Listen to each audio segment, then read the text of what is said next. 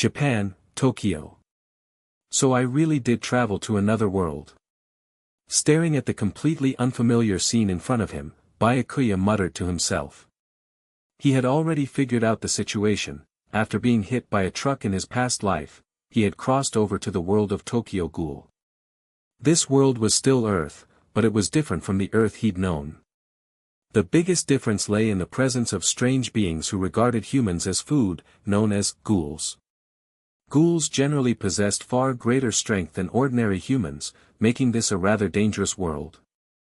Of course, as a transmigrator, Byakuya had access to his golden finger. The Mangekyo Sharingan, Kamui. To be exact, it was a double Kamui. With a mere thought, Byakuya's originally black eyes turned blood red, each iris bearing 3 sickle-shaped tomo, an exclusive mark of Kamui. With another thought, his eyes returned to their normal black. Not only that, but he had a system. It was thanks to this system that he was able to travel to this world and gain double Kamui. Whenever he thought about it, a system interface would appear before him, visible only to him. Host, Uchiha Byakuya. Race, half-human.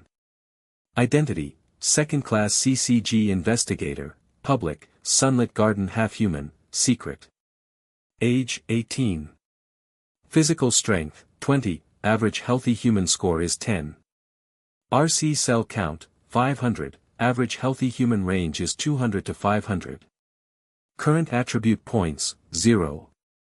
The system interface showed that Byakuya was neither fully human nor a full ghoul but a half-human.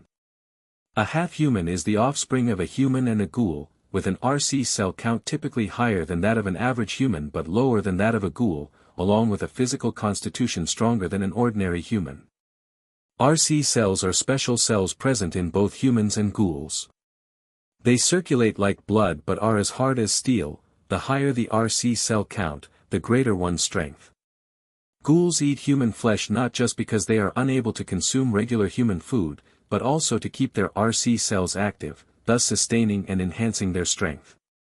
The RC cells flow to a special organ called kakuho, the most crucial organ for ghouls. Although Byakuya, as a half-human, didn't have a kakuho, RC cells were still essential to him. Since he didn't have chakra, his double Kamui, modified by the system, consumed RC cells instead. The drain from using just one Kamui is already notorious. Kakashi was proof of that, let alone using double Kamui. With his current RC cell count of 500, he was relatively strong compared to an ordinary human, but just a single use of the Kamui technique would likely leave him severely depleted.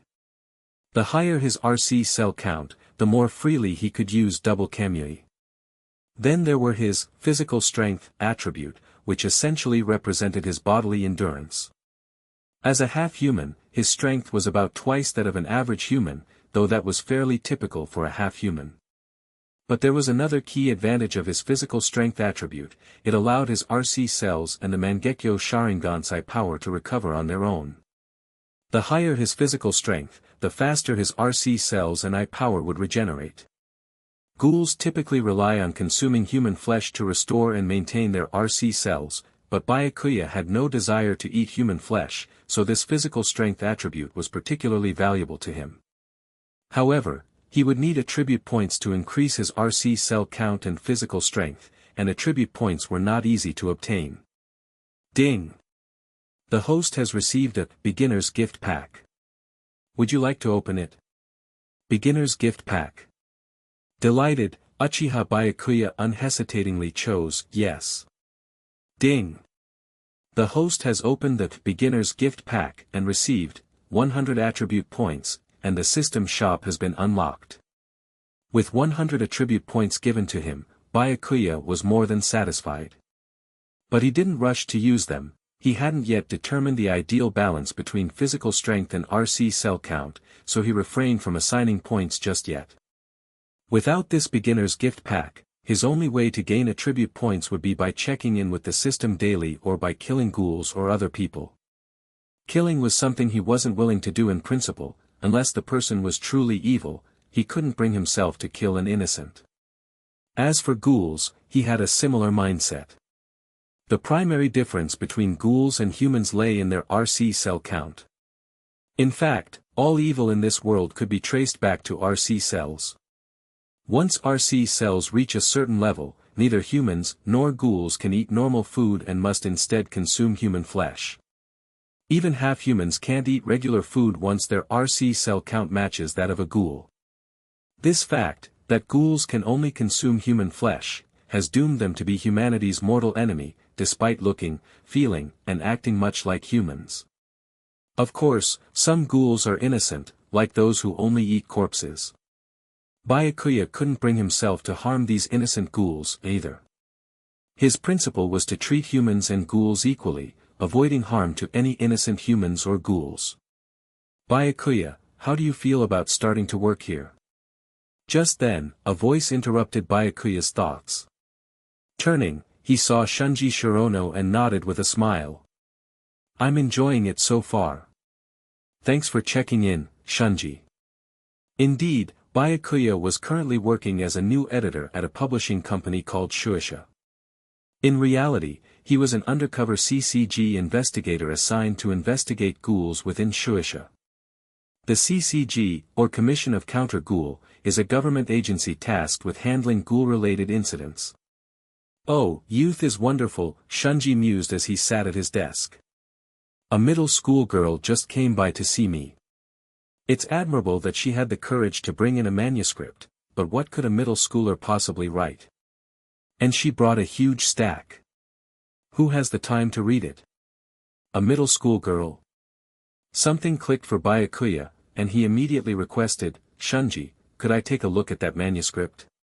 Most likely, that girl was Ito Yoshimura, or, in the future, the famed Sen Takatsuki. Ah. You're talking about that middle schooler's manuscript? It's a thick stack, if you don't mind the weight, I can just give it to you. Shunji casually handed the large stack of manuscripts to Byakuya. He didn't take the manuscript seriously at all. After all, he had plenty of other things to attend to and didn't have time to read the self-entertainment work of a middle schooler. Of course, this was Shunji's preconceived notion. He barely glanced at the contents of the manuscript, believing that a middle schooler's work would only be self-entertainment fluff. Okay, thank you, Shunji. Byakuya expressed his gratitude. By the way, his ability to converse normally with Shunji was thanks to the system granting him Japanese proficiency comparable to that of a native speaker.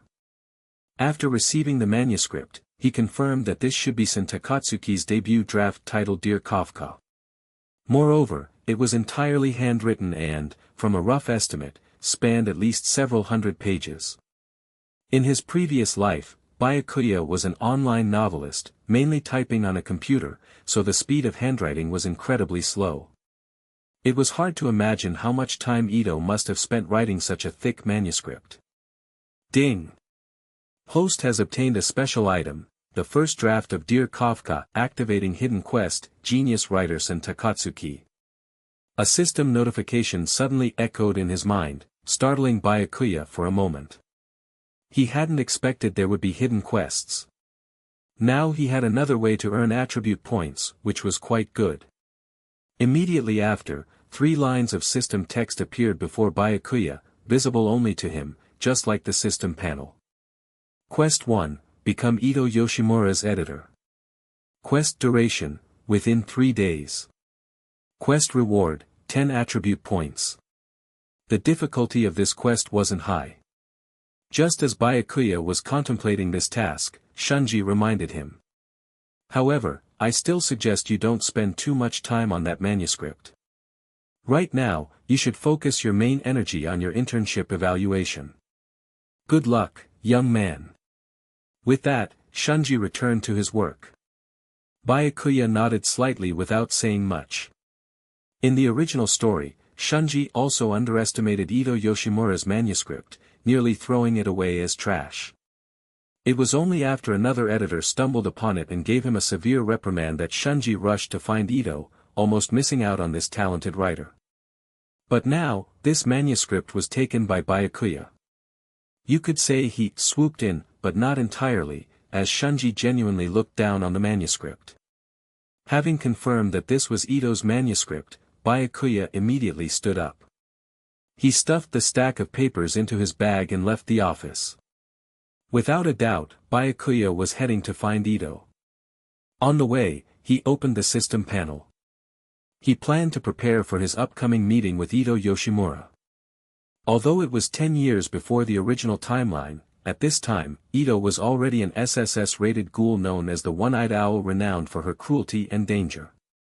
In this world, ghouls are categorized by their threat level, which ranges from low to high, C, B, A, S, SS, and SSS, with SSS being the highest threat level, closely tied to the strength of the ghoul.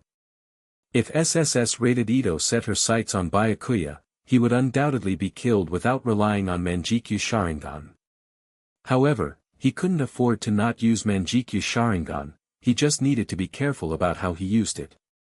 With his current RC cell value, he couldn't carelessly activate the Kamui's techniques. For the time being, self-preservation wasn't an issue. But he couldn't be reckless, as his current RC value could easily lead to his demise. First, I should focus on allocating attribute points to RC cell count. Byakuya made up his mind. He had just examined the ratios and discovered that the conversion rates for RC cell count and attribute points differed. The exchange ratio for RC cell count to attribute points was 1:1, while for physique to attribute points it was 1:10. In other words, one attribute point could be exchanged for 1 point of RC cell count but could only be converted to physique at a much lower rate. After considering his situation, prioritizing RC cells made sense, as they directly influenced how effectively he could utilize the Kamui's techniques.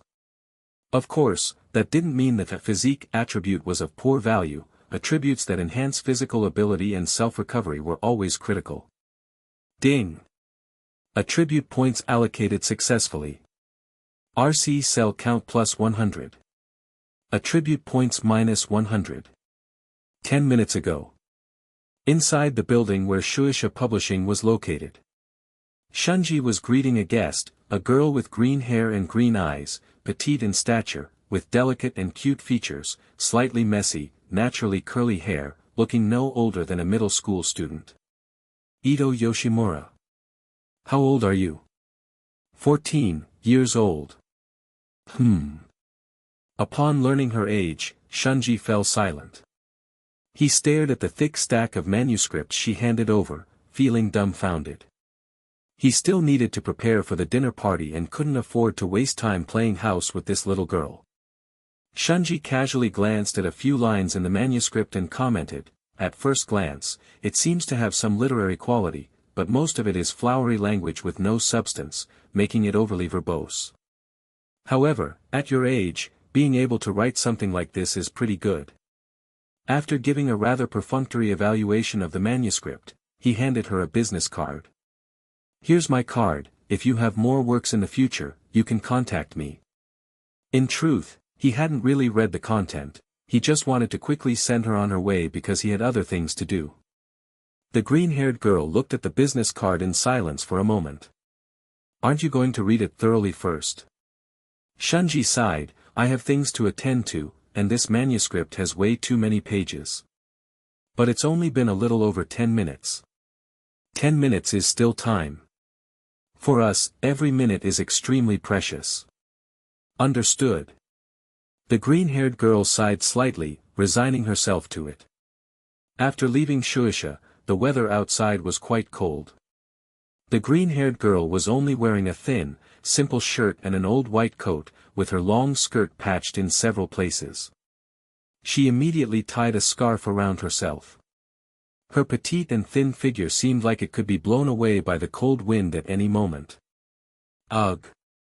I thought I could make some money from my manuscript, but I ended up with an editor with such poor vision," sighed Ito, crouching in a corner, looking down at the 2 measly coins left in her hand.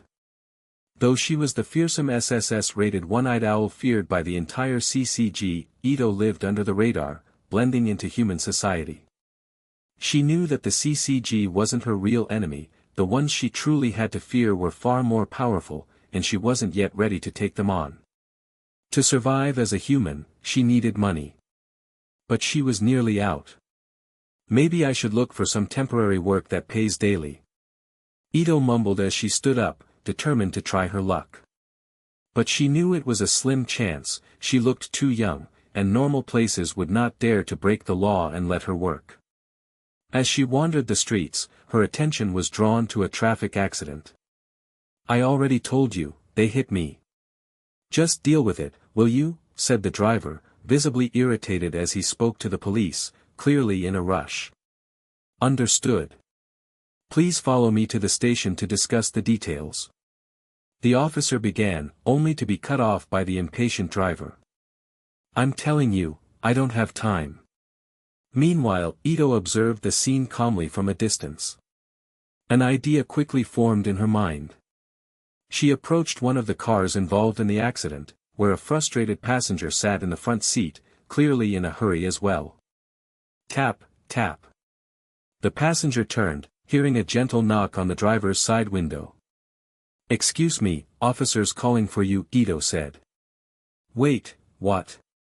Even me, the passenger grumbled as he stepped out of the car.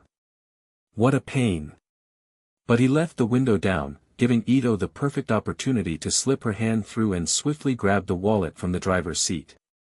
As the passenger and officer bickered in confusion, Ito casually strolled away, pocketing the wallet while humming a cheerful tune. This money would be enough to keep her going for a while. Just then, a slender young man with dark hair and black eyes, dressed in a black coat, stepped into her path. His expression was calm. Excuse me, miss, he said, taking someone's wallet without permission, that's not exactly proper, is it? Ito froze, her humming stopping abruptly, her face turning cold. So, she replied, a dangerous edge to her voice. Though she possessed incredible strength, she couldn't afford to reveal herself as a ghoul in broad daylight. Last time she'd attacked a CCG branch, she'd carefully hidden her identity to avoid tipping off her true enemies. If they found her, she would have no way to escape. So, he continued, here's my business card. Byakuya handed her his card. Seeing Ito in person, he couldn't help but notice her petite frame. She seemed to be about 140 to 150 centimeters tall, with slightly messy short hair framing her cute features. Her clothes were somewhat worn, but her high natural beauty meant she looked good in anything. As for Byakuya's black eyes, he certainly couldn't reveal his Mangekyo Sharingan in broad daylight, as the blood-red eyes of the Mangekyo could easily be mistaken for the ghoul's Kakugan. Ghouls possess blood-red eyes, unlike normal humans. They usually blend into human society with normal-looking eyes, which only turn red during combat. People in this world knew nothing of the Mangekyo Sharingan. If they saw it, they would mistake it for a ghoul's eyes. Additionally, being a half-human from the sunlit garden gave him a special status, which could bring significant trouble, even life-threatening consequences. Fortunately, his system granted him the privilege to switch his Mangekyo Sharingan on and off. When turned off, his eyes appeared as normal black pupils. Although this prevented the use of eye techniques, he retained the basic powers of the Mangekyo, like superior insight. And when it was turned off, it didn't consume RC cells or eye power. If he needed eye techniques, the Mangekyo Sharingan would appear automatically. However, there was a slightly more troublesome workaround. What? At first, Ito didn't understand his intentions, but after looking at the business card closely, she found it familiar. It resembled the style used by editors at Shueisha Publishing. She'd tossed the card from that tasteless editor long ago, finding it worthless and knowing there was no point in working with someone like that again. I'm Uchiha Byakuya, the young man continued, a new editor at Shueisha. I reviewed your manuscript and was really impressed. I came out here specifically to find you. Oh, really? Ito's expression softened, her earlier wariness easing. I'd like to help publish your work, Byakuya explained. And I also hope to help you become a top writer someday. But, it could be tricky if news got out that a respected author was caught stealing. Fine, Ito said, relenting. Though she'd stolen this money out of necessity, Ito's true dream was to have her work recognized, maybe even published.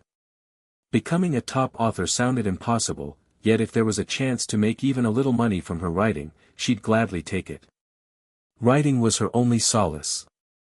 But if he was here to deceive or mock her, then one day, she would definitely kill and devour him. After making up her mind, Ito returned the way she had come. Fortunately, the passenger and driver were still arguing with the police, and since she hadn't gone far, she quickly slipped the wallet back to its original spot through the window. Then, she walked away calmly, as if nothing had happened. "I've returned the wallet. So, when do you plan to sign me?" Back in front of Byakuya, Ito asked him directly. She wanted to confirm whether he was genuine or just toying with her. "If you're free, we can head to the publishing house right now to finalize the agreement," Byakuya replied. "All right." Ito was a bit surprised, he was actually serious. Byakuya then pulled Ito's manuscript out of his bag. "Would you like me to hold on to your manuscript for now, or should I give it back to you?" When he held up the manuscript, Ito noticed it was now neatly packaged, making it easier to keep safe and organized. She could sense his sincerity once again, and her trust in Byakuya grew slightly. "Please keep it for me," Ito replied. "Sure." Byakuya gave a slight nod and put the manuscript back in his bag. Then, he headed toward the publishing house, with Ito silently following behind him. From the outside, she looked like a sweet, innocent girl. No one would ever guess that she was the brutal, SSS-rated ghoul one-eyed owl. Only Byakuya, a traveler from another world, knew her true identity. Byakuya and Ito arrived at Shueisha Publishing. When Byakuya entered the office to get the contract, his colleague, Shunji, noticed. "Byakuya, have you already found a writer you want to work with?" "Yeah, it's the author of that manuscript you gave me earlier, Shunji. I think she has great potential," Byakuya replied. "Oh." Shunji didn't process it immediately. "Wait, are you serious? She's a middle school student. And during your internship, your contract slots are limited. If you want to pass your evaluation, you can't afford to be too careless with each one." It was a well-intentioned warning, as Shunji saw it as a possible waste of a contract. If this decision led to a loss, it could jeopardize Byakuya's internship. But Shunji didn't realize that Ito was waiting just outside and had overheard their conversation. She was unfazed by his lack of faith in her writing, but one comment caught her attention. So, her manuscript could impact Byakuya's career. "I understand, thank you for the advice, Shunji. But I still trust my instincts," Byakuya replied with confidence. "Fine, good luck, then." Seeing Byakuya's determination, he didn't press further. After all, everyone goes through these high-spirited phases. With time, reality teaches us all. But, just how old was Byakuya again?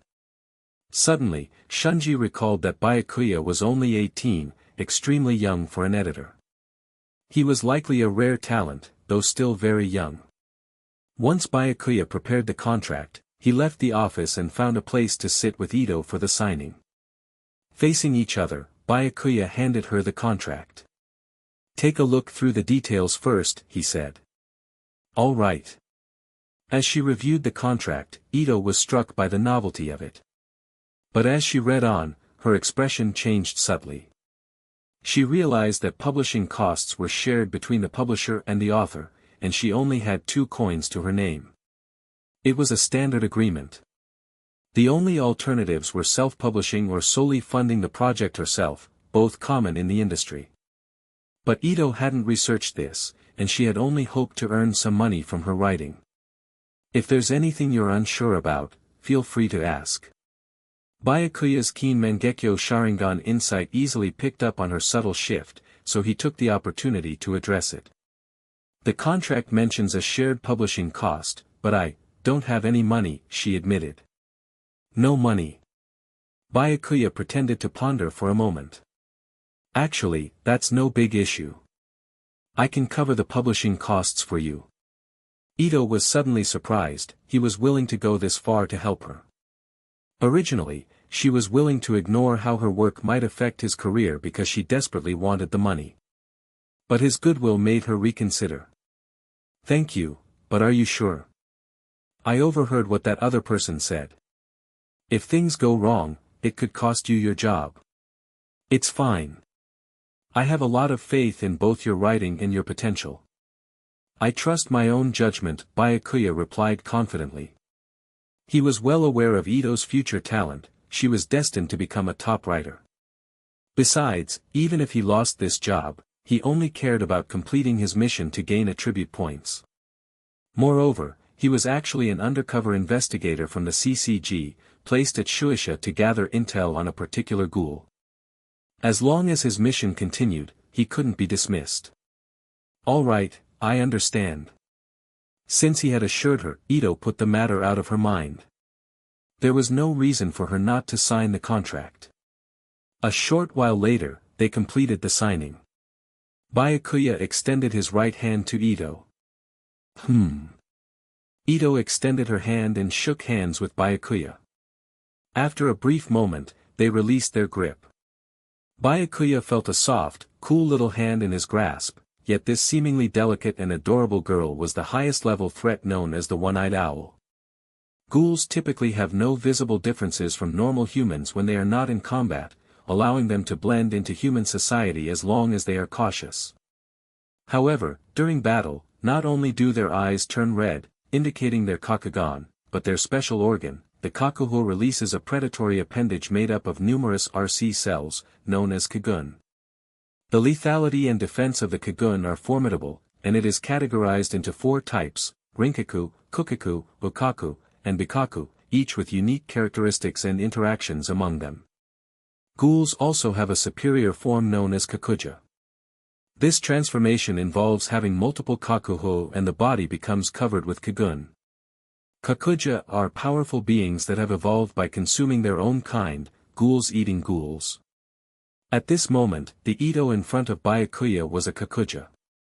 In the chaotic 24th ward, she had to consume numerous ghouls to survive, as in that kind of environment, failing to kill your own kind could mean being killed yourself. When a ghoul transforms into their kakuja form, they become significantly larger. Ito, who normally stands at about 150 centimeters tall, grows to at least 3 or 4 meters in this form, and her size increases further with her strength. This is why Ito has been able to attack CCG members, CCG branches, and ghoul shelters repeatedly without revealing her true identity. Her kakuja form is so drastically different from her everyday appearance. Ding! Host has successfully completed Quest 1, become Ito Yoshimura's editor, earning a reward of 10 attribute points. Quest 1 completed, activating Quest 2. Quest 2, successfully publish and release Dear Kafka. Quest duration, within 6 months. Quest reward, 50 attribute points. At this moment, Byakuya received a notification from the system. Not only had he received the reward for Quest 1, but Quest 2 was also activated. He realized that the process for this quest would likely be extensive, including monitoring post-publication sales, the release of the second work, and the third work. All of these could serve as goals for future quests. Though Byakuya's career as a publishing editor may not last long, he just needed to earn the attribute points he could get right now. As for the 6-month deadline, it was quite normal for publishing a book. There are many processes to go through, unlike web literature, where you can submit online or publish directly. Under ideal circumstances, a contract could be signed in just a few days and start generating income almost immediately. Of course, this doesn't mean Byakuya has to take a full 6 months for this quest. He can also find ways to trigger other hidden quests. By the way, I can't get the money right away, can I? At that moment, Ito suddenly asked. While signing the publishing agreement was a cause for celebration, she urgently needed money. That's right. You can only start generating income after the book is published and released. If you're facing financial difficulties, I can offer you some assistance, Byakuya said. Really? Thank you, Ito nodded in response. People like him, with such kindness, were rare in her experience. If he had to be honest, Byakuya's goodwill was probably half genuine and half for his own benefit. If he didn't help Ito, he would have a hard time completing the quest to earn attribute points. Do you have a computer? If so, could you get me a digital version of the manuscript? It would also help with revising it before the official publication, Byakuya asked. I don't have a computer, or even a home. Ito replied. Byakuya knew well that Ito had neither a home nor a computer, but he could only pretend to be an ordinary human editor in front of her. Alright, then I'll take you to a print shop to convert the entire manuscript into a digital version. You can revise it using my computer at home, Byakuya suggested. In the future, if Ito wanted to revise her manuscript, she would have only 3 options: a computer at an internet cafe, one at the office, or his computer at home. Going to an internet cafe would be too expensive, and the office computers couldn't be freely used by outsiders, so the third option became her only choice. Okay, thank you, Ito agreed without hesitation. She felt no strange intentions from him. Even if something did happen, her strength and identity as a ghoul would allow her to handle it. Let's go, we'll head to the print shop first. They found a print shop on the street that could digitize the manuscript. However, the number of pages Ito provided was overwhelming. Several hundred pages seemed to contain the complete content of Dear Kafka. With proper revisions and processing, it could be published. Digitizing that many pages would be cumbersome and certainly costly. Fortunately, Byakuya had some money on him. Though he had just arrived in this world, the system had provided him with a complete identity and background. Essentially, he was the same person in this life as he was in his past life. This was neither a soul transfer nor possession. The system had altered the memories of everyone associated with him, making them believe he had always existed, including his CCG colleagues and those in the sunlit garden. The system had arranged for him to have the backstory of being orphaned, even though his parents didn't exist in this world. The system also enhanced his body to make him half-human, the main difference being stronger physical capabilities but a shorter lifespan. Unless something unexpected occurred, Byakuya would only live to be in his 30s, much like Kishu or Rima, but the issue of lifespan could ultimately be resolved. After all, he had the system. In short, he currently received dual salaries from the CCG and the publishing house, though he had just started at the latter and hadn't received any payment yet. These salaries were sufficient for him to maintain a normal lifestyle and help Ito. At this moment, Ito stood quietly by, watching as the cost of scanning her manuscript into an electronic version seemed exorbitant. She felt that without the help of this human, she might struggle to make any progress. After having the digital version of Dear Kafka printed, Byakuya asked the print shop owner to send the file to his email. This way, he could access the electronic version on his computer once he got home. Then, Byakuya handed the original manuscript back to Ito, saying, "Miss Yoshimura, please keep this manuscript with you. Also, you might want to consider a pen name. Most authors use one unique to them. A pen name." Ito thought for a moment and then decided, "I'll go with Sen Takatsuki." Sen Takatsuki, huh? That's a great name. So, from now on, I'll refer to you as Miss Takatsuki. Byakuya complimented her. Well, that's all for now. I should probably return to the publishing house. After work, I'll go over Miss Takatsuki's manuscript in detail to see if I can offer some useful editing suggestions. After bidding her farewell, Byakuya left. But after taking a few steps, he remembered something. He turned back and handed Ito a 10,000 yen note. Almost forgot. This should cover some expenses for the next few days. My paycheck's a bit tight until I get paid later this week. Thank you, this is more than enough, Ito said, accepting the money with gratitude. By the way, do you have a cell phone? If not, I could take you to get one. It'll be hard to stay in contact otherwise. Byakuya had budgeted enough for a phone. I don't have one. Ito replied. So, Byakuya purchased a cell phone for her in his own name, covering her future phone bills.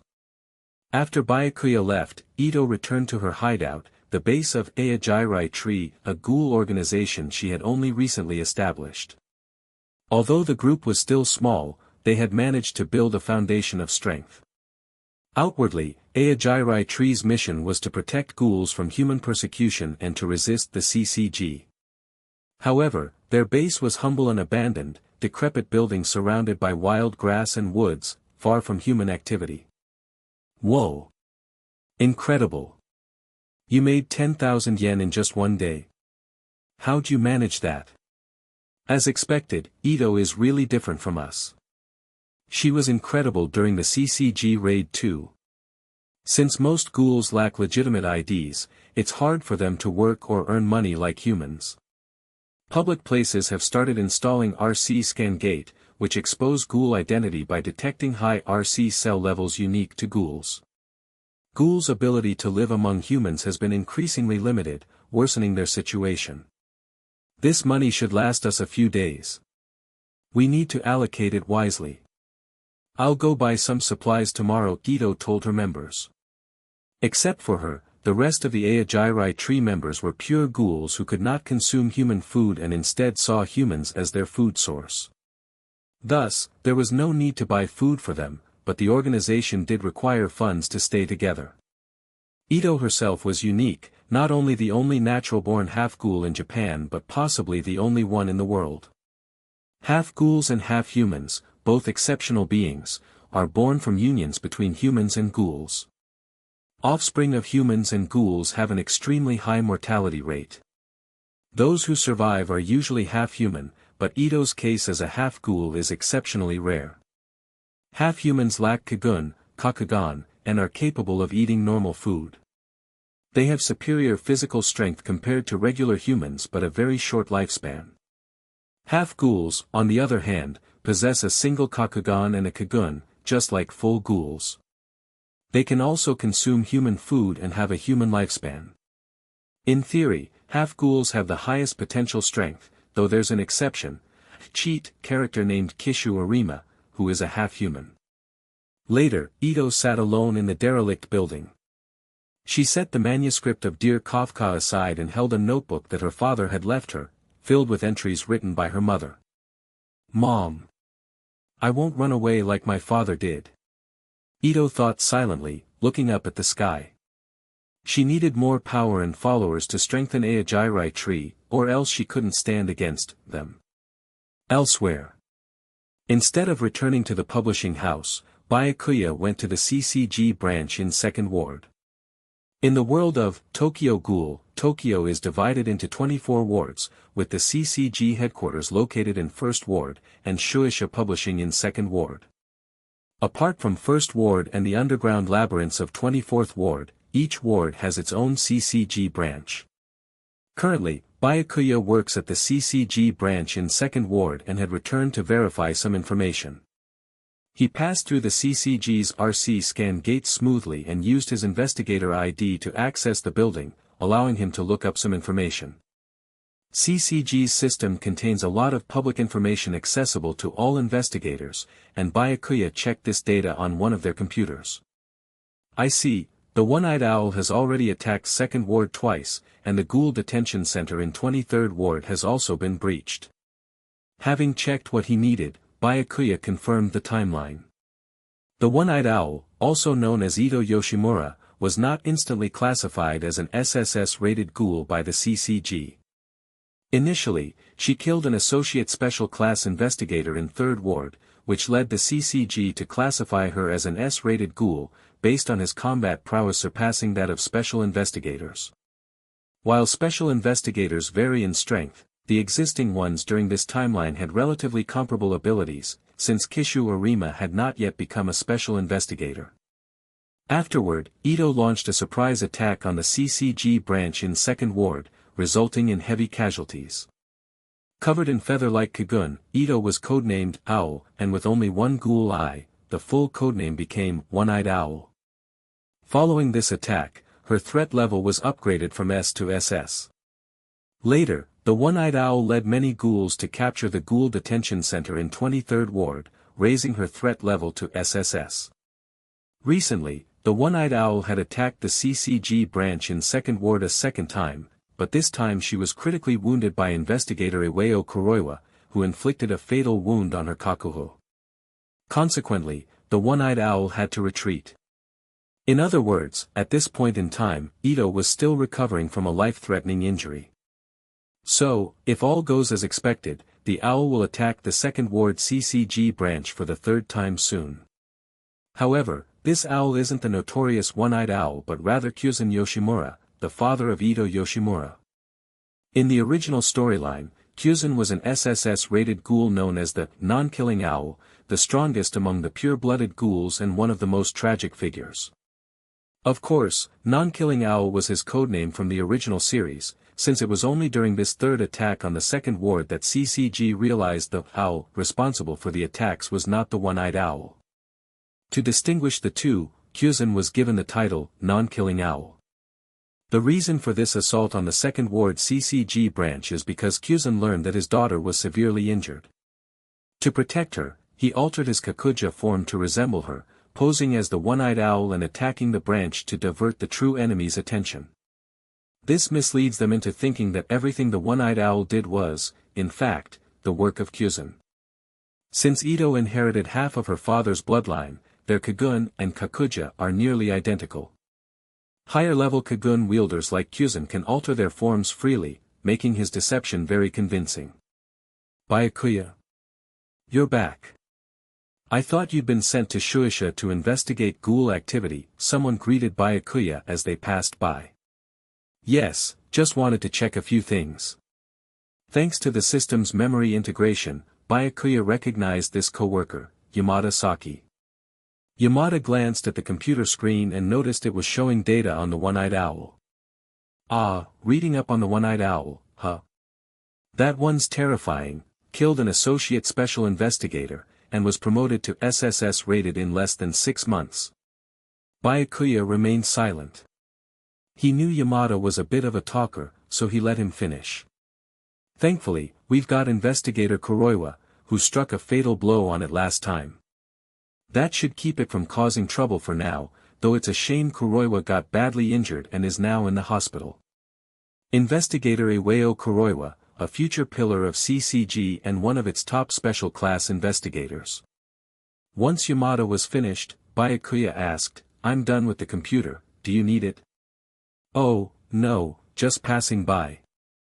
Yamada scratched his head.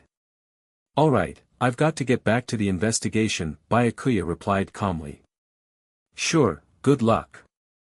Let's chat again sometime," Yamada replied, admiring Byakuya's dedication. Moreover, Byakuya was rumored to be an investigator from that place, where young geniuses often graduate and join CCG directly without needing to go through the academy like ordinary investigators. Byakuya returned to Shueisha and started preparing his ghoul investigation. CCG assigned him this task because there had been 2 ghoul attacks near Shueisha, both targeting humans in the same area and confirmed to be caused by the same ghoul. Given his status from the Sunlit Garden, he needed to work for CCG until he could safely use his Mangekyo Sharingan abilities freely. If he acted recklessly, he would risk being eliminated by the powerful entities, even Ito feared.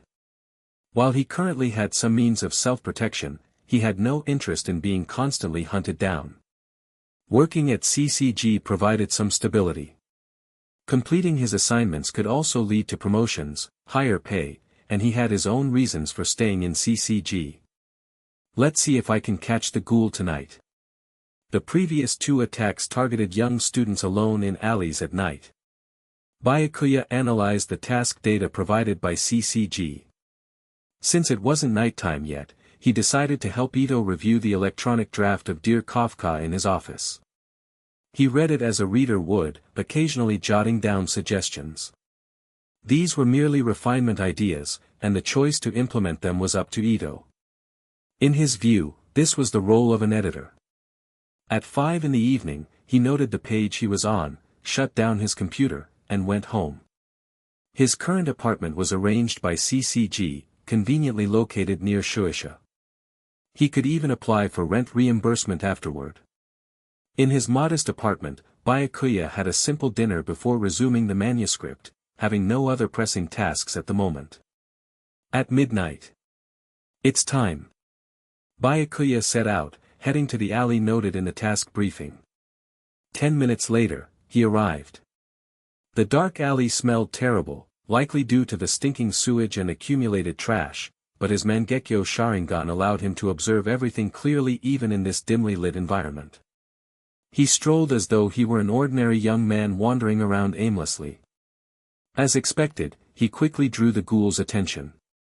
A ghoul lurked in the shadows, watching him intently, clearly seeing him as prey. However, Byakuya had already spotted the ghoul thanks to his enhanced vision. He noticed the ghoul was wearing a mask, as most ghouls did during feeding or combat, to conceal their identities from CCG. At that moment, the ghoul attacked silently, releasing a Kukaku Kagun that transformed into a sharp, green weapon, aiming straight at Byakuya. Too slow. Byakuya muttered, sidestepping easily to dodge. With the Mangekyo Sharingan, he could effortlessly predict his opponent's next move by observing their initial gestures, rendering the ghoul's actions painfully slow in his eyes. What? The ghoul was stunned to see his sneak attack fail, staring in disbelief at the young human before him. I don't want to kill anyone needlessly, even if they're a ghoul. Byakuya said calmly, surrender now, and I won't kill you.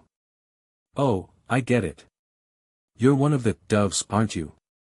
How brave of you to come here without your quinqua. Ignoring Byakuya's attempt to make him surrender, the ghoul scoffed. Since CCG investigators usually wear a badge resembling a dove, they are often called doves by ghouls. The quinqua is a weapon developed by the CCG from Ghoul's Kagun, specifically designed to combat ghouls. The RC cells in a Ghoul's Kagun make it both exceptionally tough and extremely dangerous, resistant to standard weapons, even bullets. Thus, CCG investigators always carry a quinqua when engaging ghouls, only those armed with it have the power to stand a chance in battle.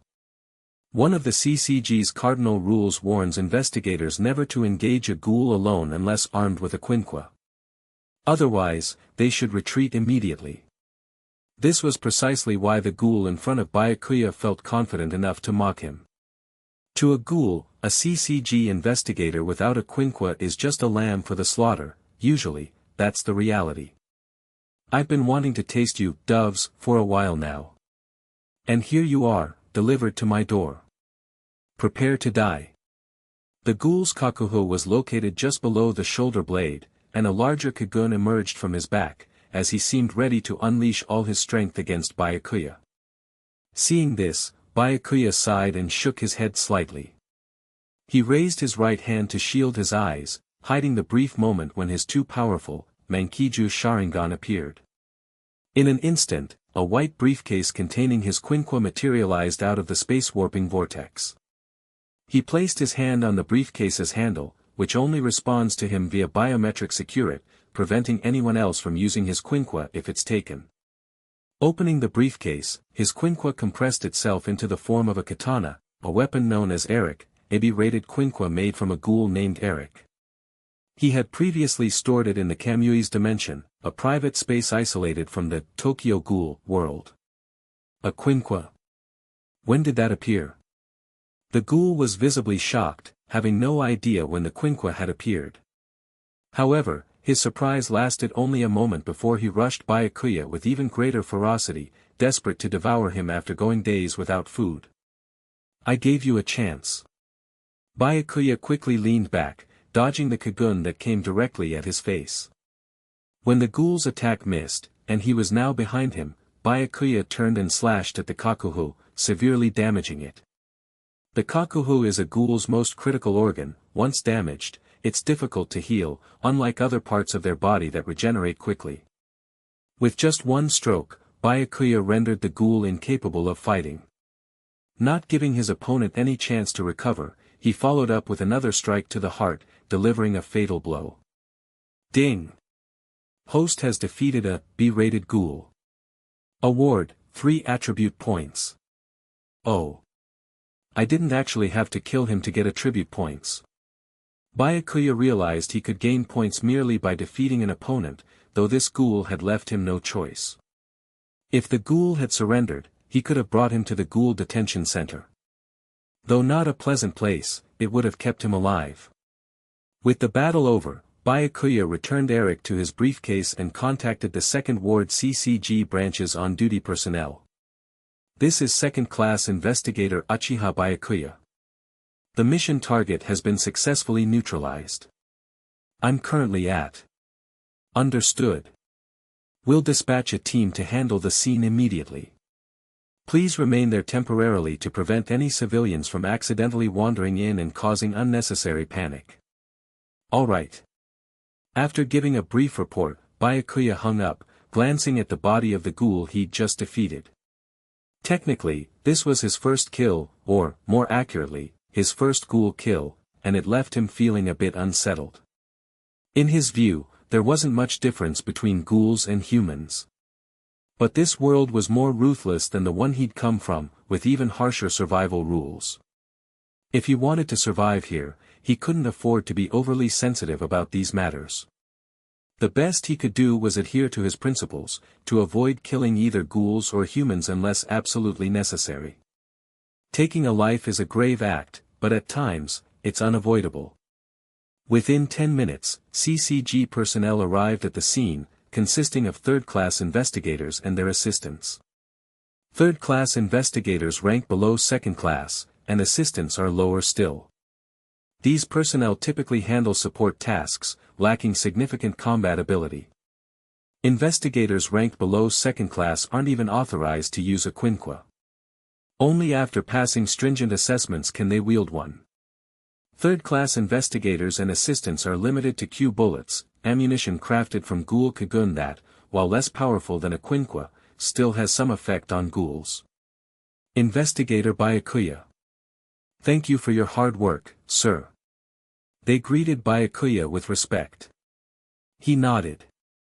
The scene is yours. I'm heading back to rest. Yes, sir. Understood. With that, Byakuya took his quinqua and casually left the scene. The CCG team began examining the ghoul's body. After inspecting it, one 3rd-class investigator exclaimed, "This guy has only 2 wounds, one on the kakuhu and one on the heart. Both are precise and lethal." After most battles with ghouls, the scene is often chaotic. It's rare to find so few signs of struggle. It shows that Byakuya defeated the ghoul instantly, with precise attacks and no unnecessary wounds. This is beyond what most 2nd-class investigators can achieve. His true strength clearly exceeded that of an ordinary 2nd class. No wonder he's regarded as a genius from that place. It makes sense, he entered the CCG directly as a 2nd class. Yeah, and he seemed completely unscathed. His combat skill is truly something. We still have 2 years to go in the Investigator Academy before we can try for a 2nd class promotion. The gap between us and this genius is hard to ignore. The 3rd-class investigators and assistants were all about the same age as Byakuya, so they greatly admired this prodigy among their peers. Back at his residence, Byakuya took a quick shower and went straight to bed. Whether human, ghoul, half-human or half-ghoul, everyone needs regular sleep.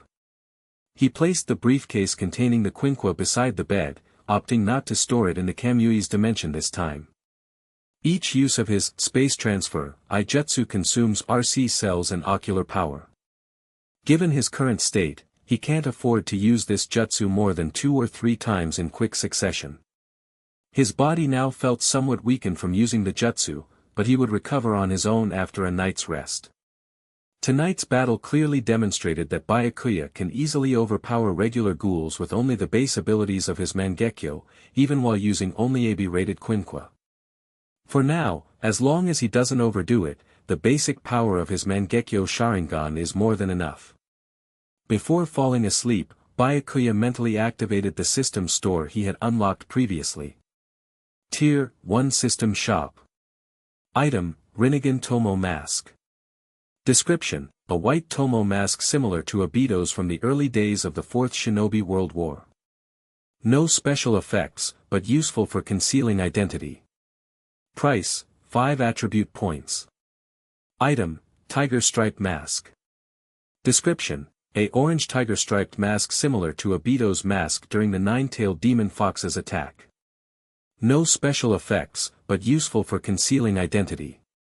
Price: 5 attribute points. Item: low-grade longevity pill. Description: extends lifespan by 1 year and freezes the user's appearance until the extended lifespan expires. Unlimited purchase. Price: 10 attribute points. Item: RC cell reservoir. Description: stores excess RC cells. During Ijutsu use, stored RC cells are consumed first, preventing an overly high RC cell level that could interfere with consuming regular food. Price: 50 attribute points. Hashtag hashtag hashtag hashtag hashtag hashtag hashtag hashtag hashtag hashtag. The system shop interface appeared in front of Byakuya, displaying 4 items. While limited, each item had valuable potential. The Rinnegan Tomo mask or tiger stripe mask would allow him to conceal his identity when using Kamui. When activated, the Manjikyu Sharingan in his eyes could lead people to mistake him for a ghoul. Wearing a mask would be the best way to avoid such misunderstandings. If recognized, CCG would perceive him as a threat, adding to his danger. The low-grade longevity pill could solve the issue of his half-human status, which grants a lifespan only half that of a normal human. The RC cell reservoir, though expensive at 50 attribute points, could prove invaluable. As his RC cell count rises, reaching a certain threshold would make him unable to consume regular food, like ghouls. Only naturally born half-ghouls can consume regular food even with elevated RC cell levels. Eating human flesh was something Byakuya would never consider, so the RC cell reservoir was essential for him. However, he currently had limited attribute points, only 13. Better get one of those masks to make things easier in the future. He decided on the tiger stripe mask. Ding!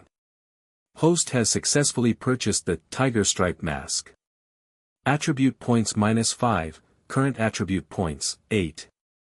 After purchasing, the tiger stripe mask didn't appear physically, likely stored in the system interface. He opened the system panel to check. Host: Uchiha Byakuya. Race: half-human. Identity: CCG investigator, public, sunlit garden half-human, secret. Age: 18. Physical strength: 20. RC cell count: 600. Current attribute points: 8.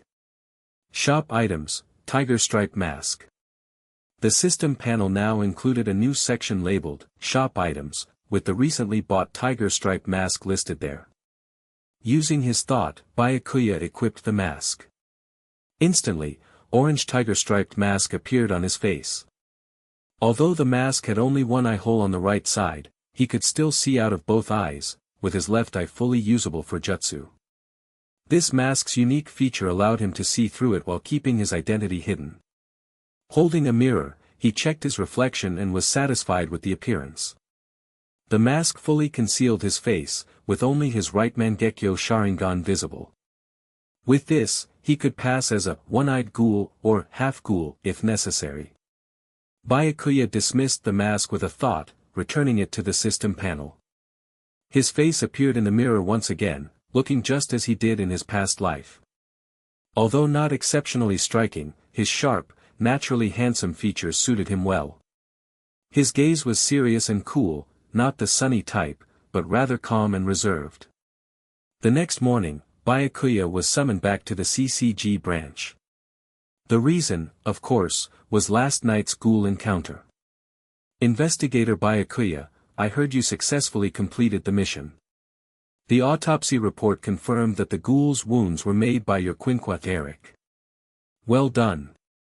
His superior was a captain and first-class investigator, 2 ranks above, and a half-human from the Sunlit Garden. According to Byakuya's memory, his superior was a bold and friendly man named Sakai Joji, just as he remembered. You flatter me, Captain Sakai, Byakuya responded calmly. Huh, you're too modest, Byakuya. The younger investigators on scene couldn't stop praising you. Sakai laughed, patting Byakuya on the shoulder. Keep it up. I see a future special class in you. Thank you. Byakuya nodded without showing any emotion. He then went through routine procedures like commendations and psychological counseling. After battles with ghouls, investigators typically received psychological counseling, given how similar ghouls appeared to humans. It was easy to develop psychological trauma or other issues. After Byakuya left, another first-class investigator, who was close to Sakai, expressed his surprise. You're not serious, right? Special class investigator is no easy feat. There are fewer than 10 special class investigators across Tokyo, and the promotion to becoming one requires extraordinary achievements. Of course, I know that, Sakai replied confidently. But my instincts tell me Byakuya could reach special class, at least associate special class investigator. The other investigator thought reaching associate special class investigator might be possible, but special class seemed overly ambitious. Well, let's wait and see. The ghoul that Byakuya dispatched yesterday was added to his official record, including a detailed report of his use of his quinqua. However, his rank as an investigator won't be promoted to first class just yet. He only eliminated a B-rated ghoul, and he would need to take down several A-rated ghouls to solidify his promotion to first-class investigator. To reach the rank of associate special class, he'd need to eliminate at least one S-rated ghoul. Ideally, he should also participate in a large-scale purge operation, where he could earn commendations for exceptional performance. That's the most reliable path to promotion. A record with only B-rated ghouls lacks substantial merit, unless he takes down dozens, or even hundreds, to amass a notable record. For now, you're granted an administrative leave to relax a bit. But remember to keep your quinqua close by, Sakai advised Byakuya. Understood. I'll keep that in mind, Byakuya replied with a nod. This, administrative leave, allows him to temporarily step away from duties to rest, and he still receives pay during this time. However, he is required to attend scheduled psychological counseling sessions.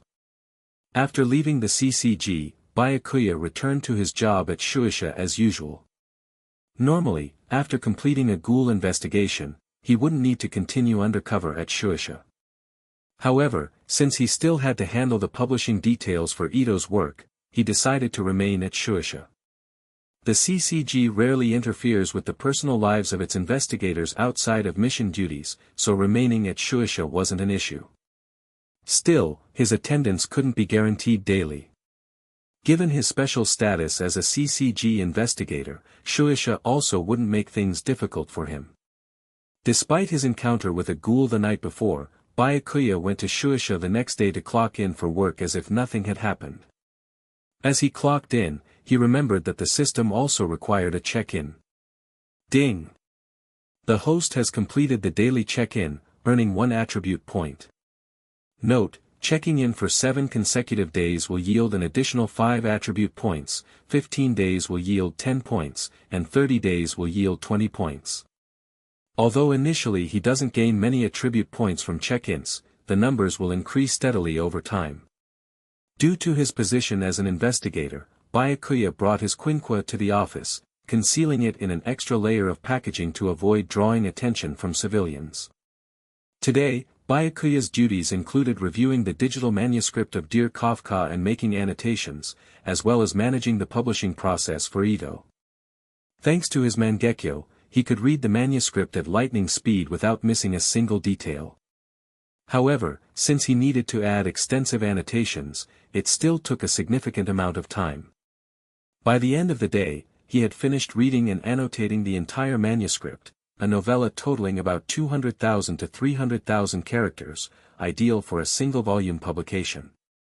After work, and following dinner, Byakuya called Ito.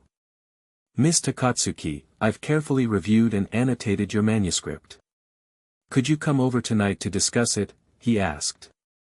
Sure, but I don't know your address. Ito replied. I'll text you the details, he replied before sending her his address. About half an hour later, a light knock sounded on the door, followed by Ito's voice. Mr. Byakuya, it's me. As expected, it was Ito at the door, and judging by the timing, she must have walked. Byakuya quickly opened the door. Please come in, Miss Takatsuki, pardon my humble abode. Before she arrived, he'd already hidden his quinquo briefcase in the closet to prevent Ito from seeing it.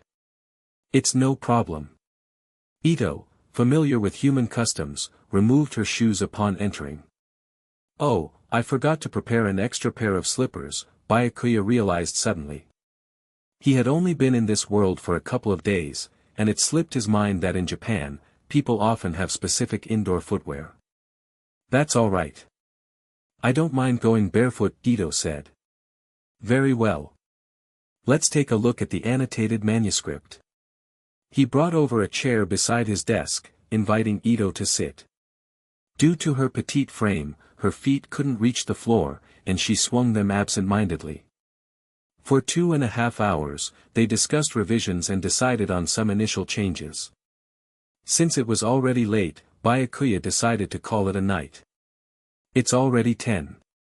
Let's continue tomorrow or whenever you're free. It's quite late, would you like me to walk you home, Miss Takatsuki? Though he knew she was capable of protecting herself, he felt it necessary to maintain his cover as a concerned editor. He expected her to decline, as it was simply customary politeness. But to his surprise, Ito accepted. Sure. All right, then. Let's go. Byakuya kept a calm expression and tone, not wanting to reveal any signs of surprise. By this hour, the streets were mostly empty, with hardly anyone in the narrow alleys. After all, people were afraid of becoming a ghoul's next meal, as many ghouls were hiding among the human population. While some ghouls are peaceful, most see humans as nothing more than food. As Byakuya and Ito walked, he didn't carry his quinquo, but he had kamui as a last resort if necessary. Just then, a drunk man staggered toward them. His movements were clumsy, and he could barely walk straight. As he laid eyes on Ito, he leered at her with drunken lust. Hey, pretty girl, hiccup. Join me for a drink.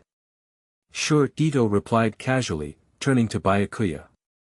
Thanks for walking me this far, Mr. Byakuya. I'll take it from here. Clearly, she saw the drunk as her next meal. He. The drunk let out a disturbing, lecherous laugh, not noticing Ito's cold, murderous intent. Byakuya, however, sensed it instantly. He wasn't about to let her do this. Smack. He slapped the drunk, stunning him, and then quickly grabbed Ito's wrist, leading her away. This way, he avoided revealing his strength and saved the drunk's life. Though he found the drunk's behavior repulsive, he didn't think it merited death. A slap would suffice as punishment, and he didn't want Ito to accumulate any more sins. With her slight build, Ito had no choice but to follow as Byakuya led her away. A look of surprise crossed her face. What on earth is this human doing? After running for quite a while, Byakuya finally stopped once they could no longer hear the drunken man's curses. He stood there, hands on his hips, catching his breath and deliberately acting as if he were just an average guy with average stamina. Ito also tried to appear slightly worn out, playing along just as Byakuya was. After resting for a moment, Ito couldn't help but ask, just now, why did you? Isn't it obvious? I'm your editor. I can't just stand by and watch you do something so careless with your health. If you're really short on cash, I can help you out with more funds. Byakuya replied quickly, having already thought of an excuse. Ito was silent for a moment. I understand. In that case, could you help me out with another 10,000 yen? She hadn't actually been after the money. She had planned to lure the disgusting drunk to a secluded spot to kill and eat him. As a ghoul, eating human flesh was essential for maintaining her strength and could help her recover faster from her injuries. The wound on her kakuho was still a serious issue. But now, since Byakuya had ruined her plan, she could only ask for funds instead. However, she couldn't remember the last time someone cared about her like this. It was a surprisingly pleasant feeling. Wait, I just gave you 10,000 yen yesterday. You need more already? Byakuya was taken aback. Well, I accidentally spent a bit too much. Ito responded confidently, if you don't want to, don't worry about it. I'll just go back and find that man from before. On second thought, let's not do that. Byakuya handed her another 10,000 yen bill. Ito accepted the money with a subtle, mischievous smile. She suddenly felt like she had found herself a cash machine. Still, she planned to be careful not to scare him off. Ito didn't have high hopes of making much money through book sales. At least, though, the initial funding for Aojirai Tree was now secured. Meanwhile, Byakuya had no idea that Ito now saw him as a cash machine.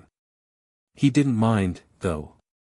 As a CCG second-class investigator, he earned over 400,000 yen a month, plus extra commissions for completing missions.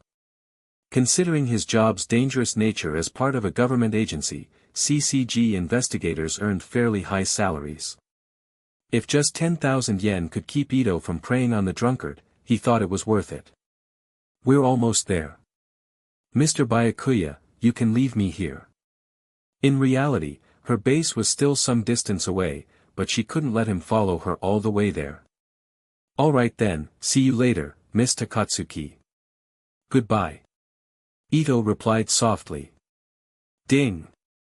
The host has completed the sign-in and received 1 attribute point. Ding. The host has completed the sign-in and received 1 attribute point. In the days that followed, Byakuya continued his usual work at Shueisha while spending time at home revising Ito's manuscript with her. The first draft of Dear Kafka had already undergone an initial refinement. Ito worked on these edits using Byakuya's computer at his home. It's called the first draft, because it's normal for a work to go through several, even dozens, of revisions.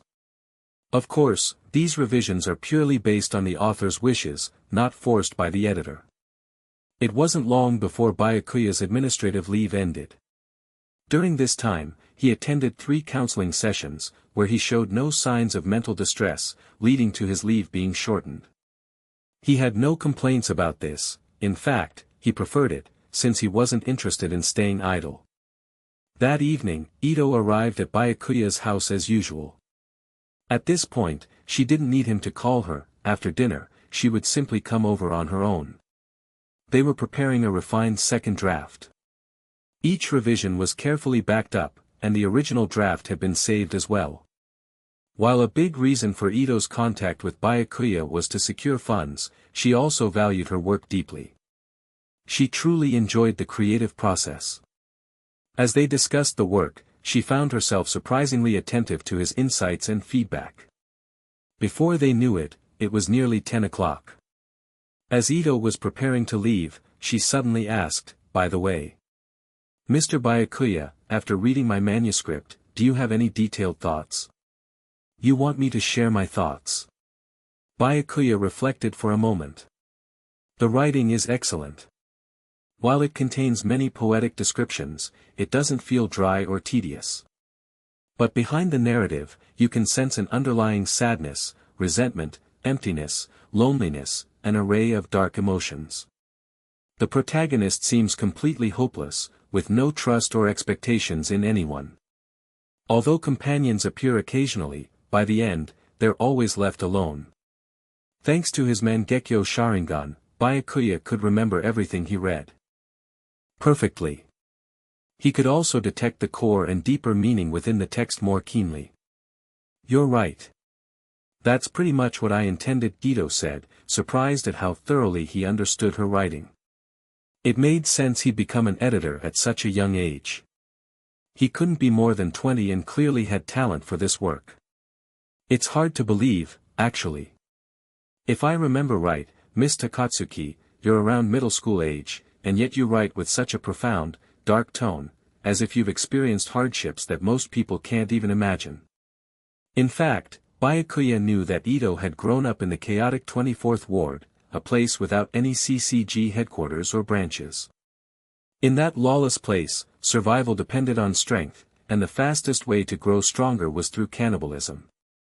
This method, where ghouls consumed each other, was how Ito, at only 14, became an SSS-rated, feared one-eyed owl. The horrific experiences Ito had endured in the 24th ward over the years were beyond what most people could fathom. Is it really that exaggerated? Maybe I just have a natural talent for this? Ito smoothly brushed off the topic. Her works were indeed influenced by her own experiences, but there was no way she could let anyone know about them. True, Miss Takatsuki is undoubtedly a genius.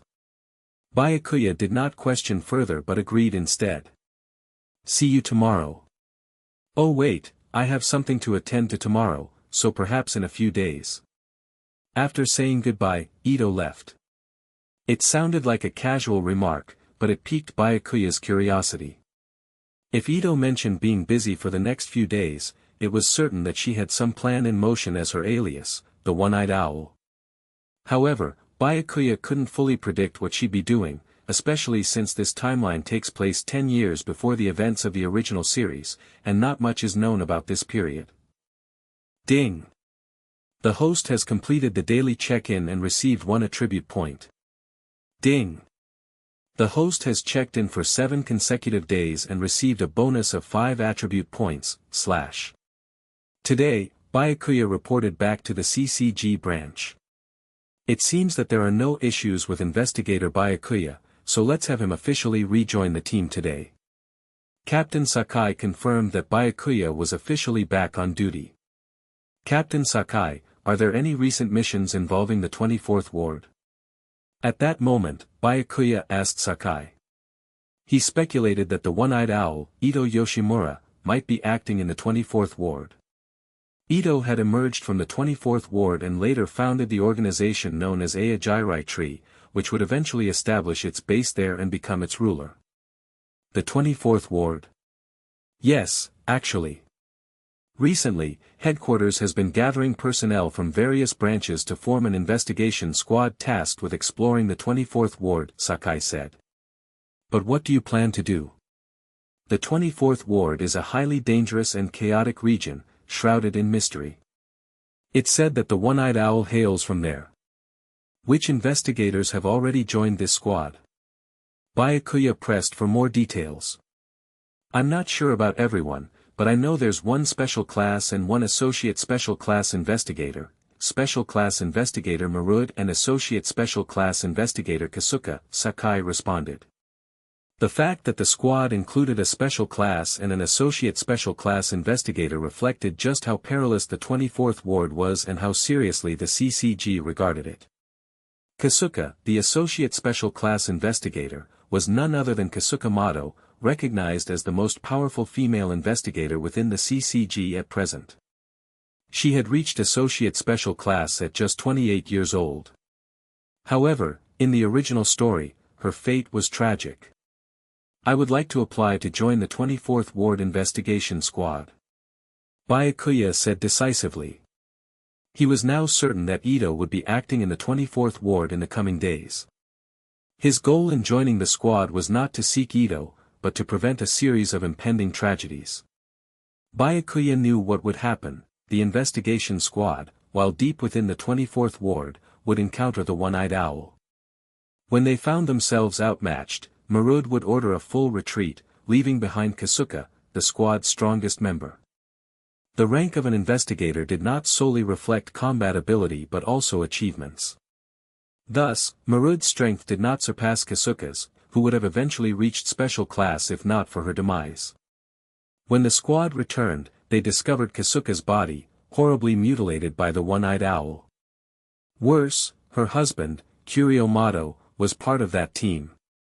Witnessing his wife's death broke him mentally, leading to a pathological obsession with avenging her and a violent hatred toward ghouls, even showing extreme cruelty to those with kind dispositions.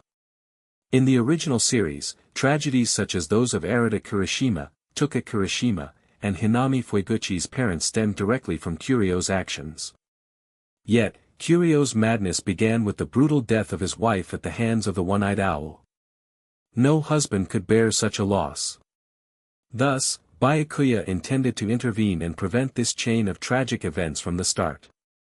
Ding! The host has applied to join the 24th Ward Investigation Squad, activating the hidden quest, 24th Ward Investigation Squad.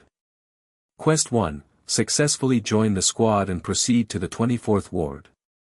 Quest reward, 10 attribute points. The activation of this hidden quest only strengthened Byakuya's resolve. You're serious about joining that squad? Think it over carefully. Previous expeditions to the 24th Ward have ended with heavy casualties and little to show for it. The place is basically a nest for ghouls, no humans live there, Sakai cautioned.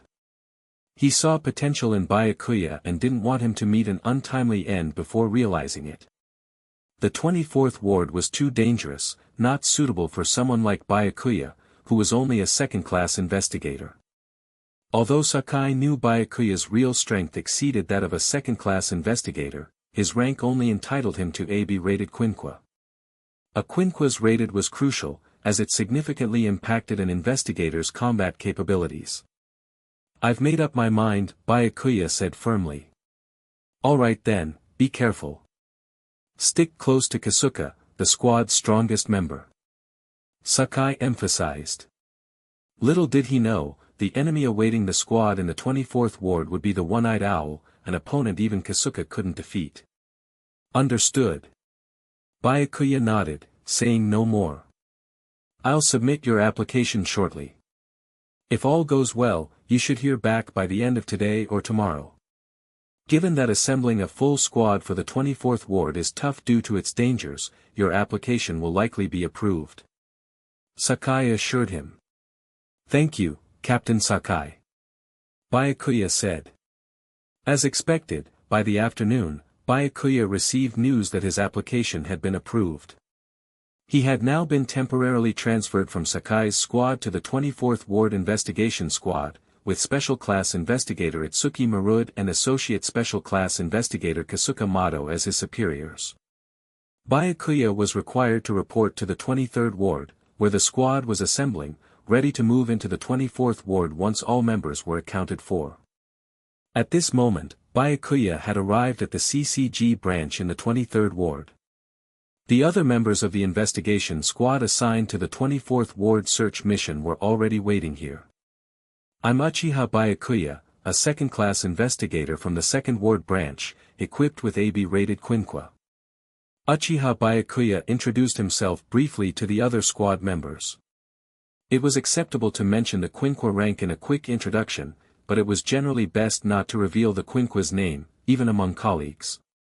Byakuya was still dressed in his usual black trench coat, but with an added CCG investigator badge resembling a white dove pinned to his chest, symbolizing his official status as an investigator. His Quinqua briefcase was placed to the side, there was no need to carry it around constantly within the CCG offices. I'm Itsuki Marud, the one leading this mission. Get a good night's rest tonight, and we'll head out to the 24th Ward tomorrow. Our objective is to explore as deep as possible. CCG still has far too little intelligence on that area. Marud gave a brief outline of the mission before dismissing the squad. The members could either stay at the CCG branch to handle any last-minute preparations, or return to their temporary accommodations to rest. Byakuya chose to stay at the branch for a while, using the computers to look up public information, trying to catch up on what was known at this point in time. This was, after all, 10 years before the events in the original series, so his knowledge was limited. Just as Byakuya was about to look for a public-use computer, Curio called out to him, "Investigator Byakuya, could I take a look at your Quinqua?" In this timeline, Curio appeared to be under 30, dressed in a black suit. He looked a little gaunt, though not as worn out as in the original story. Seeing his interest in Quinquas right away, Byakuya mused to himself, so Curio's obsession started this early. Oh, I nearly forgot to introduce myself. I'm first-class investigator Curio Mato.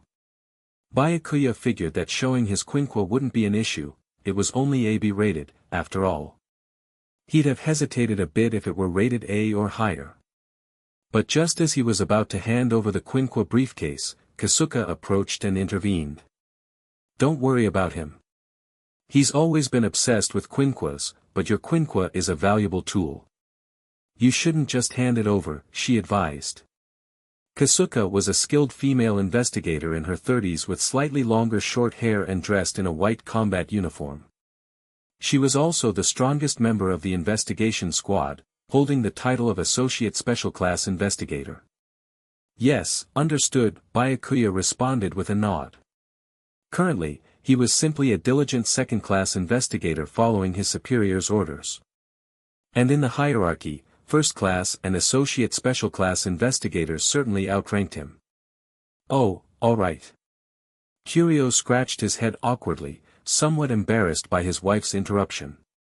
Although Kasuka was his wife, she was also his superior and his instructor back in their academy days. In fact, he had taken her last name, Mato, after marriage. Kasuka had found the idea of changing her name too troublesome, so Curio opted to join her family name instead. Thus, the former instructor, Kasuka, and student, Curio, were now married. This explained why Kasuka's rank and strength significantly surpassed his. However, Curio's prowess later in the original storyline wasn't far behind hers. During the events of the original series, Curio had a distinguished record in the CCG and could have been promoted to associate or even special class investigator. But he repeatedly declined these promotions, believing that higher ranks would restrict his freedom and hinder his revenge against the One-Eyed Owl. Tragically, his extreme obsession with Quinquas and hatred of ghouls eventually led to his demise in a desperate battle with Tuka and Hinami. Investigator Curio, make sure you rest up. We need everyone in peak condition for tomorrow's mission in the 24th Ward, Kasuka reminded him. In a work setting, she addressed her husband formally. Yes, Curio replied, leaving reluctantly. Even though Byakuya's Quinqua was only B-rated, it still intrigued him. Investigator Byakuya, make sure you rest well too. See you tomorrow, Kasuka said before returning to her duties. As the day passed, Byakuya spent most of his time eating, sleeping, reviewing available information, and familiarizing himself with the other members of the search squad. The team consisted of over 20 investigators, with second class as the minimum rank. Marud, a special class investigator, served as team leader, and Kasuka, an associate special class investigator, was the deputy leader. Though the team was exceptionally skilled, everyone was tense about the upcoming mission. Each member was also required to write and submit a farewell letter, a CCG tradition for investigators assigned to high-risk missions, allowing them to leave messages for their families should the worst occur. That night, Byakuya sat at a desk in his temporary lodging, struggling to find the right words for his farewell letter. Since he had no family in this world, writing a farewell letter felt meaningless. After contemplating for a while, he finally penned a brief message. Wishing great success for dear Kafka. To-san Takatsuki. Ito was the only person in this world Byakuya had a connection with. Since his letter wouldn't be sent to Sen Takatsuki or opened unless something happened to him, he decided to leave it as that. At dawn the next day, the search team set off for the 24th Ward. Upon entering the area, Byakuya immediately heard a prompt from the system. Ding! The host has completed Quest 1, successfully join the investigation squad and enter the 24th Ward, receiving 10 attribute points. Quest 1 complete. Activating Quest 2. Quest 2, repel the SSS-rated ghoul, One-Eyed Owl. Reward, 50 attribute points. Repel the One-Eyed Owl. Starting out with such a tough quest. Although Byakuya's goal on this mission was indeed to prevent the One-Eyed Owl from killing Kasuka Mato, he only planned to rescue her, not engage in a fight with the owl. But now, given the circumstances, he planned to at least attempt a battle with the One-Eyed Owl. 24th Ward. This place isn't exactly an official area. Technically speaking, 24th Ward is a massive underground labyrinth excavated by ghouls, sprawling beneath much of Tokyo. The depth of 24th Ward is immeasurable, it's rumored that deep within it lies the central nest of a vast number of ghouls. It's not a place where normal humans can survive, and the CCG couldn't possibly establish a branch here like in other areas. All the CCG can do is dispatch search squads to investigate this mysterious maze. Though the CCG has found multiple entrances to 24th Ward, only the one on the edge of 23rd Ward has sufficient intelligence. The search squads have entered the underground maze of 24th Ward multiple times through this entrance, mapping a certain depth, so they generally avoid using the other entrances to reduce the risk of ambushes due to insufficient information. Byakuya's search squad has now entered 24th Ward. Everyone, be extra vigilant of your surroundings. Ghouls could appear at any moment, Captain Marud warned as he led the squad forward. The group nodded solemnly, each well aware of the danger here and unwilling to take any risks with their lives. Byakuya was no exception. By nature, he was cautious and wasn't going to let his power make him overconfident. While he observed his surroundings, he also noted the maze's walls. If he remembered correctly, these walls were actually made from kagun, the same material used to make quinquas. The difference was that while quinquas were developed by the CCG, the maze walls were a kind of technology developed by the ghouls. The two technologies shared little in common, making it difficult for the CCG to penetrate the maze walls, significantly hindering their investigative work in 24th Ward. The search squads couldn't afford to waste energy breaking down walls, so they had to explore the maze cautiously, step by step. Just then, Byakuya spotted a figure ahead, crouched on the ground, seemingly gnawing on something. Clearly, it was a ghoul. At this point, no one else had noticed it but him. A moment later, as they drew closer, Captain Marud suddenly realized and ordered, "Stop." At his command, everyone instantly halted. "Prepare for combat," Marud said in a low voice. The ghoul, startled by the commotion, immediately abandoned the corpse it had been feeding on and darted deeper into the maze, shouting, "The doves are here. More doves have entered. Bad luck, barely inside, and we're already facing a battle." Marud sighed. In 24th Ward, encountering a ghoul usually means the likelihood of facing a swarm of them. This was why previous search teams in 24th Ward suffered such high casualty rates. It was inevitable. 24th Ward was a ghoul nest and sooner or later, they would encounter ghouls. "For now, hold your ground and wait for my command," Marud ordered, staring intently into the depths of the maze. The rest waited silently for his signal, gripping their quinqua briefcases tightly, the tension so high they could hear their own heartbeats. Besides Marud, the calmest ones were Kasuka and Byakuya, followed by Curio. As expected, a dozen ghouls emerged from the maze's depths moments later. "They're here. Everyone, ready your quinquas," Marud shouted.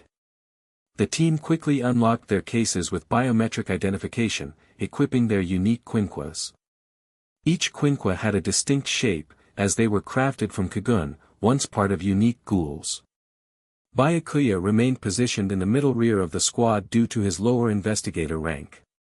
He wasn't in the front lines like Marud or Kasuka. In mere seconds, the ghouls charged with such force that they almost broke through the squad's formation. One ghoul aimed straight for Byakuya, clearly marking him as a target. "Watch out, Byakuya," Curio warned him immediately. Since Byakuya was a newcomer both to the CCG and the squad team, Curio was looking out for him. In the original storyline, Curio had always been protective of his colleagues, especially his junior partner, Kotaro Amon, although he bore deep hatred and cruelty toward ghouls. Byakuya sidestepped the ghoul's attack, then countered by piercing its neck with his quinqua, Eric.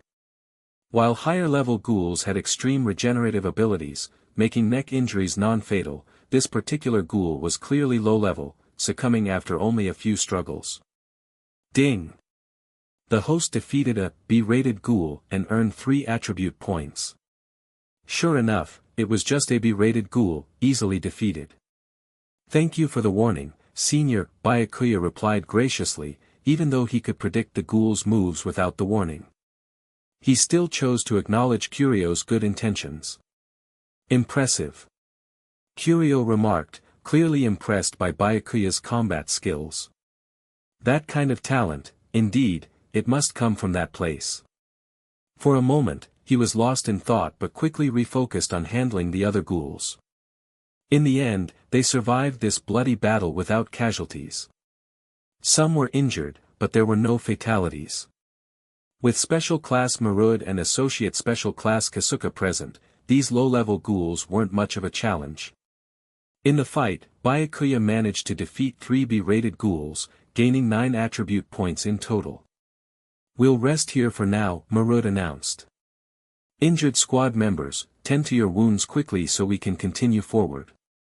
As Byakuya sat on a large rock to rest, Curio sat beside him. "Your performance was impressive, Investigator Byakuya. It's a shame you're only equipped with a B-rated Quinqua. When we get back, I'll help you apply for an A-rated Quinqua." Curio's obsession with Quinquas is evident in many ways. He not only loves to study them, but places a lot of value on their strength. In his opinion, a B-rated Quinqua isn't powerful enough to match Byakuya's abilities. While that might be true, an investigator's rank often determines the level of Quinqua they're permitted to wield. Unless they personally eliminate a high-ranking ghoul. For example, Byakuya, currently a second-class investigator, would need to eliminate an S-rated ghoul in order to be eligible for an S-rated Quinqua made from that ghoul's Kagun. "Thank you for your consideration, Senior Curio, but I'm not too concerned about it," said Byakuya. "How can you not be? A Quinqua is essential, though perhaps I shouldn't impose my beliefs on you." Although Curio was fixated on Quinquas, he wasn't one to force his beliefs on others. After a while, when everyone had rested, Marud gave the order to move forward. The recent victory in combat had relaxed the search squad members, who began to chat quietly. That was intense, but with Kasuka motto here, everything feels different. True. With her skills almost on par with a special class, we should be safe unless we run into the one-eyed owl. Hey, don't jinx us.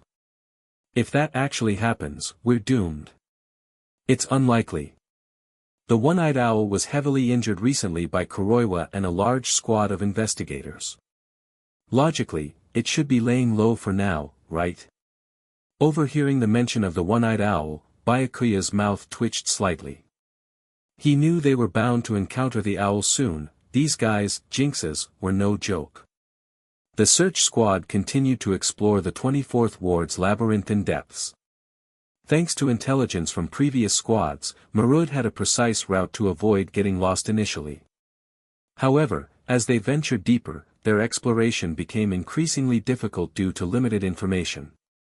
"We're approaching F-124, but we need to go further in." Marud warned the squad members, unaware of the severity of what lay ahead. Only Byakuya understood the significance of reaching F-124. Because, the one-eyed owl would appear at F-124. After a while. Just as Byakuya anticipated, they spotted the figure of the one-eyed owl ahead. Cloaked in black with their face obscured, the owl had released part of their Kagun but hadn't yet fully transformed. That looks like the one-eyed owl. One of the investigators recognized the owl, given that it had attacked the Second Ward CCG branch twice in the same form. CCG had publicized this figure widely and issued a high bounty. The entire search squad felt an overwhelming pressure, cold sweat dotting their foreheads. They were facing the SSS-rated ghoul, the one-eyed owl, a monster that nearly single-handedly destroyed the entire Second Ward CCG branch. And they were expected to face this threat. Marud's calm demeanor faltered upon recognizing the owl, his expression turning grave as he considered whether to order a retreat. Kasuka stepped forward to the front of the team, knowing that aside from Marud, she was the only one who could even attempt to stand against the one-eyed owl. "Marud, order the others to retreat immediately, now." Kasuka spoke in a low, urgent voice. She sensed that if they didn't withdraw immediately, the entire squad might be wiped out. After a moment's internal struggle, Marud made the decision. "Emergency retreat, everyone, fall back now." "No. Kasuka." Curio realized what was happening and tried to stop her. It was clear that Kasuka, the strongest among them, intended to stay behind while the others escaped. This was her choice, and even though it pained him, Marud couldn't deny it. "Curio. Go. There's no time left. Marud held the struggling Curio tightly, pulling him along as they retreated. He knew that anyone left behind to face the one-eyed owl would almost certainly die, but Kasuka was their best chance to delay the owl, and they couldn't afford more casualties. Let me go. Curio resisted fiercely. He couldn't bear the thought of leaving his wife behind to face the owl alone. Curio, didn't we agree that, at work, you'd call me Investigator Kasuka? Kasuka turned and smiled gently at him. Stunned, Curio hesitated, and in that brief pause, Marud and the others managed to pull him away quickly. In their rush, they overlooked Byakuya, who was standing slightly apart from the rest. Byakuya had done this deliberately, positioning himself in a corner so he wouldn't be noticed or have to spend time explaining himself to Marud. Kusaka, focused intently on the owl and unable to relax her guard, also didn't notice Byakuya. But the one-eyed owl wasn't looking at Kasuka, instead, her gaze was fixed on Byakuya's direction. When Ito, the one-eyed owl, first saw the search squad, she intended to launch an immediate attack. But among the investigators, she noticed a familiar figure. When she noticed Byakuya was among the search squad, she hesitated, giving the investigators a moment to react and flee. Otherwise, in the original events, the owl would have easily killed several investigators by now. Kasuka found the owl's reaction unusual. Following the owl's gaze, she glanced over her shoulder and finally noticed Byakuya. Investigator Byakuya. Why haven't you retreated? Because I want to stay and fight alongside you, Investigator Kasuka, Byakuya replied calmly as he approached her. Don't be foolish. Leave now, while you still can. Kasuka warned Byakuya, keeping her focus on the owl. She had no time to argue, any delay would mean Byakuya would also lose his chance to escape. But Byakuya remained unfazed. After all, he had come here specifically to rescue Kasuka. At that moment, the one-eyed owl moved, her terrifying speed rendering her almost invisible as she launched an attack on Kasuka. The speed of the one-eyed owl was so fast that the human eye could barely keep up. But for Byakuya, with his Mangekyo Sharingan, there was no pressure. Kasuka was also no ordinary person, though she struggled, she could barely keep up with the ferocious attacks of the one-eyed owl. The most terrifying part, though, was that the owl had yet to enter her full Kagun form. At this point, Kasuka couldn't afford to spare her attention to speak to Byakuya. All she could do was protect him as best she could while fending off the one-eyed owl. She held her S-rated quinqua, crafted in the form of a long spear, in front of Byakuya. Clang! The one-eyed owl's attack did not harm Kasuka directly, but cracks began to appear in her quinqua. It wouldn't last much longer under these relentless assaults. The impact forced her back a step, and she barely managed to stabilize herself. But in the next moment, the one-eyed owl fully unleashed her Kagun form. A torrent of Kagun released from the one-eyed owl, forming a massive body clad in a black cloak, towering at least 3 or 4 meters tall. Even her mask was made from Kagun, with only a single, ominous right eye glowing crimson, the origin of her moniker as the one-eyed owl.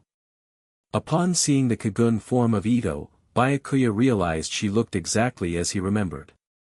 In this timeline, her Kagun form was vastly different from her grotesque appearance in the original timeline, when years of cannibalization had further mutated her Kakuja form.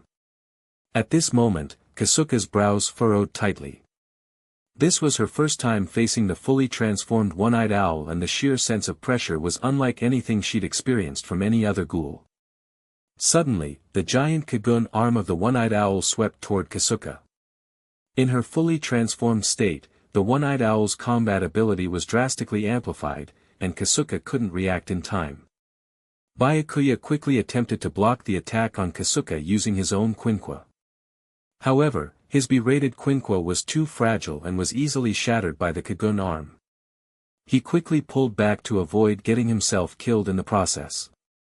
Despite the setback, he successfully absorbed most of the force, allowing Kasuka to block what was left with her own quinqua, though it sent her staggering backward. Her oink slipped from her hand, falling to the ground between her and the owl. Kasuka's face went pale with shock. This was extremely dangerous. A CCG investigator without a quinqua had almost no chance of resisting against a powerful ghoul, let alone an SSS rated. But in that moment, the owl paused, glancing at Byakuya. Ito had originally intended to kill Kasuka and leave, sparing Byakuya's life. Despite her intense hatred for CCG investigators and tendency to kill them on sight, this particular one had previously helped her. Still, she hadn't expected him to have the nerve to challenge her. Was he not afraid of death? Unlike Kasuka, Byakuya appeared much more composed. He tossed aside the now broken barrack with a touch of regret, as he had only recently started using that quinqua. Apologies, but I'll be borrowing this. Byakuya picked up Kasuka's fallen quinqua. Just gripping it, he could feel its superiority over his berated barrack. Investigator Byakuya. Kasuka wasn't sure what to say, watching him pick up her quinqua. Normally, her quinqua should not be used by anyone else. But given the circumstances, even if she took it back from Byakuya, she wouldn't be able to handle the one-eyed owl. The strength gap between her and the one-eyed owl had been made painfully clear. Yet Byakuya. She was surprised to notice that the boy seemed to handle himself better against the one-eyed owl than she did. So, perhaps lending him the quinqua was the best option. Bring it on, owl. Byakuya swung the long spear a couple of times to get a feel for it, then pointed the tip directly at the one-eyed owl, as if issuing a formal challenge. He showed no sign of recognizing the owl as Ito, nor did he give any indication that he knew her true identity. Therefore, Ito had no reason to think Byakuya recognized her either. She immediately responded, unleashing a barrage of feather-like blades from her back, all aimed densely at Byakuya. Her Kagun type was the same as her father Kyuzen's, Ukaku. These feather-like projectiles were a hallmark of Ukaku, sharp and swift, making them lethal against a crowd of investigators. Now, Ito had changed her mind. She would turn Byakuya into a porcupine, rendering him helpless but not dead, then sever one of his arms as punishment. After all, she'd already given him a chance to escape, yet he chose to stay and fight. Even though Ito held a measure of gratitude toward Byakuya, her twisted personality, shaped by life in the 24th Ward, meant she was capable of any brutal act. Having the Mangekyo Sharingan allowed Byakuya to see Ito's moves before she even attacked, anticipating exactly where he needed to dodge. When the feather blades shot from her back, he quickly shifted to the right, perfectly dodging every single blade. As the one-eyed owl prepared to unleash her Kagun's bladed attack, Byakuya quickly allocated all his available attribute points to physical strength, to increase his speed for dodging. Current attribute points, 39. Ding! Host has successfully added points. Physical strength, plus. Attribute points minus 39. Even so, Byakuya's physical strength was only slightly more than double that of an average person. However, he had anticipated the trajectory of the attack and could move just fast enough to stay ahead of the Kagun blades. Seeing her blades miss their mark, Ito was somewhat surprised. Well, this guy actually has some skill. She realized he was stronger than most investigators she had encountered. From what she had overheard from the female investigator, this guy was only a second-class investigator, though his abilities far exceeded what was expected at that rank. So, he's one of those young people from the sunlit garden.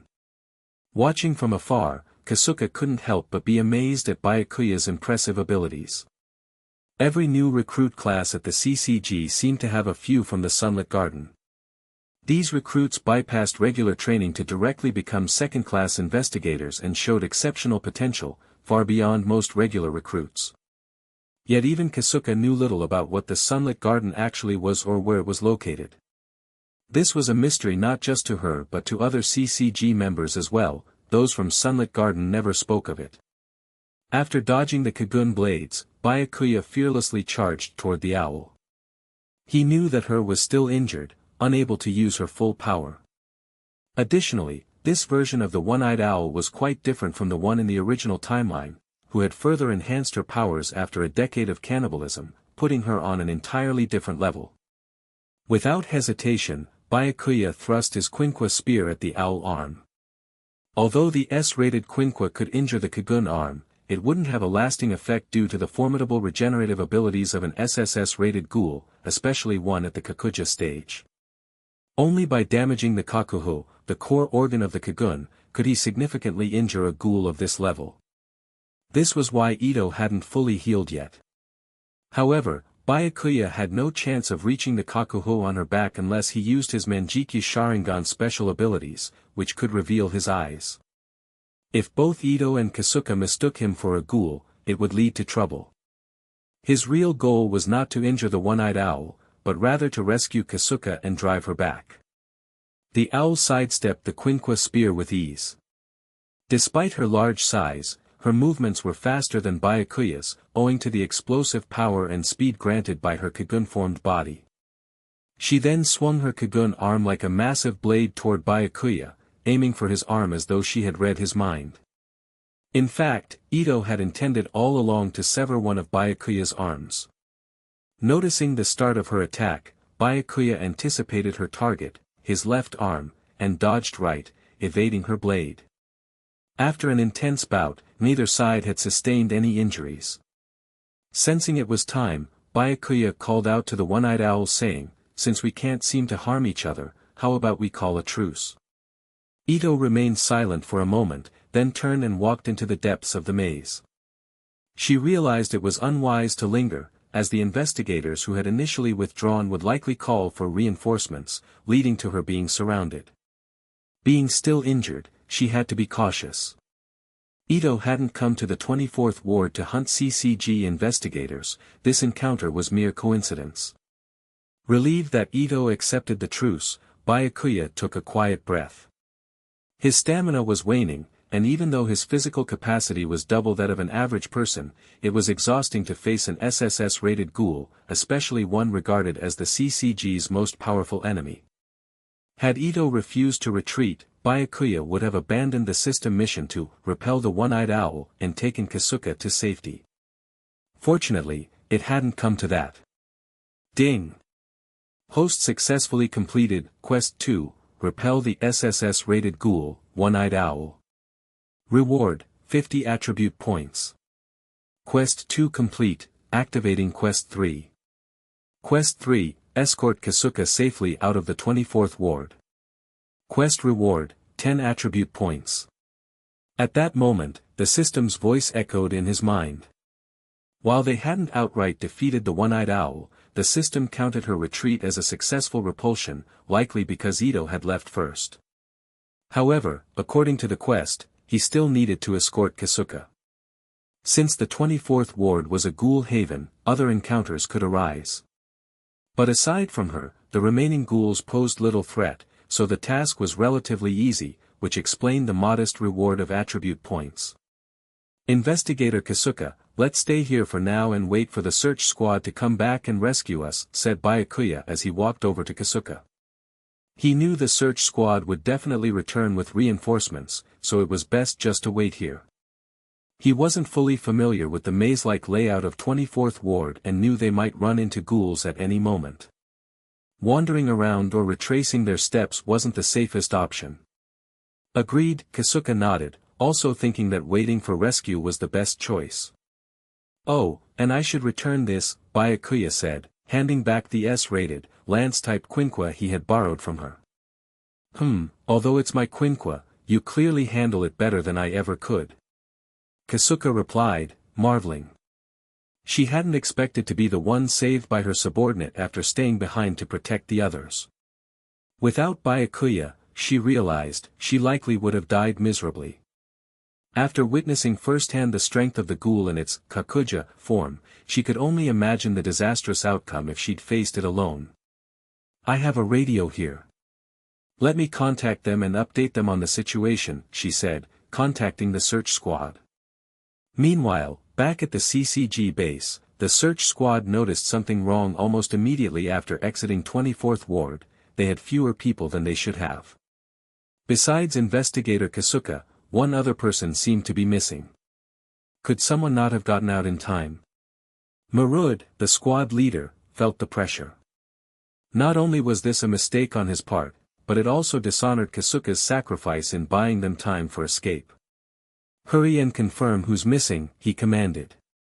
A quick check revealed the absent agent was Uchiha Byakuya, second-class investigator. A deep sense of worry filled Marud. In the rush of trying to stop Curio, he had somehow overlooked Byakuya's absence. But under normal circumstances, Byakuya should have kept up with the team. What could have happened? Looking over at Curio, who was sitting nearby, clearly distraught, Marud let out a deep sigh. "We can only go back in once the reinforcements arrive." They couldn't risk diving deeper into 24th Ward until reinforcements came. Otherwise, the sacrifice made by Investigator Kasuka would be meaningless. As it was, everyone was feeling grim about her chances against the One-Eyed Owl. CCG had clashed with the One-Eyed Owl many times and knew how strong it was, so it was hard to be optimistic. Curio, too, had lost all hope. His dull eyes hinted at despair. Though he appeared calm, he was deeply despondent, unable to imagine what state they'd find Kasuka in if they returned to F-124 in 24th Ward. But just then, Marud's radio crackled to life. He thought it was CCG headquarters checking in, so he didn't pay much attention at first. Then, he heard a familiar voice. "Maruda, the One-Eyed Owl has retreated," Kasuka's voice echoed over the radio. "What?" Marud was dumbfounded. The One-Eyed Owl had retreated? Could it be that Assistant Special Investigator Kasuka managed to drive it back? Hearing Kasuka's voice, Curio suddenly perked up, tears streaming down his face. Just moments before, he'd been in despair, and now, this unexpected news hit him with such intensity that he wept with relief. So, Investigator Kasuka actually managed to drive back the One-Eyed Owl. Amazing! Even when Iwao Kuroiwa drove it off last time, it was with the elite force of Second Ward surrounding it. This makes Kasuka's accomplishment even more impressive, the other agents murmured in admiration. Of course, Kuroiwa's previous injury to the One-Eyed Owl probably weakened it, so that may have indirectly helped Investigator Kasuka. In their awe, they overlooked Byakuya, thinking that a second-class investigator was unlikely to make a difference in such a fight. "Congratulations, Assistant Special Investigator Kasuka. After this, you're sure to be promoted to Special Investigator," Marud congratulated her. However, Kasuka quickly clarified. "No, it actually wasn't me. It was Investigator Byakuya who repelled the One-Eyed Owl on his own." "Oh, wait, what?" Marud was stunned as the realization sank in. Could a second-class investigator really have done this? The rest of the squad exchanged looks of disbelief, hardly able to comprehend what they'd heard. Marud quickly snapped out of it. This wasn't the time to be stunned, they need to rescue them both immediately. Injured or not, if they ran into another high-rated ghoul, they could be in serious danger. "No matter what, we have to return to F-124 immediately to safely escort Kasuka Mado and Uchiha Byakuya out of 24th Ward. Does everyone understand the mission?" he instructed, his tone grave. They re-entered 24th Ward and rushed toward F-124 as fast as they could. Curio led the way, moving so quickly the others struggled to keep up. Soon, the search squad arrived at F-124. They found Byakuya and Kasuka standing there, waiting. "Could you explain exactly what happened?" Marud asked, glancing over them. Noticing they weren't visibly injured, he also saw a quinquo broken in two on the ground. He recognized it as Byakuya's. Kasuka briefly recounted the events. Marud looked at Byakuya with amazement.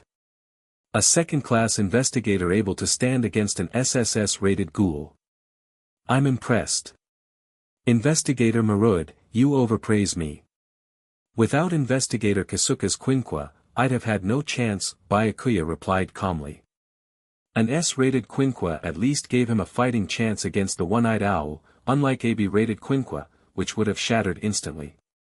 Without a weapon to injure it, the One-Eyed Owl might not have retreated at all.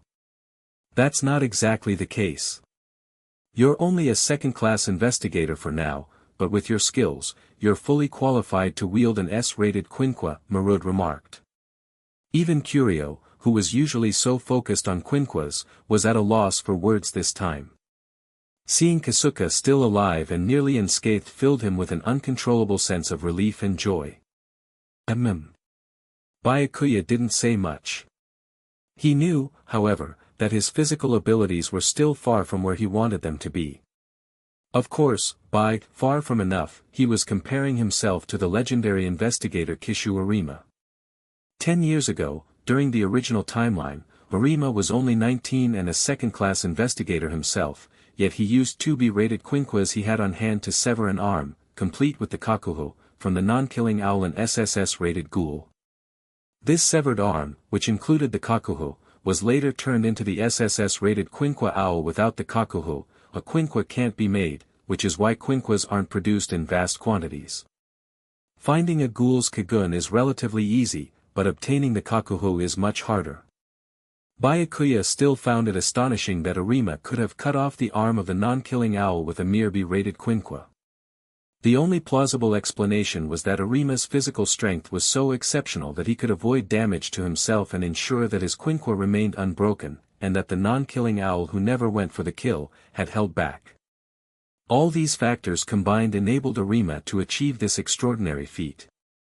In short, Byakuya's abilities still had a long way to go. While the basic abilities of my Mangekyo Sharingan are indeed useful, my body needs to keep up as well, Byakuya reflected. I'll need to allocate my stats more carefully in the future, balancing both RC cell count and physical strength. This fight with the one-eyed owl was a crucial lesson for Byakuya in recognizing his weaknesses. Such insights can't be gained from theory alone. Though the Mangekyo Sharingan's Kamui techniques are incredibly powerful, they have their own restrictions. Take Susanoo, for example.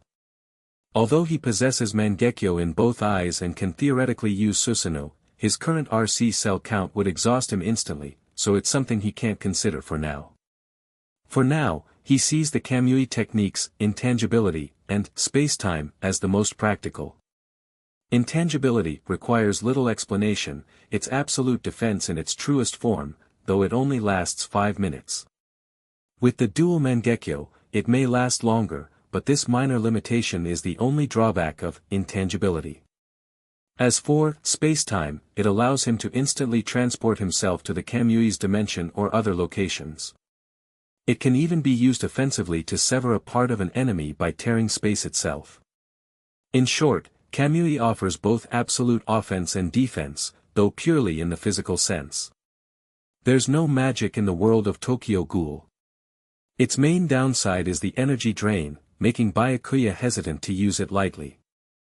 Fortunately, even without relying on Kamui, he possesses significant combat strength, thanks to the base abilities of the Mangekyo and his half-human physique. Meanwhile, Kasuka had finished briefing Marud on the incident. The rest of the search squad was busy gathering Byakuya's broken Quinqua, planning to bring it back to the CCG. With their work done, Curio embraced Kasuka and began to cry. No one disturbed them, as everyone understood his feelings. Ding! Host successfully completed Quest 3, escort Kasuka safely out of the 24th ward. Reward, 10 attribute points. Once Byakuya and Kasuka safely left the 24th ward, the system notification sounded. Now that Quest 3 was complete and no Quest 4 had been activated, it seemed the hidden quest chain had come to an end. Although the search mission itself was incomplete, the team had withdrawn to the CCG due to their encounter with the one-eyed owl. Returning to CCG's headquarters in the first ward, Byakuya received well-deserved recognition for his exceptional service, repelling the one-eyed owl and protecting Kasuka Mato, an associate special investigator. These achievements led to a promotion, elevating him from second-class investigator to first-class investigator. If he'd actually defeated or killed the one-eyed owl, he might have been eligible for promotion to associate special investigator. However, his young age and limited experience made the current promotion a better fit. In no time, Uchiha Byakuya became renowned within the CCG, much like Kuroiwa, who had previously dealt a serious blow to the one-eyed owl. Those who can face SSS-rated ghouls are practically destined to advance to associate special or even special investigators. In fact, in the original story, Kuroiwa eventually became a special investigator. Elsewhere, the forces within V were beginning to take note of Byakuya. A lone investigator pushing back the one-eyed owl. How did we miss such potential in this Byakuya, wondered Keiko, the V leader. His family history may explain it, said Yashitoki Washu, the head of CCG. His parents were killed by V when they tried to flee the organization with him. Surviving that, perhaps he learned to conceal his abilities and lay low. In the V organization's courtyard, Keiko and Yashitoki continued discussing. If only we'd seen his potential earlier, I could have trained him like I did with Arima, Keiko sighed. It's not too late, Keiko. He could still become a valuable asset. True. I have a brilliant idea. Let's pair him with Arima. Then we'll see if my student, Arima, is more skilled or if this young man's hidden abilities surpass even that. V needs a strong cleaner, right now, Keiko suggested. Working with Arima, huh? Yashitoki agreed. Byakuya is a first-class investigator, and Arima is still second-class, so they meet the pairing criteria. It's a great plan. At the CCG, there is a partner system where higher-ranked investigators team up with lower-ranked ones, functioning in a supervisor-subordinate dynamic or a seasoned veteran guiding a newcomer. The higher ranks include First Class, Associate Special and Special. The lower ranks consist of Second Class, Third Class and Bureau. Thus, Byakuya, now a first-class investigator, and Arima, a second-class investigator, meet the qualifications to form a partnership. Previously, Byakuya didn't have a partner because he was still new to the CCG, and a partner hadn't yet been assigned. Furthermore, he never applied or requested one, so until now, he has operated solo. However, unbeknownst to Byakuya, Yashitoki and Keiko have already arranged for him to be partnered with the future undefeated Ghoul investigator, and White Reaper, Kishu Arima, a legend among the CCG. At this point, Curio insisted on taking Byakuya to the CCG experimental building to request a higher-rated Quinqua. Since Byakuya's previous Quinqua, Eric, had been damaged, he did not refuse Curio's suggestion. Now, he and Curio have arrived at the CCG experimental building. Though it carries the CCG name, the building actually belongs to the German Ghoul research organization GFG, which primarily develops Quinquas, specialized weapons to combat ghouls, and conducts advanced Ghoul and RC cell research. In other words, all Quinquas used by CCG investigators are developed in this CCG experimental building. Currently, Byakuya and Curio are coordinating with researchers at the building. Senior Curio, your request is a bit difficult to fulfill. Although Investigator Byakuya is indeed a first class now, S-rated Quinquas are generally only issued to associate special investigators or higher.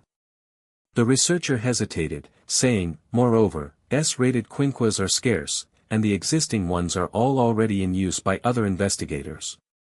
Besides, the materials are usually acquired directly by the investigators. Well, if it can't be arranged, that's unfortunate, Curio sighed. The researcher had been clear. There was no point in pressing further for an S-rated Quinqua for Byakuya. It's fine, Byakuya said. He wasn't overly concerned about the Quinquas rated, as long as it wasn't just B. Given that he's now a first-class investigator, he felt he at least deserved an A-rated Quinqua. With Investigator Byakuya's status, an A-rated Quinqua can be arranged, the researcher said. In fact, given his recent achievement, we could even make an exception and allow him to equip 2 Quinquas with a rating. Thank you very much, Byakuya said, grateful for the 2 Quinquas with a rating. Investigator Byakuya, please follow me. However, Senior Curio, I'll have to ask you to wait here, the researcher said, indicating that Byakuya's new Quinquas weren't meant for others to see. I understand, Curio said, staying behind. The researcher led Byakuya to the Quinqua selection room. Please let me know if you have any preferences for the Quinquas. Perhaps you're looking for certain weapon forms? I'd like one in katana form and one in rapier form, Byakuya requested. Although he was more proficient with a katana, he wanted to get used to different weapon types. Understood, the researcher said, preparing to select two quinquas that matched his specifications. This is Moon Shadow and this is Wind Spirit, both A-rated. See if they meet your expectations, the researcher said, presenting the weapons to Byakuya. The katana quinqua, named Moon Shadow, was sleek and dark, while the rapier quinqua, Wind Spirit, had a silver-white finish. Aesthetically, both quinquas suited Byakuya's taste. Yes, these are perfect, he said, nodding approvingly. Excellent.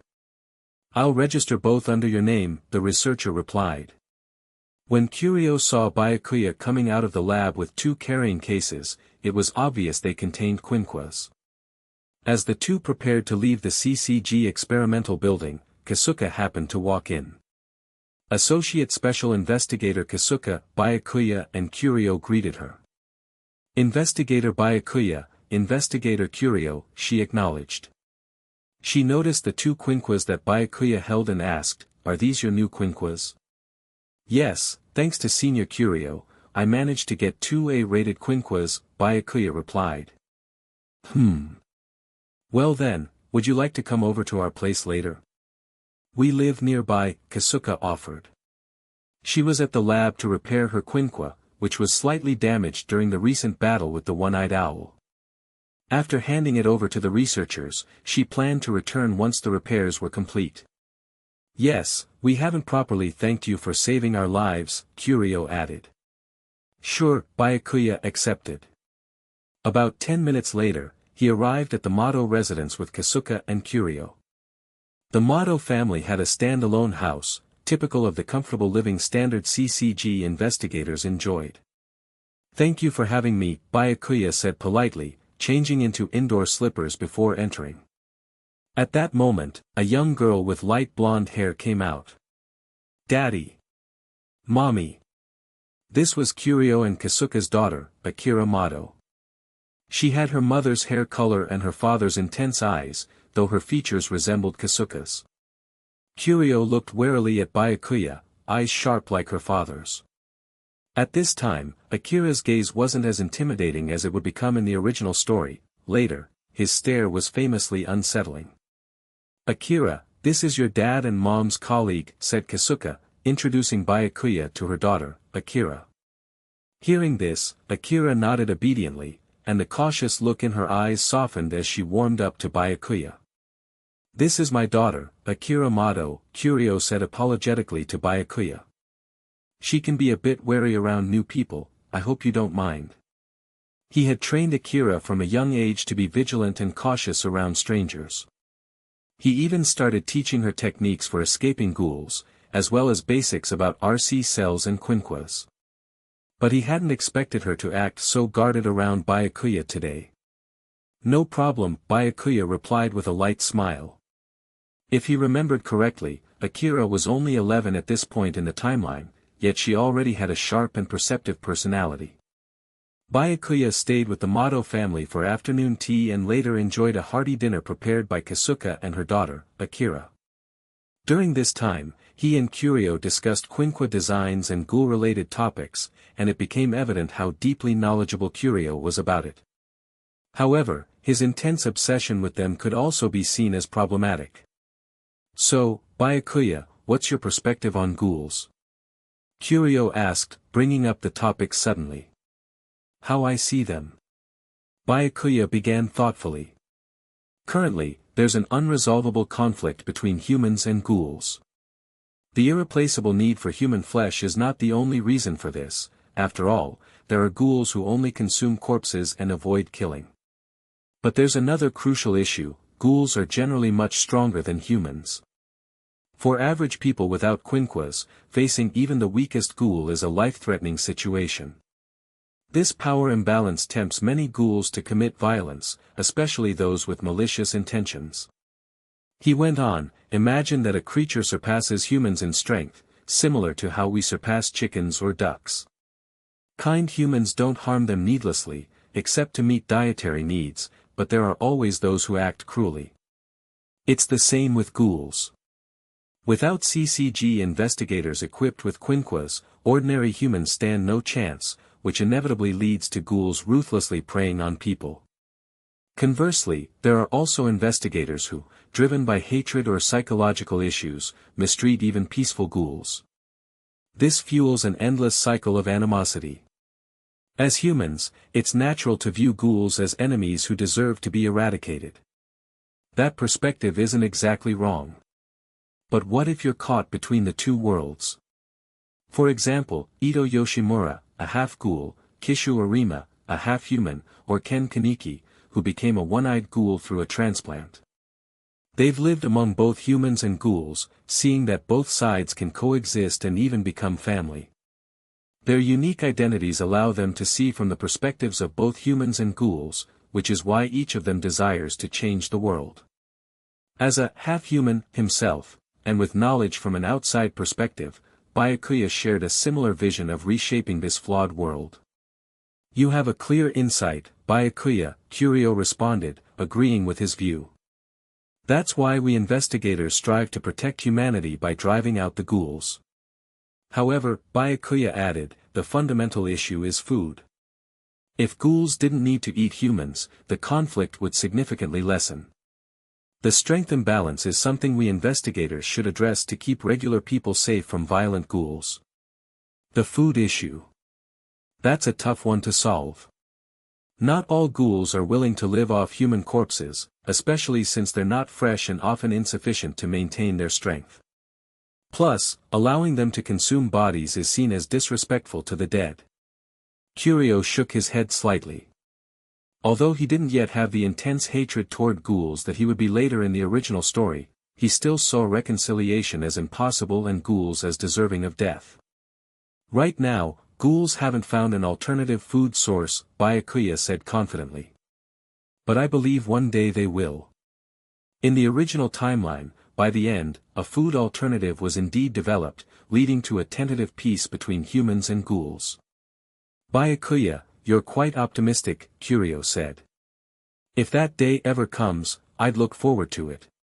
Having nearly lost his wife, he had also started to hope for a world where humans and ghouls might live in peace. Just as Byakuya was about to leave the Mado household, he received a message. The CCG had assigned him a partner named Kishu Arima.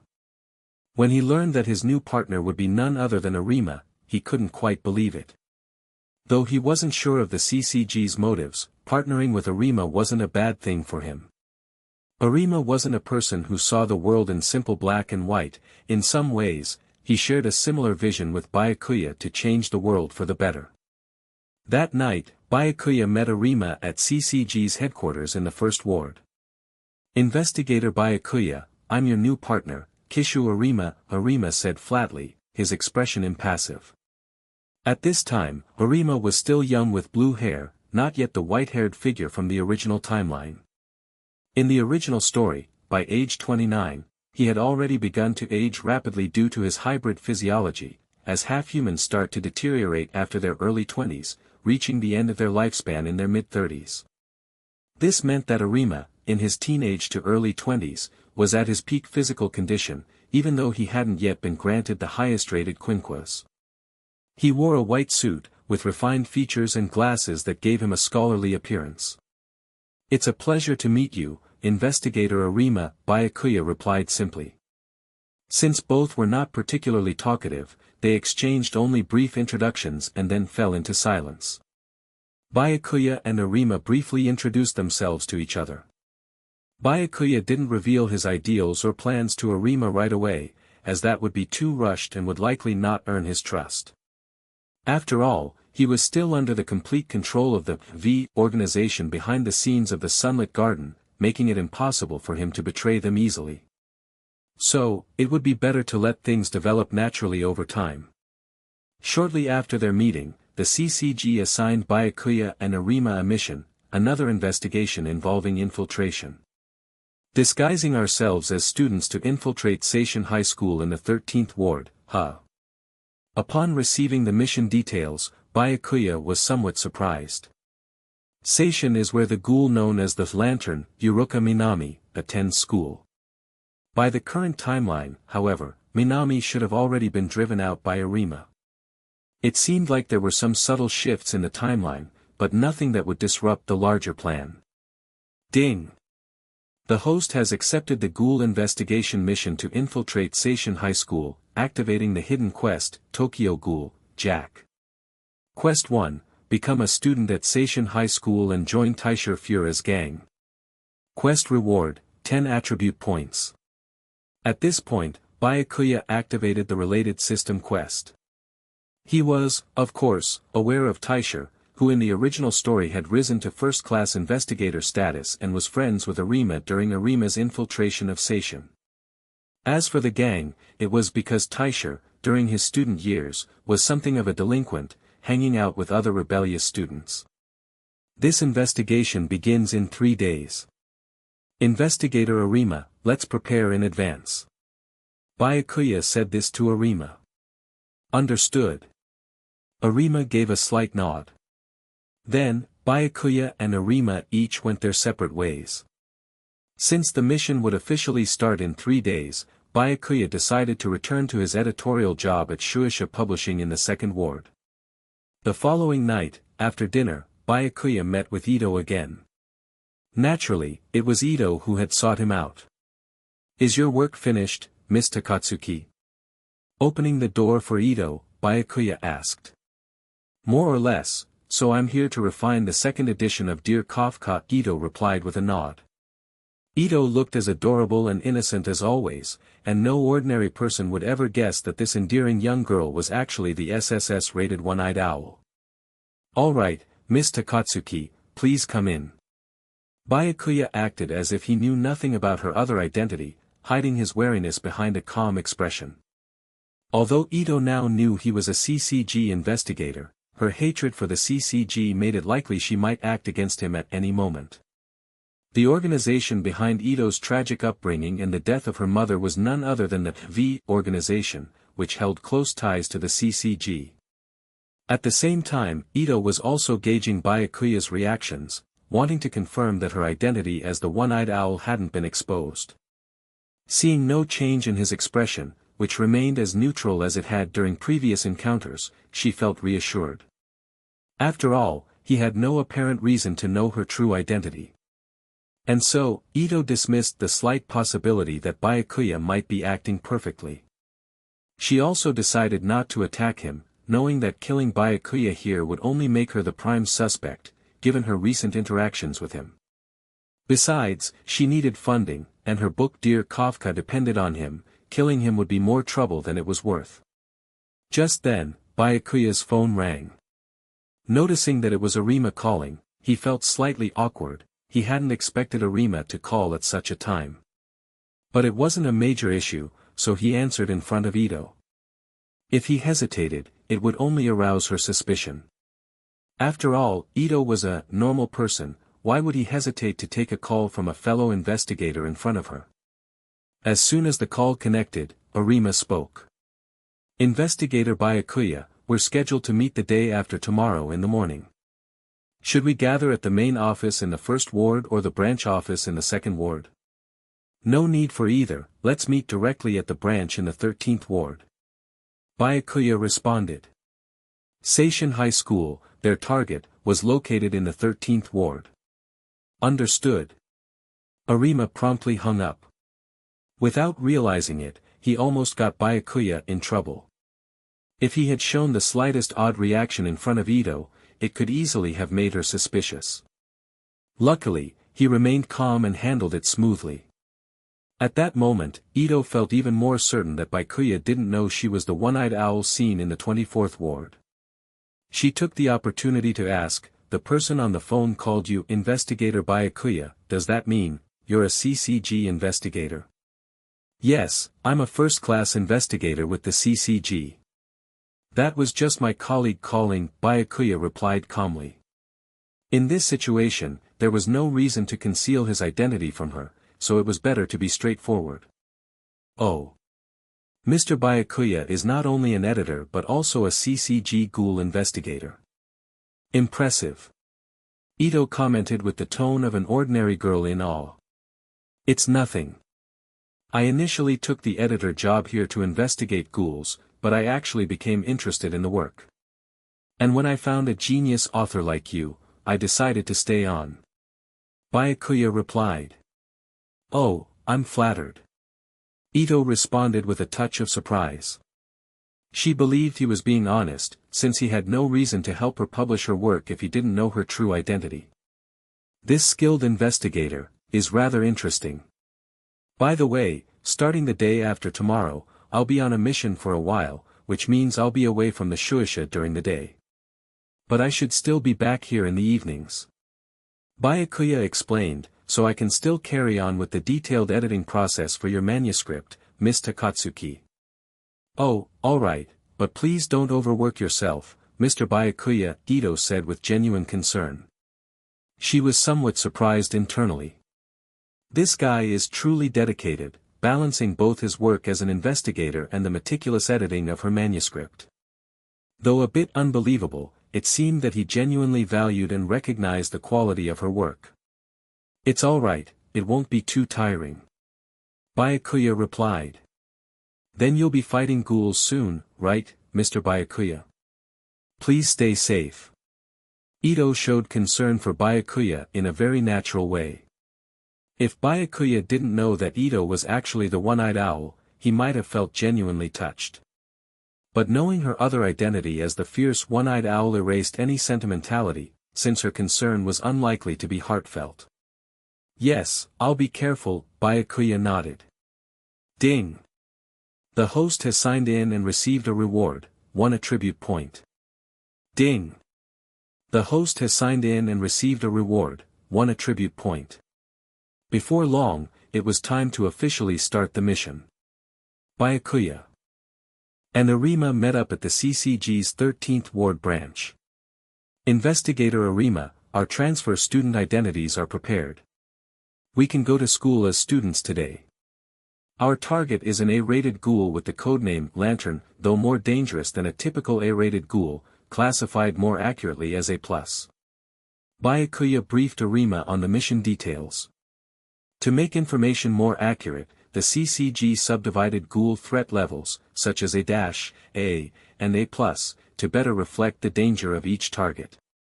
While undercover at the school, we must avoid exposing our investigator identities unless we've apprehended the Lantern ghoul, Byakuya reminded, mentioning a common CCG precaution. Arima simply nodded, saying nothing. Let's put on our uniforms before we head to school. Byakuya went to the changing room. The CCG had prepared tailor-made school uniforms for them, matching Seishin High School's standard white design. Once dressed, they both found the uniforms fit perfectly. In addition to the uniforms, the CCG provided brand new backpacks for the two. Now, they looked entirely like normal high school students, as their ages weren't far off from that of typical students.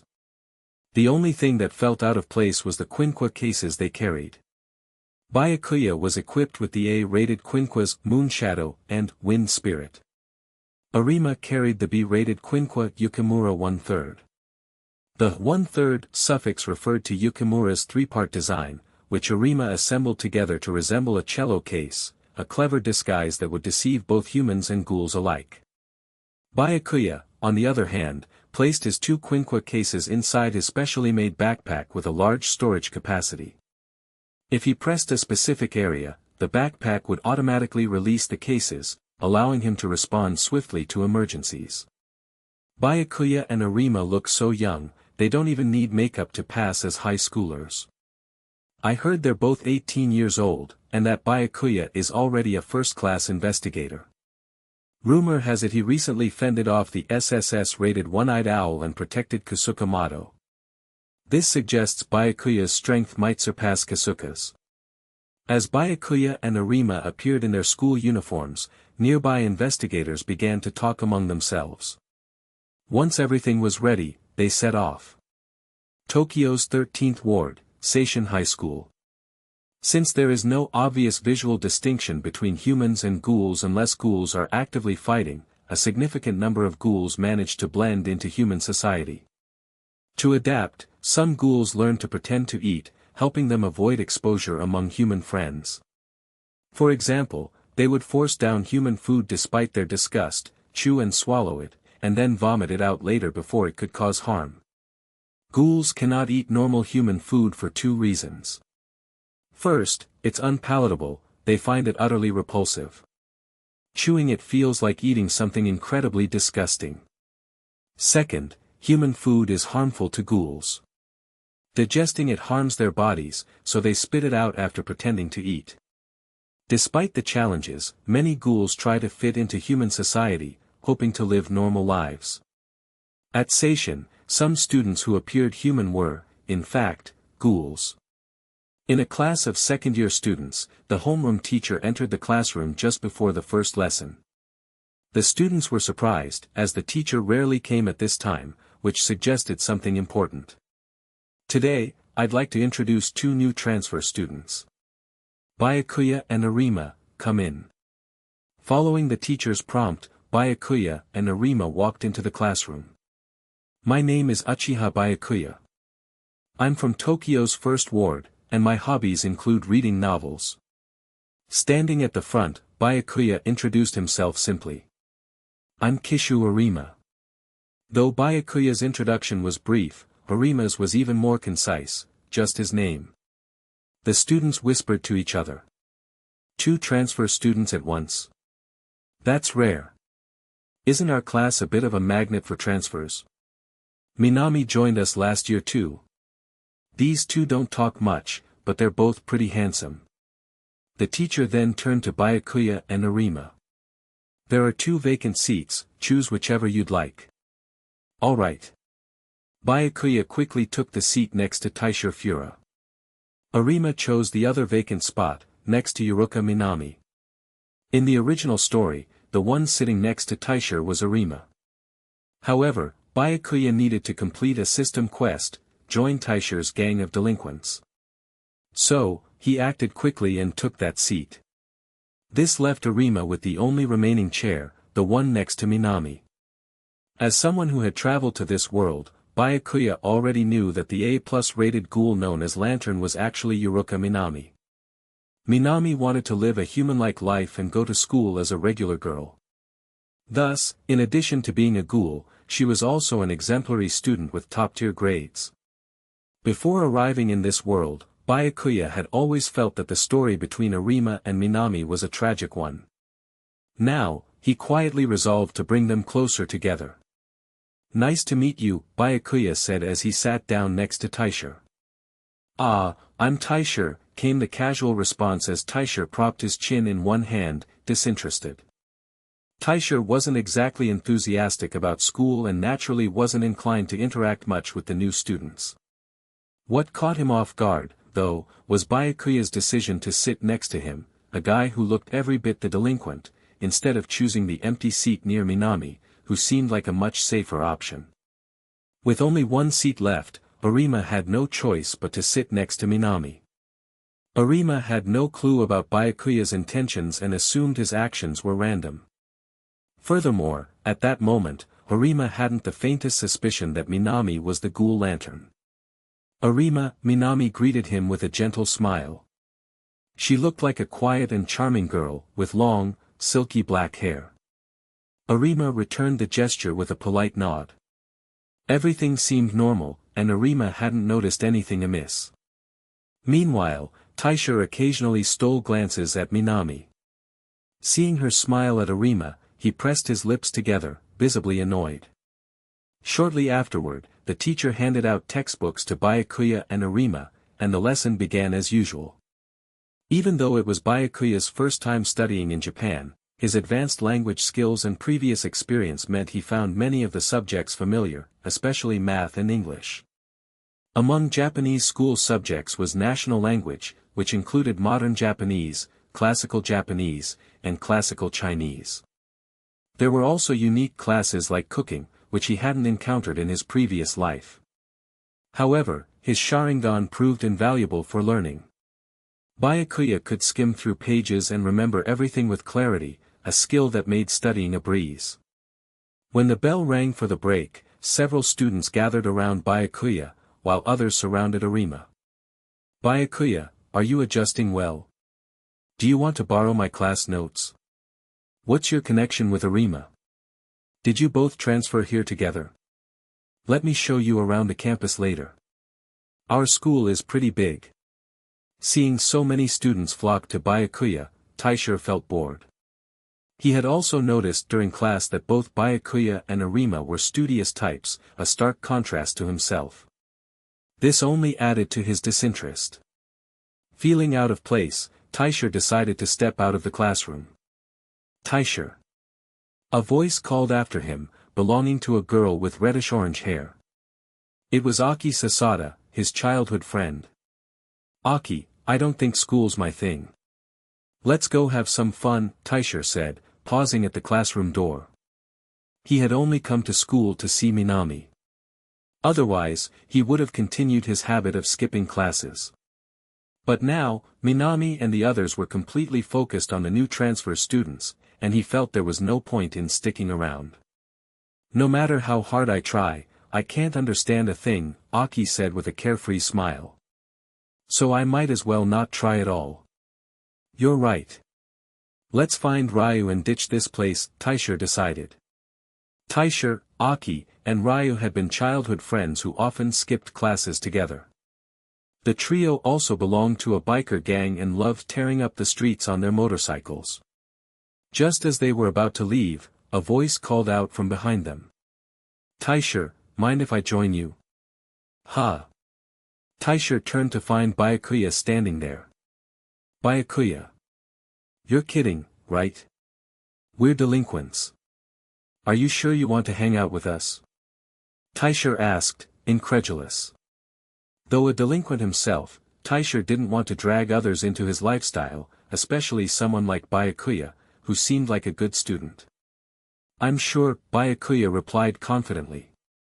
Don't judge by appearances.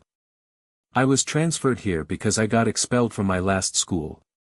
Byakuya didn't care about being labeled a delinquent. After all, he was here to complete a secret mission, and earning that label was just part of the job. Once he completed the system's quests, he'd leave the school and move on. He also knew that if he missed this chance, there was no telling when Taisha would show up at school again. Well. Looks like you're not as innocent as you look, Taisha finally relented. Although Taisha and his friends often skipped school, they'd never been expelled. He couldn't help but wonder what kind of trouble Byakuya had caused at his old school. Maybe the students who look all prim and proper are the real troublemakers, Taisha thought. Now accepted into the group, Byakuya heard the system's voice echo in his mind. Ding! The host has successfully completed Quest 1, become a student at Seishin High School and join Taisha Fura's gang. Reward, 10 attribute points. Quest 1 complete. Quest 2 activated. Quest 2, protect Fura Taisha and his gang from being harmed by Yuruka Minami. Quest 2 reward, 10 attribute points. Moments later, Arima appeared behind Byakuya. Upon hearing that Arima also wanted to join in, Byakuya was slightly surprised. Why was he getting involved in this too? Even you, Arima? Taisha was even more incredulous. These two transfer students seemed like perfect role models. Why would they want to hang around with delinquents? That's great. Our group will just keep getting bigger. Aki, however, didn't think much about it and commented cheerfully. Taisha knew Aki was a bit scatterbrained and decided not to bother explaining. I'm Byakuya's friend. It's fine, right? Arima insisted on joining the gang. Whatever. Do what you want. Taisha, still confused by the situation, chose not to question it further. But I'm warning you, if the teachers scold you, don't blame me. That won't happen, Byakuya reassured. Definitely not, Arima added. And so, Byakuya and Arima followed Taisha. Byakuya's intentions were clear, but he couldn't understand why Arima wanted to join the gang too. In truth, Arima felt the same way about Byakuya. From Arima's perspective, infiltrating a group of delinquents seemed unrelated to their mission of investigating ghouls. However, since Byakuya, an investigator respected by Keiko, had chosen this path, Arima trusted his instincts and assumed there must be a reason behind it. So, he decided to go along. As Byakuya and Arima left the classroom, Minami discreetly watched the door, her expression curious. Although Byakuya left the school with Taisha and Aki, he had no intention of participating in their motorcycle activities. He simply made up an excuse about not knowing how to ride and went off to handle his own business. Taisha and Aki didn't mind, especially since they hadn't warned the new arrivals about their gang's illegal street racing activities. Taisha, in particular, wasn't a fan of these dangerous antics. Besides attracting police attention, the risks of serious accidents were always present. So, he decided to take a quick ride to unwind before heading back to school. After all, the person occupying his thoughts, Minami, was still there. Taisha, why don't you hang out with Ryu and me like before? We used to be together all the time. Knowing Taisha intended to return to school, Aki couldn't help but ask. That day, she had only come to school to be with Taisha. Otherwise, she wouldn't have bothered showing up. Back when Taisha abandoned his dream of playing baseball, he had started living a delinquent lifestyle. During that time, Aki, Taisha, and Ryu spent their days together, rarely attending school. When they did, it was only to meet the minimum attendance required to avoid expulsion. But at some point, Aki noticed Taisha had changed. He began attending school regularly. It felt strange to her. Eventually, she started to suspect this had something to do with Minami, the transfer student. It's just, what you guys do is dangerous. And, well, going to school isn't such a bad thing, is it? Taisha explained. He would never admit he was interested in Minami. Saying that out loud would make him a laughingstock in front of Aki and Ryu. How could a delinquent, a member of a biker gang, fall for someone as quiet, studious, and exemplary as her?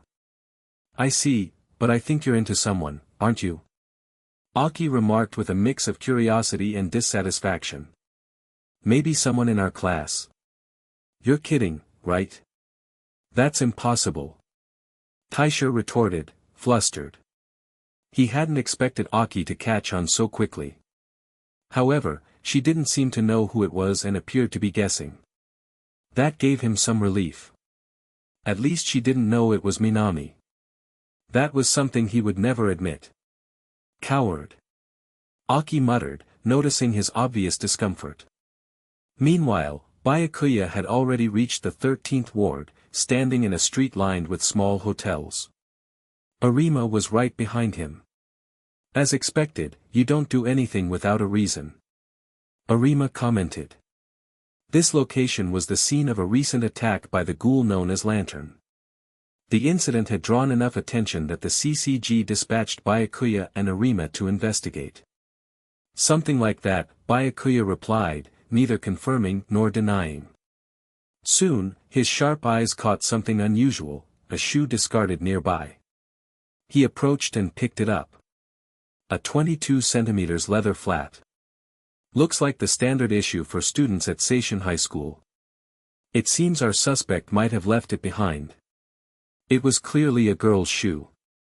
In fact, the shoe belonged to Minami. Most of the time, the truth is hidden in small details. Amid the countless pieces of information, there are always fragments that matter the most. Arima agreed with Byakuya's reasoning. In the original timeline, it was Arima who found the shoe and began suspecting Minami. This time, however, it was Byakuya who led him there. Let's take this shoe to the local CCG office in the 13th ward and find out which student it belongs to. Byakuya suggested. After delivering the shoe to the CCG for analysis, the two returned to school to resume their classes. Although it was only their first day at the new school, Byakuya knew he would need to keep an eye on Taisha and his delinquent gang that night. He realized that his and Arima's involvement with the group might accelerate Minami's animosity toward the delinquents. In the original story, Minami viewed them as a negative influence on the new students, dismissing them as societal trash. While the gang's reckless behavior, like illegal street racing that endangered civilians and taunted the police, was far from innocent, it didn't warrant death. The real issue was Minami's twisted perspective and utter disregard for human life. After school in the late afternoon, the CCG branch confirmed that the shoe found near the crime scene by Byakuya matched Minami's. However, the CCG didn't hastily conclude that she was the ghoul known as Lantern. They simply passed the information on to Byakuya and Arima, entrusting them with the follow-up investigation. Although it's possible Minami is Lantern, we can't jump to conclusions, Arima remarked during a casual dinner. I agree. Let's keep observing her for a while, Byakuya replied with a slight nod, keeping his almost certain suspicion to himself for now. At that moment, the loud roar of modified motorcycles echoed from outside the restaurant. Byakuya immediately recognized it as the work of Aki and her gang of delinquents. Arima, I need to step out for a moment. Grabbing his backpack containing his quinqua, Byakuya left without further explanation. Please, the bill, he called out, remembering to pay before rushing out. Arima quickly followed. Byakuya, we need to stick together, he said, adhering to the CCG's protocol of keeping partners together during missions. Out in the streets, Aki and Ryu rode a motorcycle, while two other gang members, one with a mohawk hairstyle and another almost bald, rode a second motorcycle. Aki, vastly different from her school persona, wore slippers, casual clothing, and sported a hairstyle reminiscent of a typical delinquent. Hey, stop those bikes! Several police cars chased after them, sirens wailing. Unbothered, they sped up, laughing and shouting, completely ignoring the authorities. Little did they know, they'd attracted the attention of something far more dangerous, a ghoul. Meanwhile, Minami was walking down a nearby street with her backpack when the noise of the motorcycles grated on her nerves. Watching them speed off, her eyes turned cold, and a faint but unmistakable murderous intent flickered in her expression. She despised people who wasted their lives recklessly, acting like fools. To her, the world would be better off without them. The gang managed to shake off the police, hiding in a narrow alleyway. Wow, that was amazing. Those cops didn't stand a chance. Let's mess with them again later. The other gang members laughed, still high on adrenaline. Coincidentally, Taisher happened to be passing through the same alleyway. Spotting the familiar bikes, he sighed. You're at it again. Taisher, what's up with you lately? I heard you've been going to school regularly, the guy with the mohawk asked, confused. Yeah, what's going on? Did something happen? The other added, concerned. Taisher's been so boring these days. Aki complained, though she harbored her own suspicions, perhaps Taisher had a crush on Minami. If something's wrong, let us know. We've got your back, Ryu said sincerely. Taisher felt touched by their concern. Even though he disapproved of their reckless racing, he couldn't bring himself to criticize them harshly. Still, he couldn't bring himself to tell them anything about Minami. Just as he was thinking of an excuse, a strange figure appeared behind his friends. Dressed in a wide white cloak and wearing a pumpkin-shaped mask, the figure looked small yet unnervingly eerie. Who are you? Taisher asked, feeling uneasy. The others turned and noticed the figure as well, their demeanor shifting to alarm. Without answering, the figure began walking toward them. What's your deal? Looking for trouble, the mohawk guy challenged, picking up a metal pipe. But before he could react, the pipe was sliced cleanly in half by a pink, tail-like appendage, a kagun of the Rinkiku type, known for its balance across attack, defense, and speed. A monster. The mohawk guy fell to the ground, paralyzed with fear. Run! Taisher shouted, realizing the danger. The others hesitated, but then bolted in another direction. Taisher, however, couldn't leave his friend behind and turned back to help him. The ghoul moved faster. Its kagun was about to strike when an arm grabbed the mohawk guy and pulled him out of harm's way. Just in time. Byakuya had arrived, saving the delinquent. Simultaneously, Arima appeared behind the masked figure. The ghoul quickly reacted, attacking Arima, who dodged each strike effortlessly. Sensing it was outmatched, the ghoul turned and leaped onto a rooftop, vanishing into the night. "It's gone," Arima noted, joining Byakuya. "It doesn't matter. The pieces are coming together," Byakuya replied calmly. Ding! Quest completed, protect Fura Taisher and his gang from being harmed by Yuruka Minami. Reward, 10 attribute points. Quest 2 completed. Quest 3 unlocked. Quest 3, alter Yuruka Minami's fate.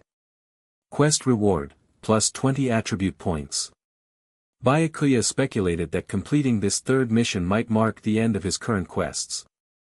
Changing Minami's tragic end was a mission that wasn't too difficult in theory but posed considerable challenges in execution. "Hey! Can someone tell me what just happened back there?" Taisher, still shaken, asked in a panicked tone. Byakuya's thoughts about the system were interrupted as he turned to Taisher. He calmly explained, "You've heard of ghouls, right? The one you just encountered was no ordinary ghoul. It was highly dangerous." Ghouls. The realization struck Taisher and his delinquent friends. They had never encountered ghouls before, being sheltered by the CCG and their school's protective environment. Faced with the earlier life-threatening situation, their minds had gone blank. Now, they fully grasped that without the timely intervention of Byakuya and Arima, they would have likely been devoured by that ghoul. Head home and rest. Tomorrow, just attend school as usual. Byakuya advised Taisher before walking off with Arima. There was no reason for Byakuya to constantly guard Taisher and his group. Besides, after tonight's encounter, Minami, who operated as the ghoul known as Lantern, was unlikely to make another move anytime soon. Minami was sharp enough to realize that Byakuya and Arima were far from ordinary students. Their exceptional combat skills, combined with their synchronized transfer to the school, made it clear, they were likely CCG investigators. "Why?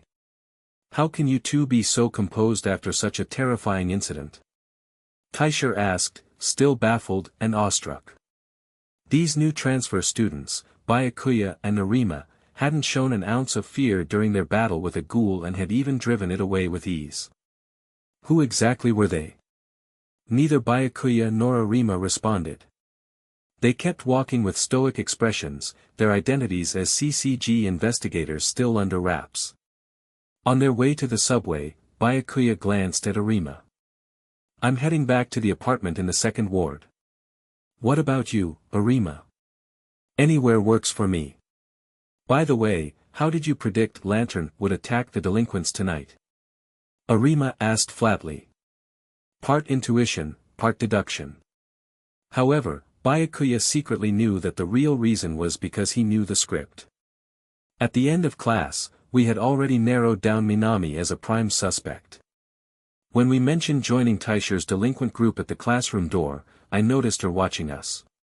My instincts told me her gaze wasn't just disdain, it was hating. Byakuya continued, that alone didn't guarantee she would attack tonight, but it was enough for me to act on the possibility and be there to intervene.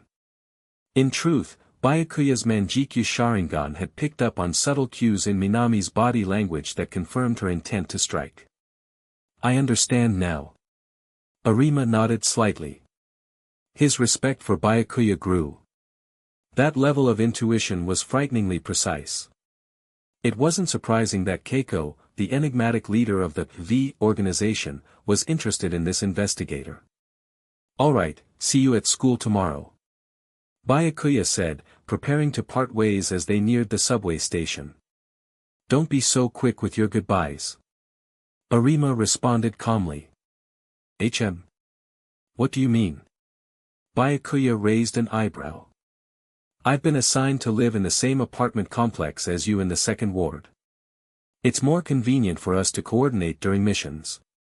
Arima explained matter-of-factly. Byakuya immediately realized this wasn't a coincidence. Arima had likely been placed there to monitor him.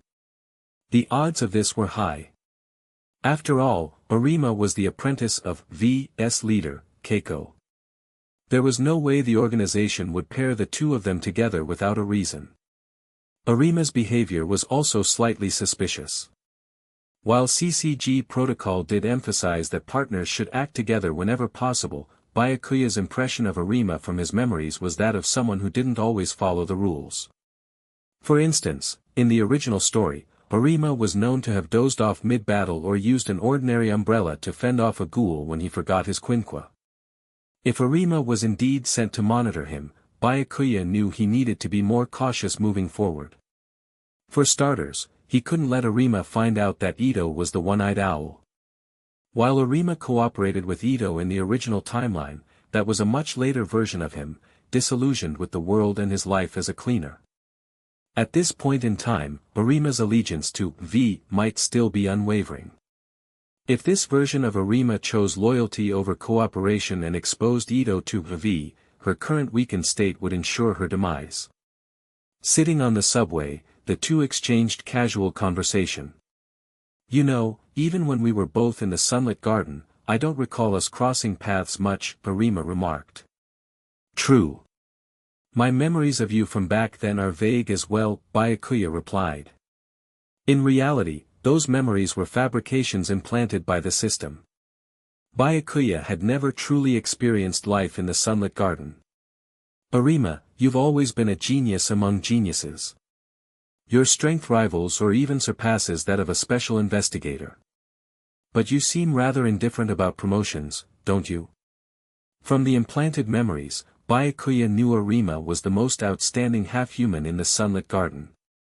Despite being in his physical prime, Arima remained a second-class investigator. Byakuya speculated that Arima might have intentionally slowed his career progression, perhaps he was reluctant to become a cleaner for the V organization. The so-called cleaners were nothing more than assassins, tasked with eliminating threats to the V organization. Byakuya suspected that Arima's current mission wasn't just about partnership, it was surveillance. In terms of strength, Arima at 16 years old already possessed the full capability of a special-class investigator. From 16 to 20, he was at the physical peak typical of half-humans. However, Arima remained a second-class investigator until he was 19. It wasn't until Kyuzan, also known as the non-killing owl, attacked CCG's second ward branch that things changed. With no one else in the branch capable of taking on the SSS-rated non-killing owl, Arima was forced to confront him using 2B-rated quinquas. The result? Not only did he repel him, but he also severed one of his arms. From that point on, though, Arima's half-human body began to decline. By the time he joined the V organization as a cleaner and was promoted to special-class investigator, his body was already past its prime. In conclusion, Byakuya speculated that Arima deliberately delayed his promotion to avoid being drafted by V as a cleaner too early. Tokyo isn't that large, and the journey from the 13th ward to the 2nd ward is fairly short. A subway ride brings you there quickly. Currently, Arima lives in the same apartment building as Byakuya, though on a different floor and in a different room. Byakuya had just returned home when Ito showed up. "You're as punctual as ever, Miss Takatsuki. I hope my manuscript will be published smoothly." As always, Ito removed her shoes and entered the room directly, wearing only her white socks instead of slippers. After more than an hour of discussion and revisions, Ito, feeling a bit tired, lay on Byakuya's bed to rest. Having spent most of her nights in the rundown hideout of Aojirai tree, she hadn't experienced such a comfortable bed in ages. Despite being alone in a room with a man, Ito seemed unconcerned or wary. After all, her strength allowed her such confidence. Because of this, Ito felt that this annoying investigator was surprisingly upright, not the type to exploit his power to take advantage of her. So, today was Mr. Byakuya's first day on duty as an investigator. "How was it?" Ito asked suddenly, breaking the silence as she rested. "Pretty well. On my first day infiltrating the school, I already found the target," Byakuya replied. That fast? So, has the ghoul been captured? Ito continued. Not yet. She fled quickly and decisively, leaving us no chance. But Miss Takatsuki seems quite curious about investigators' activities. I am curious, and I'm also gathering material for my next novel. Stories about ghoul investigators are rare and valuable. Ito replied, a mix of sincerity and humor in her tone. Ito's words were half true and half an excuse. Her next novel indeed revolved around ghouls and investigators. After all, Dear Kafka was already completed, it was time to prepare for her next work. By the way, you mentioned she. Does that mean the ghoul is a girl? Ito asked curiously. Yes. Not only that, but she's also one of my classmates, top of the class and the quietest, most well-behaved girl. Byakuya didn't bother to hide much as he spoke about Minami. Oh. A ghoul managing to be such a model student in a human school. Ito exclaimed in surprise. But even so, a ghoul can only see humans as food. That's probably why she caught your investigator's attention, right? Exactly. Just a few days ago, there was a predation incident involving her. While none of the victims died, several lost arms or legs. There were 5 victims in total. For a case with so many casualties, the CCG has to take action. Byakuya stated truthfully. This wasn't classified information, it simply depended on whether or not he wanted to disclose it. Normally, investigators wouldn't share such details with civilians to avoid unnecessary trouble. For research purposes, I'd like to know, how do you view this ghoul? As she spoke, Ito sat up on the bed, seemingly very interested in the topic. Her. I can see she genuinely wants to integrate into human society, to be a good student. But ultimately, she's still a ghoul. She can't suppress her hunger for human flesh or her innate violent tendencies. That's her true nature.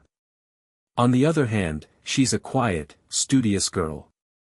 Byakuya summarized his impression of Minami. So, in the end, you will have to eliminate her. While speaking, Ito sat on the bed, jotting notes in a small notebook. These were valuable materials for her writing. She seemed particularly intrigued by this ghoul girl, who was struggling to integrate into human society. Not necessarily. Byakuya denied it. Oh. What do you mean? Ito's curiosity was piqued. For ghouls that aren't particularly heinous, my principle is not to kill if I don't have to. At most, I'd send them to a ghoul detention center. Byakuya replied. Some investigators killed every ghoul they encountered, regardless of their actions. From a purely human perspective, this approach wasn't wrong. A ghoul detention center, huh? Ito muttered thoughtfully.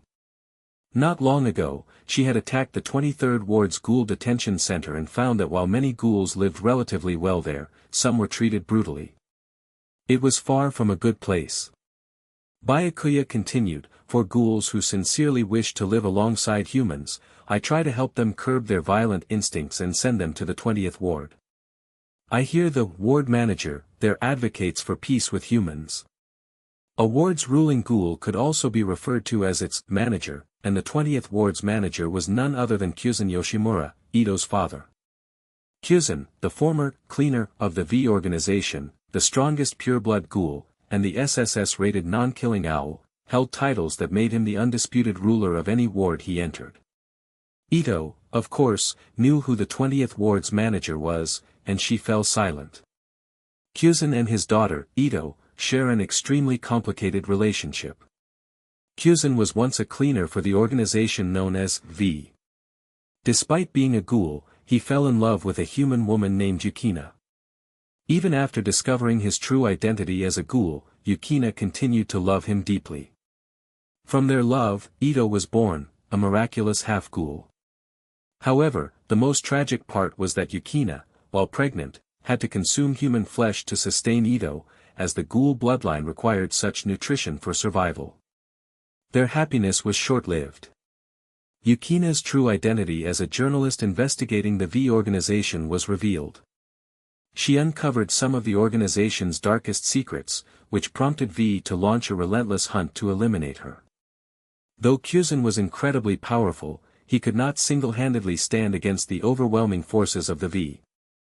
The organization's leader, Keiko, was even stronger than Kyuzin.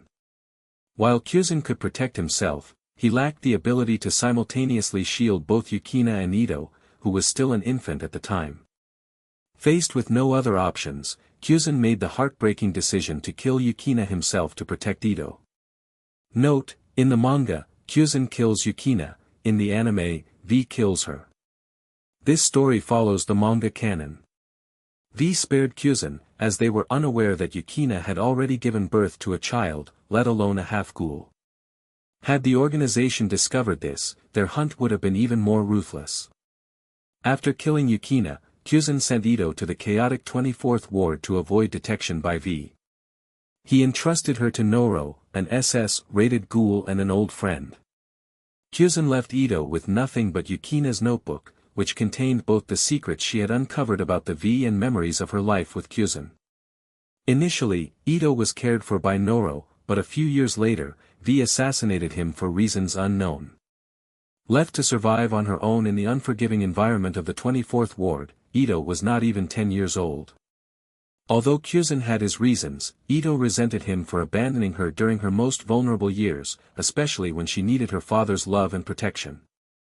Adding to her pain, Kyuzin had personally killed her mother. Even though Yukina had consented to it, Ito could never fully forgive him for this. All these factors fueled Ito's hatred for her father. Much of this hatred stemmed from her belief that Kyuzin had chosen to run from V instead of resisting. This led to her rebellion against both the CCG and the V organization controlling it.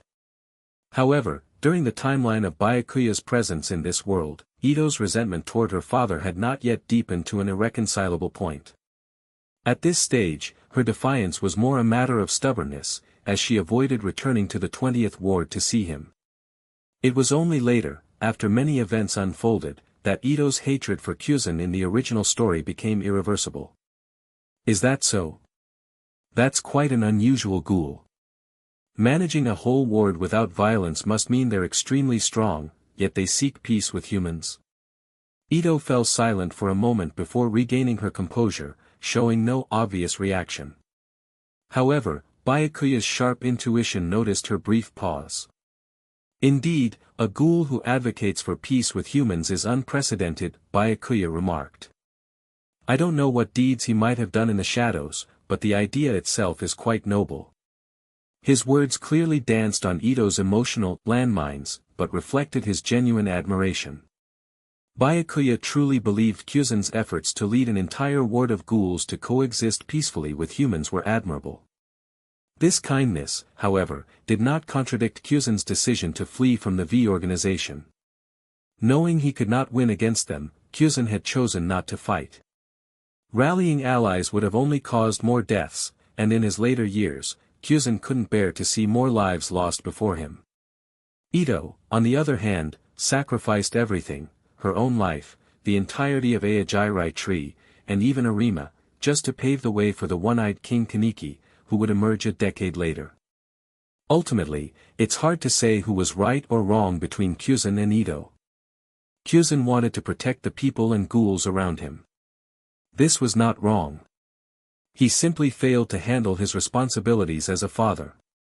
Ito wanted to change the world, a world that condemned ghouls as monsters from birth. This was also not wrong, but her violent methods caused countless tragedies. Noble, ha! Ito fell silent again before speaking. Mr. Byakuya doesn't seem to harbor much hatred toward ghouls. Not particularly. If it were possible, I'd prefer for humans and ghouls to coexist peacefully, Byakuya replied with a slight nod. Interesting. Ito finished jotting down notes. Thank you. You've given me plenty of material. I feel inspired for my next work. I'm looking forward to your next novel, Byakuya said. Ito jumped off the bed and announced, I should be heading back now. As always, Byakuya offered to walk her partway home. It's an honor to be escorted by a ghoul investigator, Ito joked halfway through their walk. Knowing her true identity as the one-eyed owl, Byakuya took the comment as playful banter rather than a genuine remark.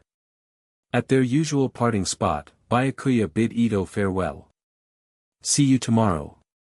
Be sure to tell me about that ghoul girl then, she said with a smile before disappearing into the shadows. The next day. Ding. Sign-in complete. Reward, 1 attribute point. Early in the morning, Byakuya and Narima had breakfast and took the subway to school. As they approached the school gates, they ran into Minami, who was also on her way.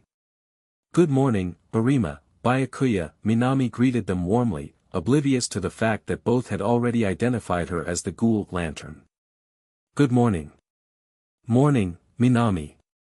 Byakuya and Arima acted as if nothing was amiss. Byakuya had no intention of immediately driving Minami out. Arima, on the other hand, wasn't entirely sure she was lantern yet. Without absolute confirmation, investigators were forbidden from acting recklessly. After all, if Minami turned out to be a normal human, attacking her would create serious trouble. Unbeknownst to them, Minami had already grown suspicious that the two might be CCG investigators, making her even more cautious in her interactions with them. Byakuya moved ahead, leaving Arima and Minami some time alone. Arima instinctively wanted to follow, but considering that Minami, likely the ghoul known as Lantern, was still beside him, he refrained from doing anything unusual. Thus, Arima had no choice but to walk alongside Minami. Yesterday morning, it seemed like you and Byakuya both left with Taisha for a while. Nothing serious happened, right? After all, Taisha seems like a delinquent. Minami suddenly broke the silence and spoke to Arima. Nothing happened. Arima's expression remained stoic, and his tone was flat. His indifferent response immediately created an awkward atmosphere, making it difficult to continue the conversation. That's good then. I was worried you turned into a delinquent too, Minami said with a smile. After that, the two fell into silence again. A faint blush appeared on Minami's quiet, adorable face, seemingly embarrassed by Arima's cold demeanor. Meanwhile, Byakuya arrived at the classroom first. He noticed that his seatmate, Taisha, had also shown up today, along with his childhood friend Aki. Ryu, however, seemed to be in another class. Taisha, Aki, how are you feeling? Recovered yet? Byakuya asked, showing concern. More or less, though I'm still a bit shaken, Taisha replied gloomily. Aki was pretty scared last night. She insisted on staying at my place, but she looked a lot better this morning. What? Hearing her name, Aki, who was sitting in the row ahead, spun around and smacked Taisha on the head with a book. Blushing furiously, she yelled, Taisha, you idiot. Such an idiot. Although her hit didn't hurt much, Taisha was left dumbfounded. What's wrong with you, Aki? You were scared last night, weren't you? That's not the point. Aki's embarrassment only grew, her voice rising in frustration. Taisha remained completely confused. Byakuya sighed internally, already understanding why Aki was so embarrassed and angry. Being scared and running to stay at a guy's house wasn't the issue, the problem was staying overnight at a guy's house. But Taisha, like a clueless blockhead, didn't get it at all. Byakuya lost interest in their playful bickering. He had more pressing matters to address. About the ghoul incident yesterday, I need to warn you. If you keep riding your bikes and speeding around the city, you'll likely get attacked again. Why? What does street racing have to do with this? Taisha asked, puzzled. Though he wasn't too interested in racing, Aki and Ryu probably wouldn't give it up so easily. That ghoul didn't attack you randomly. While I don't know the exact reason, I strongly suggest you stop. Nothing is more important than your lives, though people usually only realize this when they face death directly. Byakuya explained. Alright, I'll try to talk some sense into Ryu and the others. If they don't listen, I'll knock some sense into them. Taisha rolled up his sleeves, determined. Even if it meant getting beaten up himself, he was set on stopping them. After last night's events, Taisha saw Byakuya and Arima in a new light, trusting their words more than ever. Clearly, Taisha didn't know much about the CCG or Ghoul investigators, so he hadn't connected Byakuya and Arima to them. Most civilians seemed to have limited knowledge of ghouls and the CCG, and many students were likely unaware of them entirely. Aki. Taisha naturally started with convincing Aki. Fine, I'll stop, but only if Taisha agrees to one condition, Aki replied. After experiencing the terror of last night, she realized how dangerous ghouls truly were. Getting caught by the police might result in a lecture or juvenile detention, but being caught by a ghoul meant death, or worse. All right. Whatever the condition is, just say it. I'll do it if I can. Taisha said, thrilled that Aki had agreed so quickly. You used to love baseball, didn't you, Taisha? Aki began, but before she could finish, Arima and Minami entered the classroom through the back door. Taisha's attention was immediately drawn to them, especially as Minami seemed to be chatting and laughing with Arima. This made Taisha frown, feeling inexplicably irritated. Ahem. Byakuya cleared his throat lightly, reminding Taisha, Aki was still talking to you. Huh? Oh, right. Taisha turned back to Aki, only to see her pouting angrily. Idiot Taisha. You've fallen for another girl, haven't you? What? No. Wait. Taisha panicked. Don't say it so loudly. What if someone hears? So what? You're an idiot anyway. It'd serve you right to be humiliated. Aki retorted, still fuming. Taisha quickly surrendered, all right. It's my fault, okay? What was that condition you mentioned earlier? I don't want to tell you anymore. Maybe later, Aki said, pouting. Fine, Taisha replied, utterly perplexed. He couldn't figure out why Aki was so angry. Was it because he hadn't paid attention to her condition? Surely it wasn't that big of a deal. Sitting nearby, Byakuya was speechless. Taisha is truly dense beyond belief. Hey, Byakuya. Taisha leaned in and whispered, can you keep what just happened a secret? No problem, Byakuya replied with a nod. But a word of advice, you might want to give up. While relationships between humans and ghouls weren't entirely impossible, examples did exist. Last night's event spoke volumes. While it wasn't entirely impossible for humans and ghouls to form romantic relationships, there were even many examples of it. Taisha had no idea that Minami was the same ghoul who had nearly killed him and his friends last night. If he ever found out, his fantasies would surely crumble. He'd be better off cherishing the girl right in front of him, his childhood friend, Aki. Of course, in the original story, Aki did eventually become Taisha's wife. Give up. I can tell you mean well, but I'm not ready to give up so easily. Taisha's expression was resolute as he spoke. He didn't even consider the possibility that Minami could be a ghoul.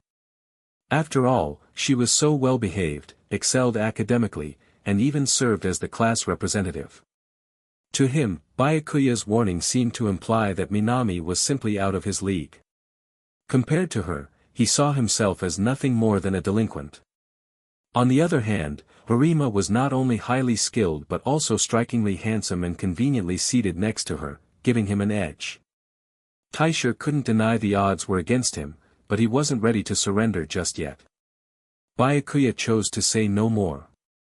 Unless he outright told Taisha that Minami was the pumpkin-head ghoul, the boy would likely never give up. But doing so would interfere with Byakuya's plan, so he kept quiet. The first class that morning was math.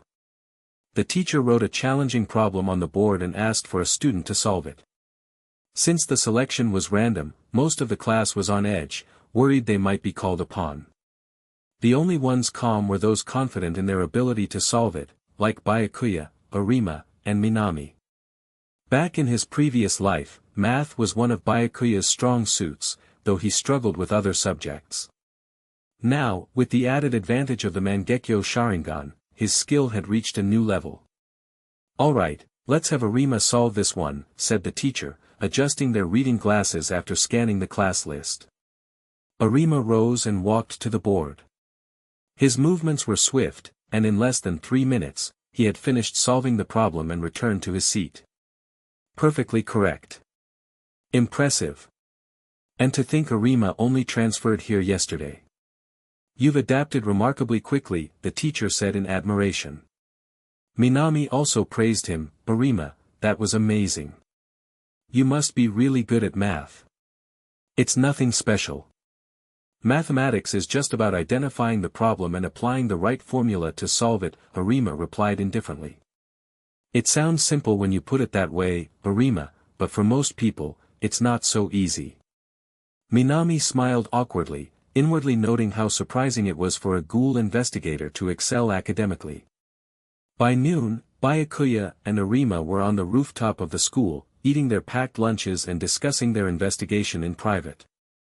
Arima, did you learn anything useful from your interaction with Minami today? Byakuya asked casually. No. Her behavior was completely normal, with nothing unusual to note.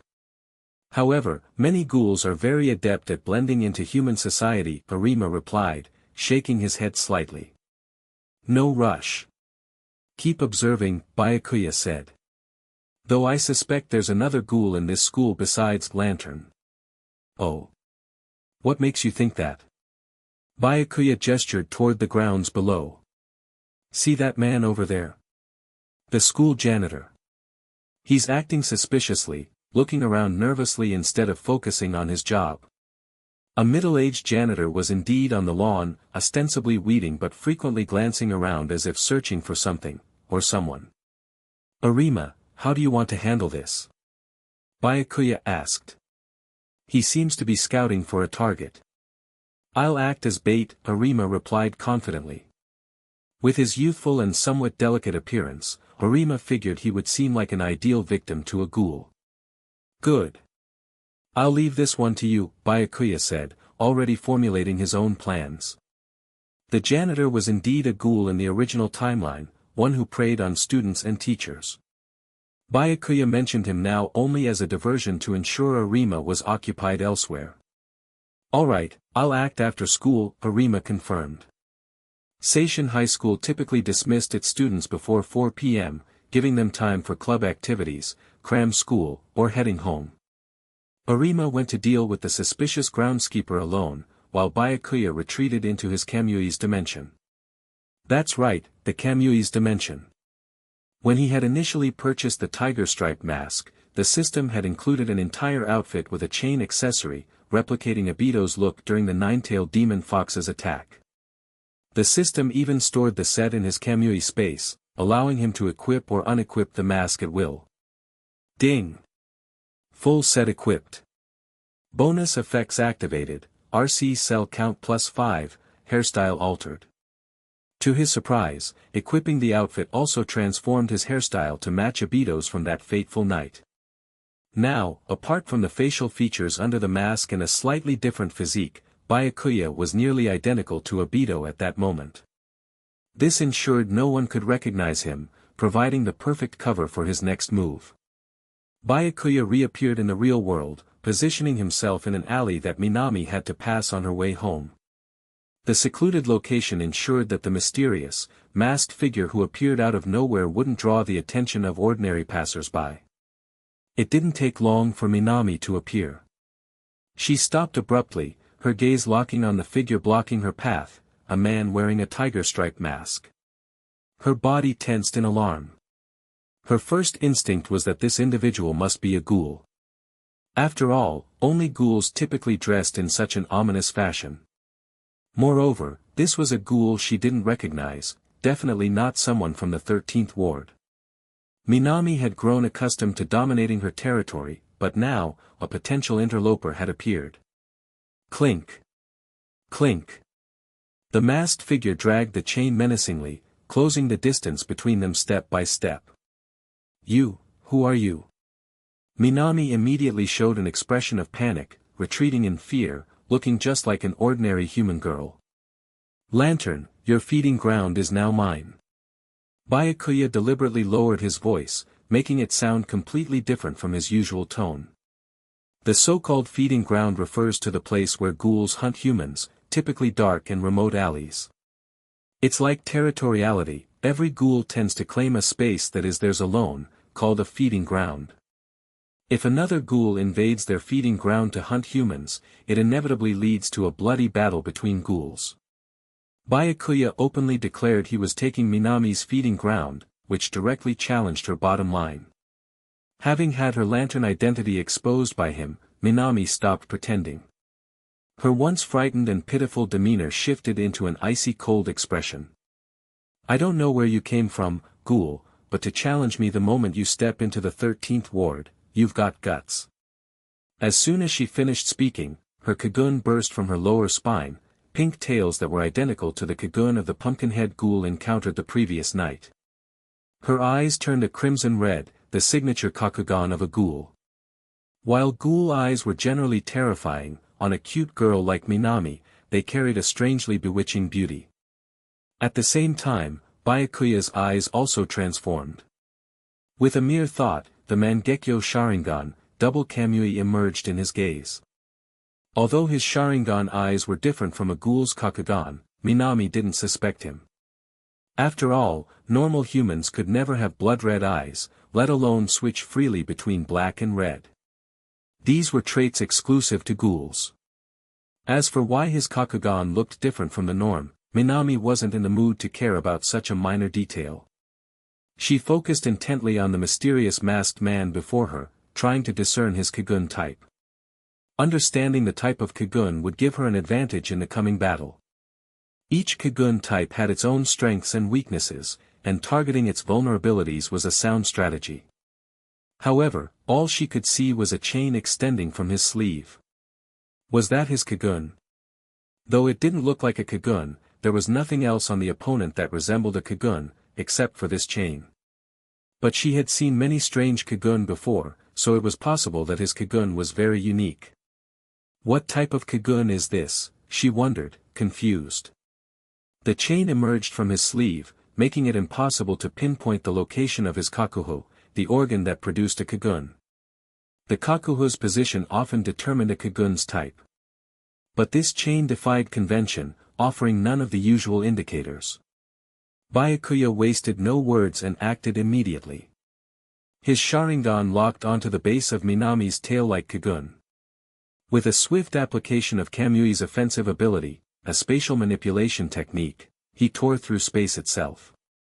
Although this ability traditionally resided in his left eye, his mastery of the dual Kamui allowed him to wield it with both, achieving far greater speed. So fast, in fact, that Minami couldn't react at all. By the time she felt a strange spatial distortion, her kagun had already been severed by a spiraling vortex. What? Pain surged through her as she realized her kagun was gone. Moments earlier, she had been analyzing her opponent's kagun, yet she hadn't even seen him make a move. How was this possible? Seizing the moment before her kagun could regenerate, Byakuya dashed toward her at triple the speed of a normal human. The chain shot from his sleeve, wrapping tightly around her neck. As the chain constricted, Minami began to feel suffocated. But ghouls were far more resilient than humans. Minami, being a tail-type ghoul adept at close combat, immediately countered with a kick. Her right leg lashed out sharply, but Byakuya evaded effortlessly with a leap, flipping over her in midair. The chain around her neck tightened further during his aerial maneuver. Pain twisted Minami's face. Despite her A+ rated strength, her endurance had limits.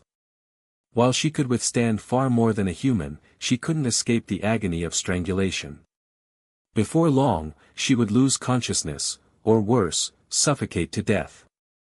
Thankfully, her kagun had already regenerated. She launched it toward the masked man at point-blank range. Victory seemed certain at this distance. But her hope turned to despair in the next moment. Her kagun passed through his body as though it wasn't there. This was the power of Byakuya's intangible form. By transferring his physical body into the Kamui's dimension, he became untouchable in the real world. While his consciousness remained in the physical plane, his body existed elsewhere, making him immune to attacks. Minami's suffocation worsened, and her vision began to blur. Am I really going to die here? Despair filled her heart.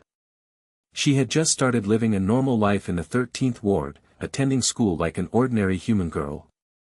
That precious time had been shattered, and now it was all over. Tears welled up in Minami's eyes. Ding!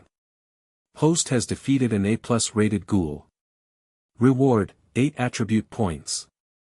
Byakuya didn't release the chain but also refrained from tightening it further. He was waiting for someone. He had no intention of killing Minami, his goal was something else entirely. Finally, his target arrived. A familiar white figure appeared, none other than Arima. Arima, already prepared for battle, had drawn one of his quinquas, Yukimura, from its cello case. He charged at Byakuya with a deadly precision. Clang! Clang!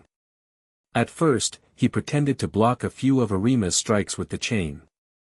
Due to its origin as a system-provided tool, the chain was exceptionally durable, easily withstanding the attacks of AB-rated quinqua without damage.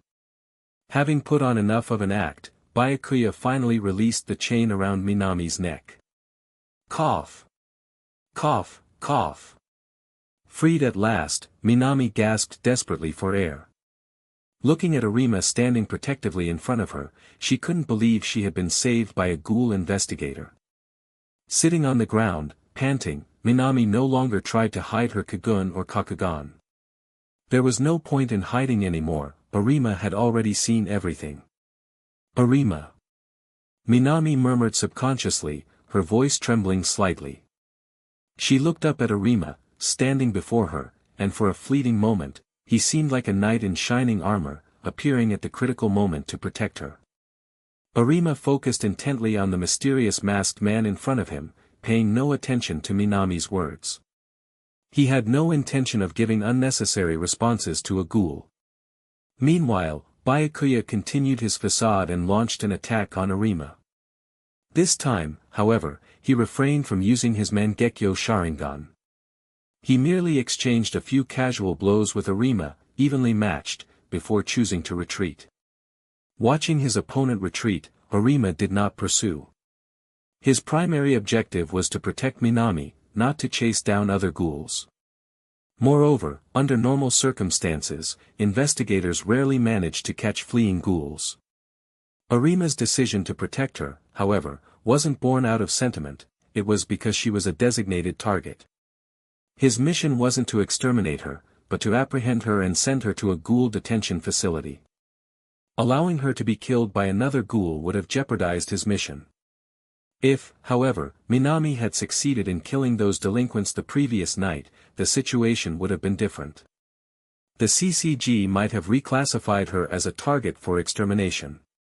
That said, ghouls of higher calibers, such as S, SS, or even SSS ratings, were often spared to serve a purpose, either to provide information on other ghouls or as experimental subjects for developing new quinqua weapons.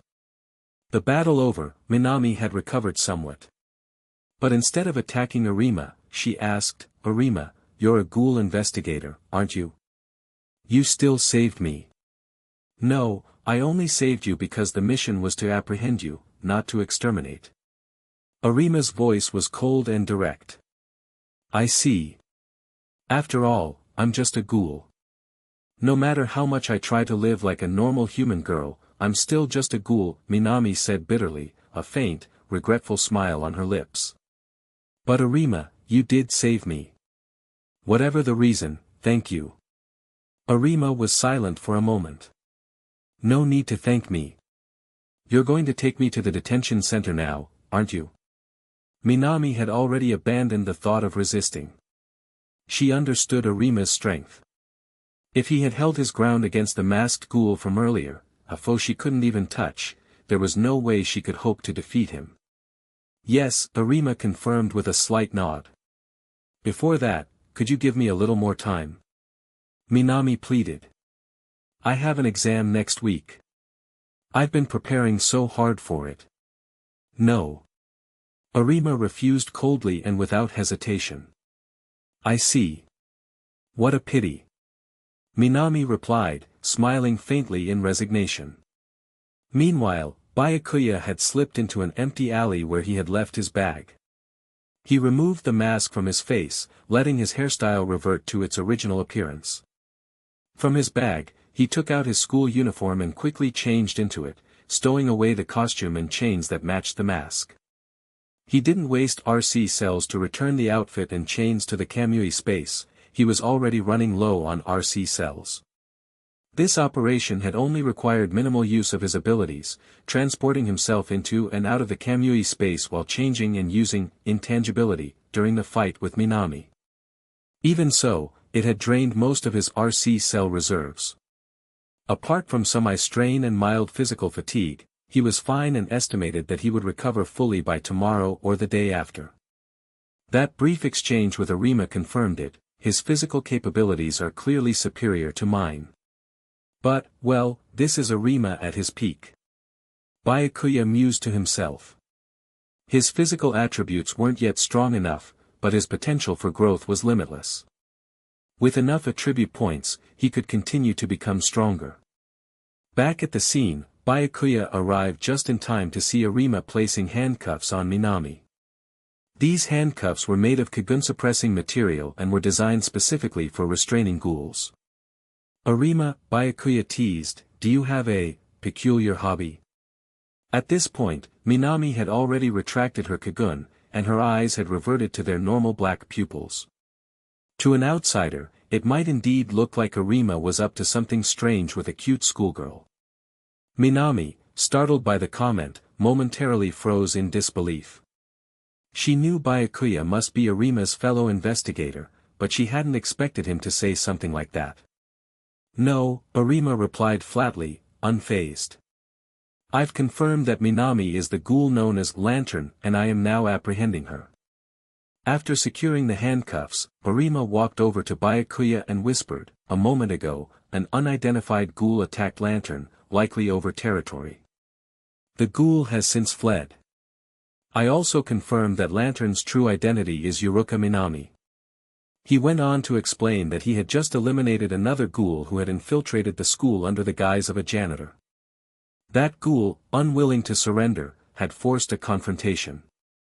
What Arima didn't realize was that the unidentified ghoul from earlier was none other than the man standing before him, Byakuya. The differences in their appearances were too stark. While their body types were similar, Arima couldn't rely on that alone to make a connection. Moreover, Arima was fully aware that both he and Byakuya were half-humans from Sunlit Garden, and half-humans didn't possess Kakugan. By the way, Lantern just requested more time, apparently to finish her upcoming exam. What do you think, Byakuya? Arima asked, relaying Minami's earlier plea. As Arima's partner and superior, Byakuya had the final say. Let her have this chance. Besides, don't you enjoy the school life here too, Arima? A bit more time won't hurt, will it? Byakuya replied. Arima remained silent for a moment, his expression unchanging, but did not refute Byakuya's words. Understood, he finally replied. After finishing his conversation with Byakuya, Arima returned to Minami's side. He unlocked the handcuffs restraining her. This is... Why? Minami was visibly shocked. You'll be given some time. After your exams are over, I'll come to take you into custody, Arima explained. Minami was both surprised and elated, thank you so much. No need to thank me. It was Byakuya who gave you this chance, Arima spoke matter-of-factly. That must be because Arima interceded for me. Otherwise, Byakuya wouldn't have known about this, Minami insisted. No, I simply reported the situation as it was, he denied, his tone detached. All right then. She thought to herself how cold and distant Arima seemed. You can go home now, Arima dismissed her as though nothing unusual had occurred. He wasn't worried about Minami escaping. Now that her identity as Lantern was exposed, he could easily track her down again unless she completely vanished from human society. I'm still afraid of that ghoul from earlier. Arima, could you walk me home? She requested hesitantly. Fine. Arima agreed, as his mission was to ensure her safety until capture. He didn't want her killed by another ghoul. I'll head off then. Arima, you escort Minami home. At that moment, Byakuya also chimed in. Understood, Arima nodded. Ding. Quest completed, Quest 3, Alter Yuruka Minami's fate, reward, 20 attribute points. The turn of events was entirely under Byakuya's control. To put it bluntly, he had disguised himself as a ghoul to directly push the story forward. Otherwise, with Minami's personality, she would have continued playing the Ghoul Investigator game for a long time, such as betraying other ghouls to him and Arima to lower their guard, and then looking for an opportunity to eliminate them. Byakuya had no interest in wasting time on such a charade. There were other ways, such as exposing Minami's identity as Lantern through direct confrontation as a Ghoul Investigator. However, CCG investigators were prohibited from acting against civilians without absolute evidence. Even if the civilian was secretly a ghoul, doing so would damage their reputation. That was why Arima, despite his strong suspicions about Minami, had not acted on them. CCG regulations were clear: no action could be taken against someone unless there was undeniable proof of ghoul activity. By posing as a ghoul, he not only pushed Minami to recognize Arima's strength but also prevented her from making reckless moves against him. This greatly reduced the likelihood of her death. In the end, this was the best approach. He had efficiently and smoothly changed Minami's fate. Whether she ended up confined in a ghoul detention center or not, at least she wouldn't die. However, Byakuya still preferred that Minami seek refuge in the 20th ward with Yoshimura, the manager of Antiku. Through the subway, Byakuya returned to the 2nd ward. He had just finished preparing dinner when Ito appeared at his door. Miss Takatsuki, you're early today. I was just about to eat, Byakuya remarked, slightly surprised. I couldn't wait to gather material. By the way, mind if I grab a bite? Ito casually asked, hoping to share his meal. Of course, she wasn't just hungry, she wanted to naturally dispel any suspicion Byakuya might have about her being a ghoul. After all, ordinary ghouls couldn't eat human food. Only half-humans and half-ghouls were exceptions. However, most investigators didn't even know about the existence of half-humans or half-ghouls. Ironically, both Byakuya and Ito fell into those rare categories, one a half-human, the other a half-ghoul. Of course, Byakuya agreed readily. His apartment was modestly furnished, with a small dining area suitable for just 2 people. Your cooking skills are impressive, Ito praised after tasting a few bites. As a half-ghoul, she could genuinely enjoy the flavor of food, unlike ordinary ghouls who had to fake their appetite. Though human food didn't harm her, it couldn't sustain her strength the way human flesh or cannibalism could. I'm glad you like it. Byakuya replied humbly. Whether her compliment was sincere or not, he prided himself on his cooking skills. In his previous life, he often cooked for himself. Now, with his Sharingan enhancing his precision and focus, his culinary abilities had naturally improved. So, how did things go today? That ghoul girl, what's her situation? Ito smoothly shifted the topic to the main issue. Her ghoul identity has been fully exposed, Byakuya replied. I see. So, it's game over for her, isn't it? Ito asked, her tone laced with regret. Not quite. I spoke with my partner, and we agreed to let her finish her exams next week. But honestly, I'd prefer for her to go to the 20th ward. Byakuya admitted. His hope lay in the unique system established by Yoshimura in the 20th ward, where ghouls refrain from hunting humans, instead subsisting on suicide victims and accident casualties.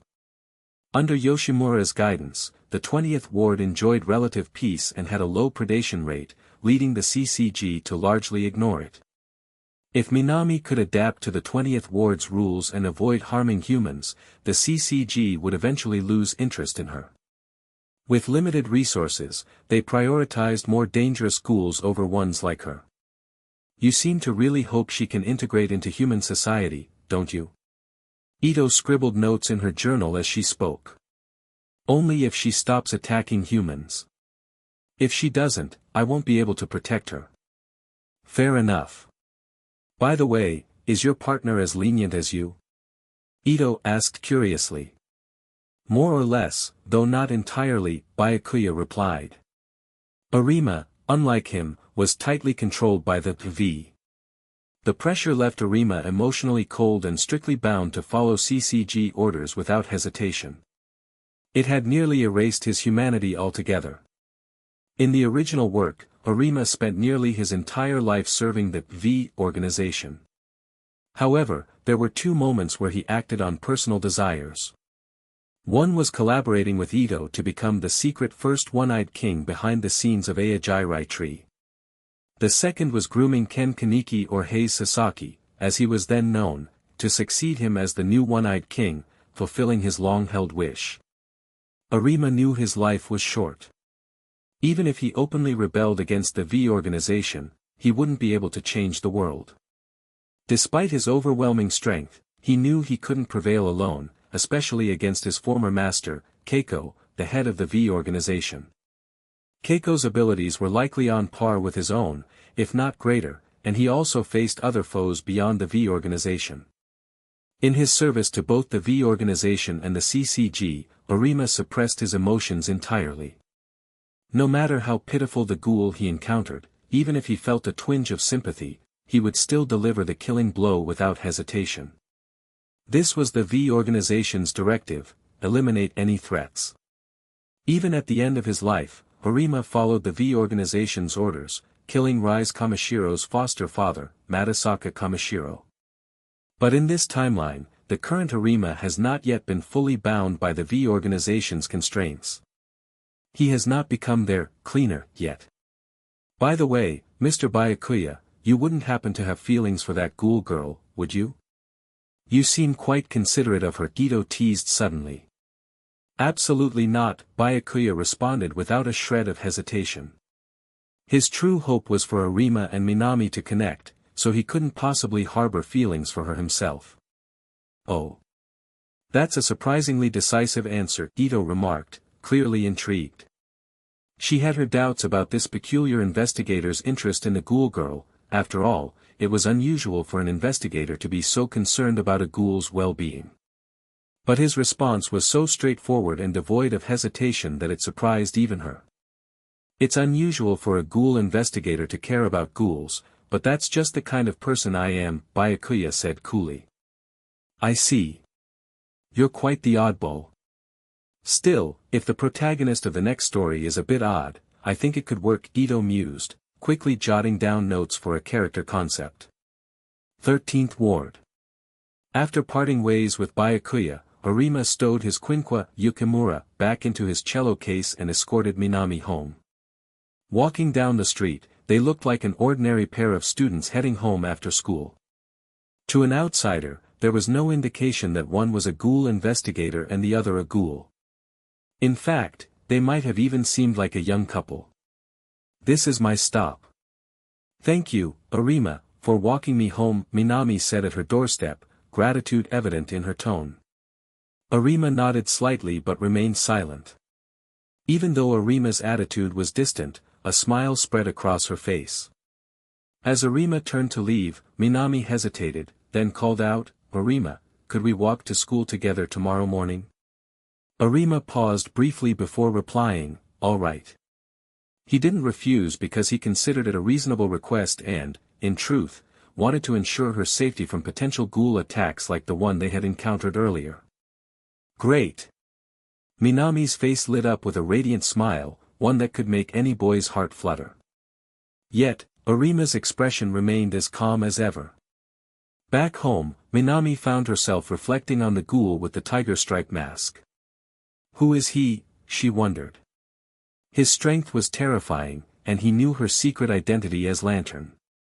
Despite her cautious behavior at school, even among her ghoul acquaintances like Yakumo Omori, no one had ever discovered her true identity. The thought made her uneasy. Unknown enemies were the most dangerous of all. Still, her ultimate fate seemed to lead toward capture and imprisonment in the Ghoul detention center, so perhaps it didn't matter much in the end. Shaking off these dark thoughts, Minami refocused on her studies. Her top-tier academic performance wasn't just an act, she genuinely enjoyed learning, even if it was a part of her human disguise. The next morning. On the train ride to 13th Ward, Byakuya asked Arima, "So, after walking Minami home yesterday, did anything else happen?" "No," Arima replied stoically. "Lantern seems to have given up any intention of resisting." "That's not really what I meant." "Never mind. With your personality, there's no way anything could have happened that fast," Byakuya muttered cryptically. Arima frowned slightly. "What do you mean?" He couldn't have guessed that Byakuya was subtly asking if there had been any romantic progress between him and Minami. "Forget it," Byakuya said, dismissing the topic.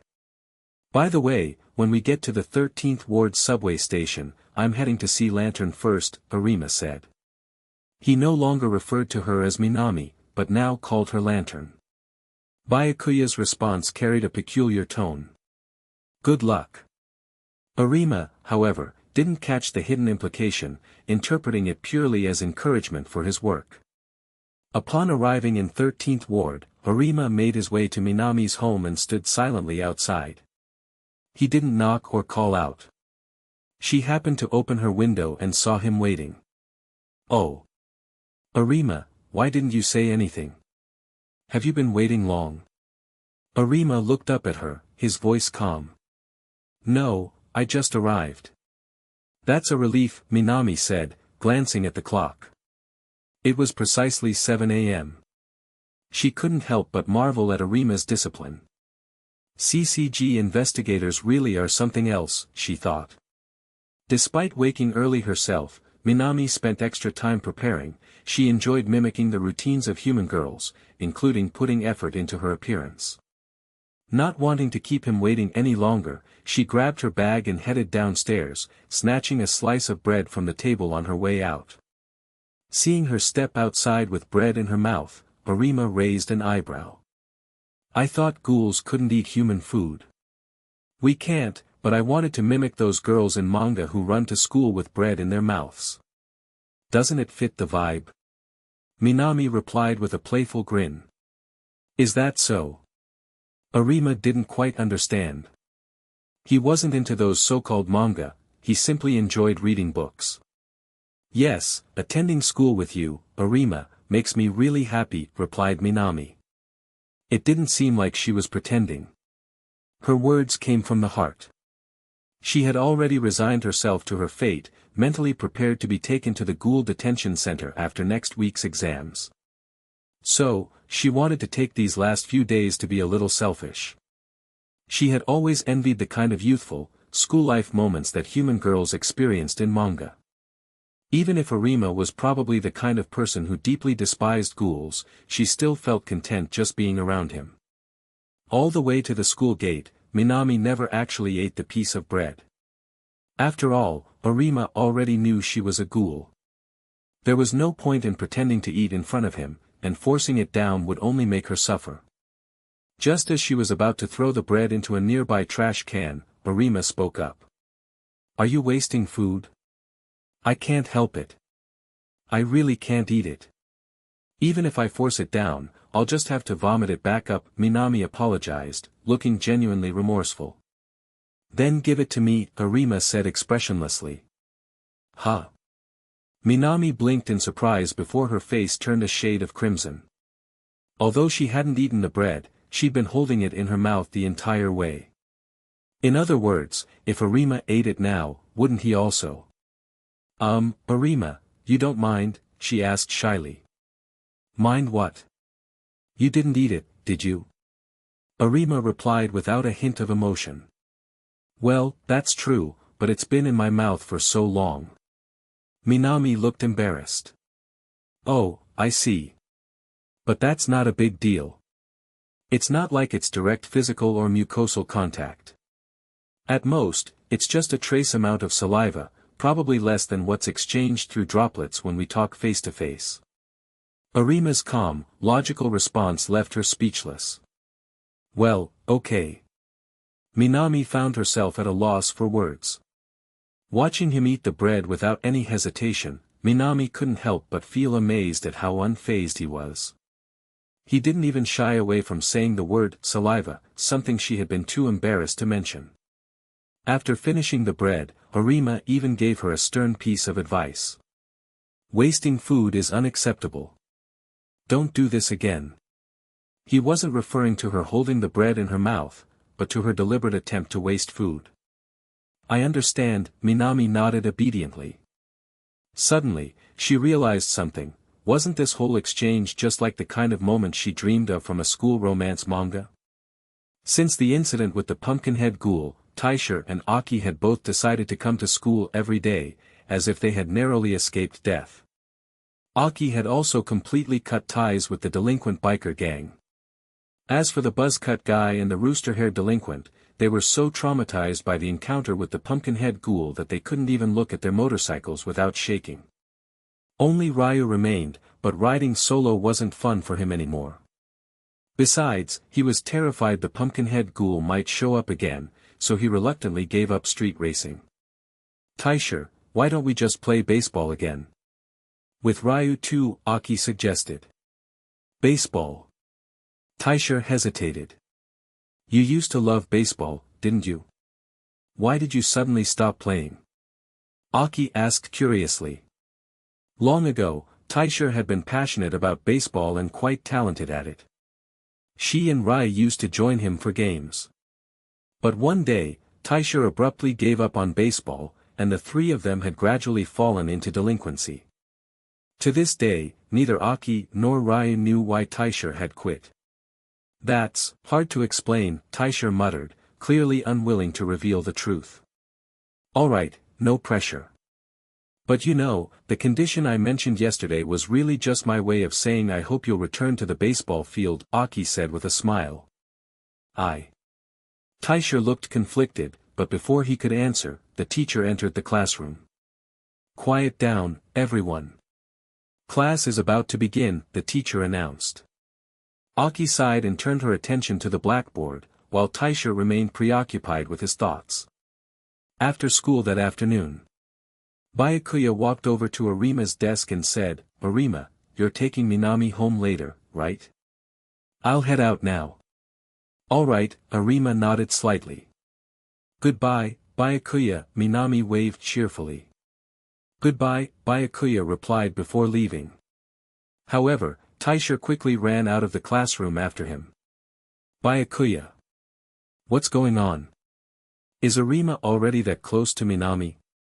Taisha asked, clearly flustered. Aki chased after him, calling, Taisha, wait for me. They're close. I don't know how close. But they do seem to go to and from school together, Byakuya said casually. That's basically dating. Taisha's voice cracked with frustration. He hadn't expected Arima to get so close to Minami so quickly, leaving him with no chance at all. Idiot Taisha. All you ever think about is other girls. Aki shouted as she finally caught up, though secretly, she was relieved. At least now, Taisha wouldn't be obsessing over Minami. With that, Byakuya decided to walk home with the two of them. Meanwhile, Arima walked Minami home as usual, as if it were just another task. Arima Minami. A voice called out to them from behind. It was a classmate, a girl named Kobayashi. Kobayashi, Arima greeted her, remembering her name. He had memorized the entire class roster on the first day of school. Minami greeted her warmly as well, but then Kobayashi hit them with a sharp question. Arima, I noticed you and Minami coming to school together this morning. And now you're walking home together, too. So, are you two dating? Kobayashi's question left Minami momentarily stunned. Kobayashi, wearing glasses and adjusting them with her right index finger like a detective despite her petite frame, was clearly fishing for gossip. Arima remained silent, showing no particular reaction. "It's not like that. Arima and I aren't dating," Minami quickly denied with a smile. "Really? I thought you two had started dating already," Kobayashi replied, surprised. "No, really, we're not. It's just that we happen to live in the same direction, so we walk to and from school together," Minami explained. "Ah, I see." Kobayashi nodded slightly before leaning in close to whisper in Minami's ear. "But honestly, Arima is so handsome, and he's already super popular in our class since transferring. I've even noticed girls from other classes taking an interest. You might want to take this opportunity while you can." "That. I can't." Minami replied awkwardly, forcing a smile. She genuinely couldn't. After all, she was a ghoul, and Arima was an investigator for the CCG, Natural Enemies by Fate. Besides, she was set to be taken to the Ghoul detention center next week. Kobayashi adjusted her glasses. "Don't say you can't. If someone else swoops in, it'll be too late." Arima stood silently nearby. Even though Kobayashi and Minami spoke in hushed tones, he could still catch fragments of their conversation. Uncertain of what to say, he decided to wait patiently for them to finish. I get it. Stop already, Arima is definitely hearing all this." Minami tried to steer away from the embarrassing topic. "Well, if Arima overhears, it might actually help you two get closer," Kobayashi said. "Anyway, I won't bother you any longer. I still need to interview Byakuya, another popular transfer student." Relieved, Minami let out a sigh. Arima, for his part, remained impassive, as if he had heard nothing at all. But the atmosphere grew awkward. Minami wasn't naive, she knew Arima had overheard everything and was likely staying silent out of consideration for her feelings. After an uncomfortable silence, Minami suddenly spoke. "Arima must hate ghouls, right?" Kobayashi didn't mean anything by it, but of course, she'd never guessed that I'm a ghoul. Since no one else was around, she dared to use such a sensitive term openly. From her perspective, Arima's young age and career as a CCG investigator likely stemmed from a deep hatred of ghouls, perhaps a personal tragedy involving them had driven him to join. "Hate ghouls?" "Not exactly." Arima replied calmly. As a half-human, Arima himself carried ghoul blood. He didn't particularly hate or love either humans or ghouls. His feelings didn't matter. What mattered was following orders from V. The CCG and V's dynamics were far from a straightforward humans versus ghouls conflict, their complex relationship defied such simple categorizations. Minami was surprised. She hadn't expected Arima to deny it. "But whether I hate them or not, I'm still a ghoul investigator," Arima said flatly. The deeper meaning was clear, his personal feelings were irrelevant, he acted solely on V's directives. "I see. I'm just surprised you don't hate me," Minami said, smiling faintly. Arima said nothing. "Arima. Honestly, I love school. I've always longed to live like a normal human girl, studying and having fun. It's such a silly dream for someone like me, isn't it?" Minami let out a self-deprecating laugh. "A ghoul who sees humans as food, wanting to live like them, ridiculous, right?" Arima didn't respond, only watching her with his usual blank expression. "Of course, I'm not saying this to earn your sympathy. If that were my aim, I'd have said it from the start," Minami continued. She stopped walking, turning to face him. "Oh, by the way, those motorbike racing troublemakers from the other night, they're friends of Taisha, right? Quiet moments are precious to me, and they disrupted that peace. Honestly, I wanted to just kill them. From your human perspective, doesn't that make me a rotten ghoul to the core? Totally undeserving of any sympathy? Who knows? When the time comes, I'll just take you, or rather, Lantern, to the detention center, Arima said, his tone neutral. After all, as a half-human, he couldn't see things from a purely human perspective. When the time comes, I'll go quietly with you, Minami said with a gentle smile. But I have one selfish request. Could you call me Minami? Just for these last few days, I want to feel like a normal person. Minami, he replied without hesitation. Thank you, Arima. Minami's face lit up with a heartfelt smile. You've probably heard enough of this already, but being able to share these things with you made me really happy. Before long, they arrived at Minami's home. See you tomorrow, Arima, she said, waving like any ordinary schoolgirl saying goodbye to a close friend. Goodbye, he replied, his voice calm. Though he wasn't devoid of emotion, he made a conscious effort to suppress it. Even so, Minami's words had struck a chord with him. It was the first time he had truly listened to a ghoul's inner thoughts. And it was also the first time he had encountered such a unique ghoul. Before now, he'd hardly ever spoken to ghouls, let alone tried to understand them. I'm starting. Ito clasped her hands together, a typical Japanese dining etiquette gesture. Indeed, today Ito was once again at Byakuya's home, mooching off his cooking. Whether it was because she genuinely enjoyed his food or simply wanted a free meal, no one could say. At first, Ito had seemed a bit reserved. More accurately, she was aloof toward humans, avoiding interaction with them altogether, very different from the cheerful, outgoing her version of 10 years later. However, after spending so much time with Byakuya, her initial shyness began to fade. Of course, Ito's true nature was far from shy. As the infamous ghoul who had fought her way out of the 24th ward through countless acts of Kakuja cannibalism, her introverted demeanor was nothing more than a facade. In her human guise, she naturally felt no affinity for other humans. So, how's that ghoul girl doing today? As usual, Ito couldn't resist gathering information. Nothing unusual. She doesn't seem inclined to resist and appears focused on calmly finishing her exams next week, Byakuya replied, casually eating dinner.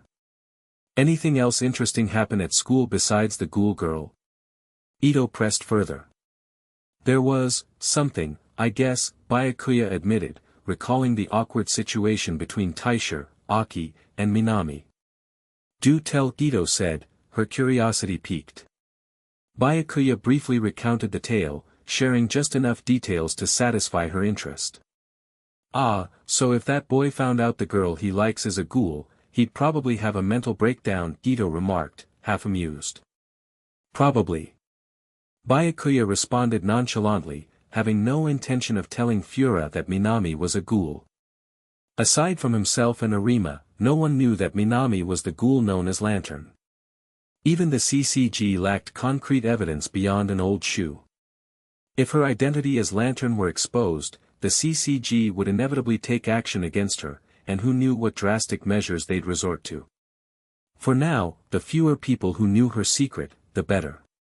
As for Ito, Byakuya trusted her not to report anything to the CCG.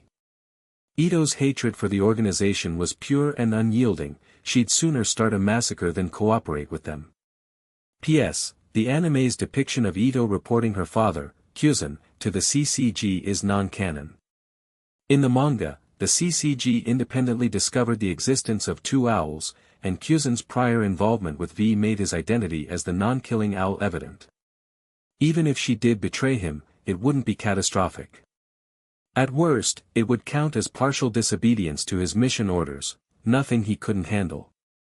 By the way, is there anyone you like at school? Ito's sudden question caught Byakuya off guard. No, he replied with a shake of his head. Really? There must be plenty of cute girls at your school. Isn't it normal to fall for someone at first sight? Ito had never attended a human school herself.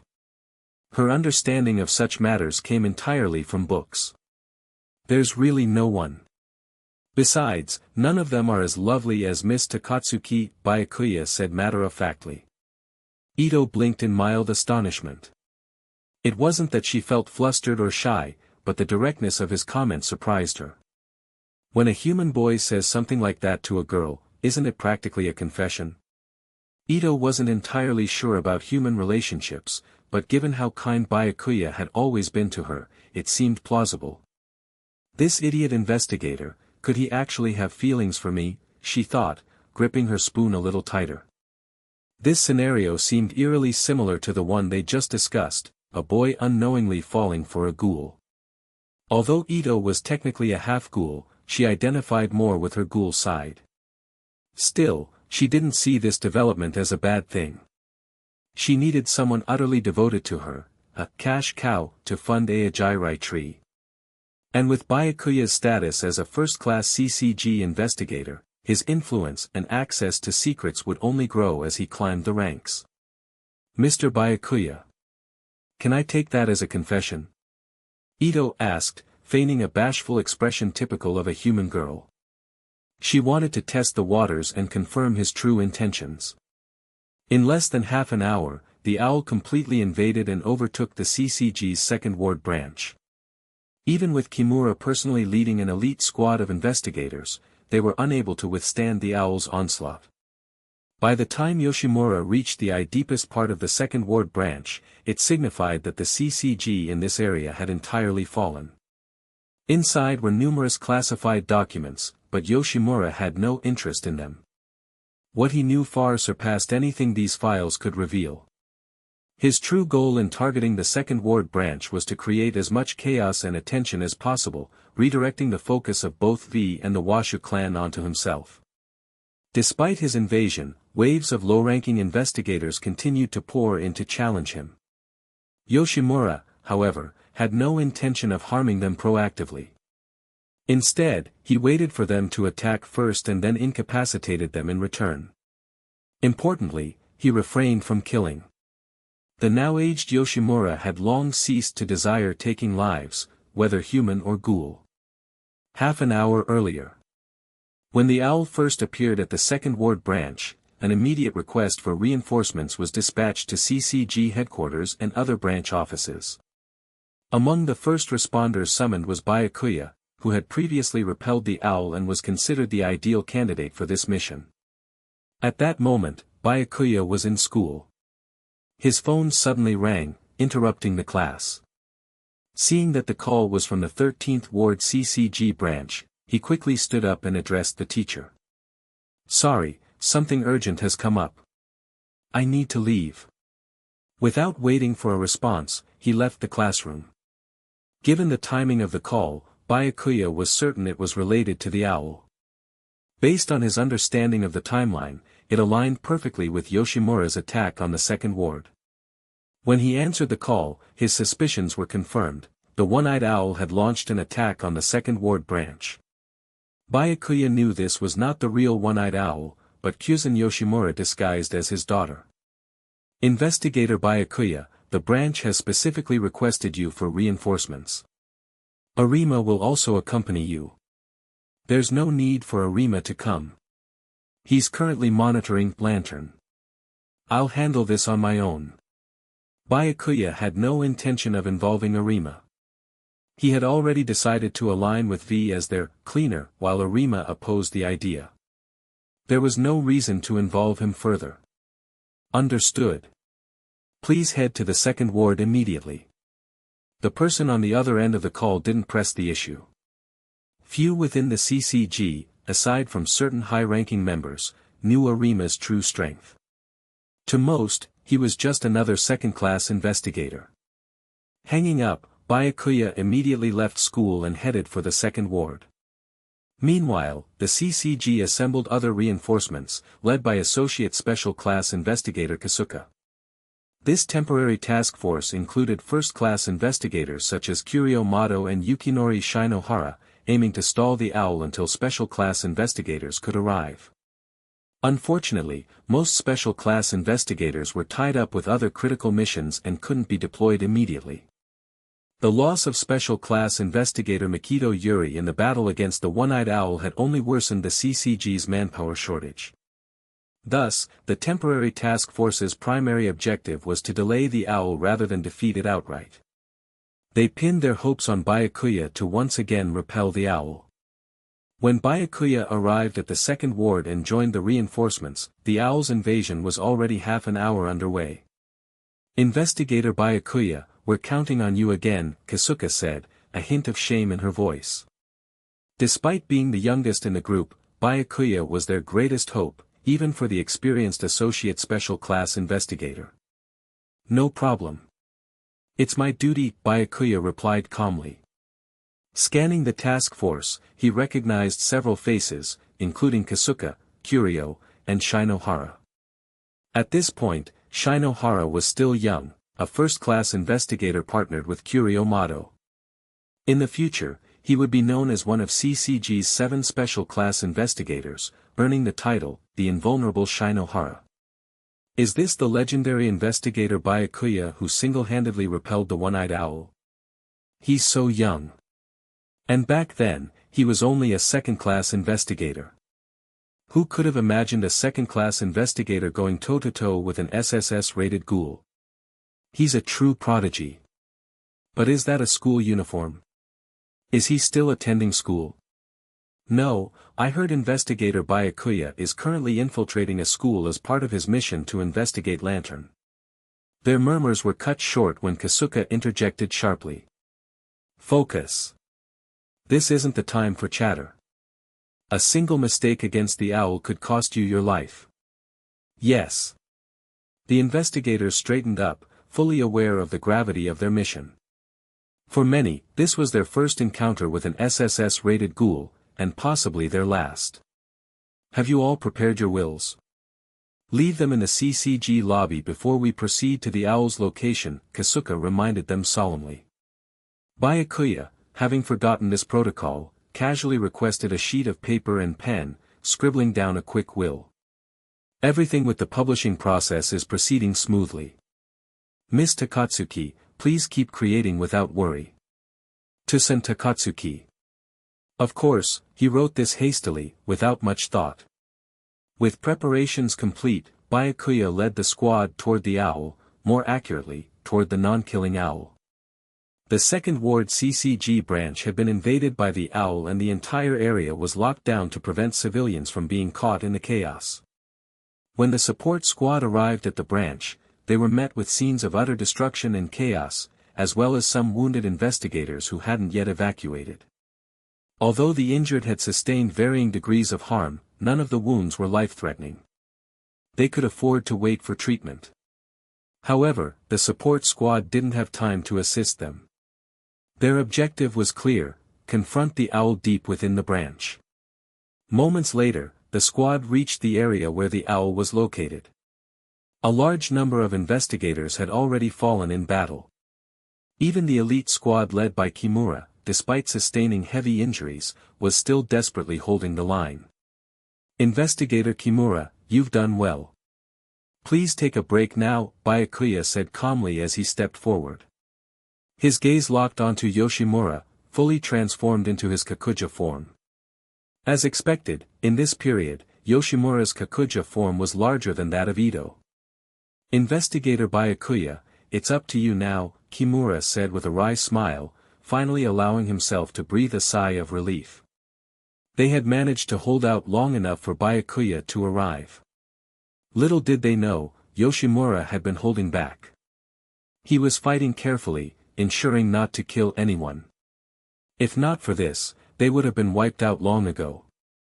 Byakuya nodded slightly and approached the owl, carrying 2 Quinqua suitcases in his hands. Even in the face of an SSS-rated ghoul, he showed no trace of fear. The owl, more accurately, Yoshimura, looked at the young investigator before him and felt a twinge of familiarity. Wasn't this the human teenager who had wandered into Antiku just days ago? At the time, Yoshimura hadn't realized the boy was a CCG investigator, let alone the strongest member of the team now confronting him. Investigator Kasuka, should we assist Byakuya?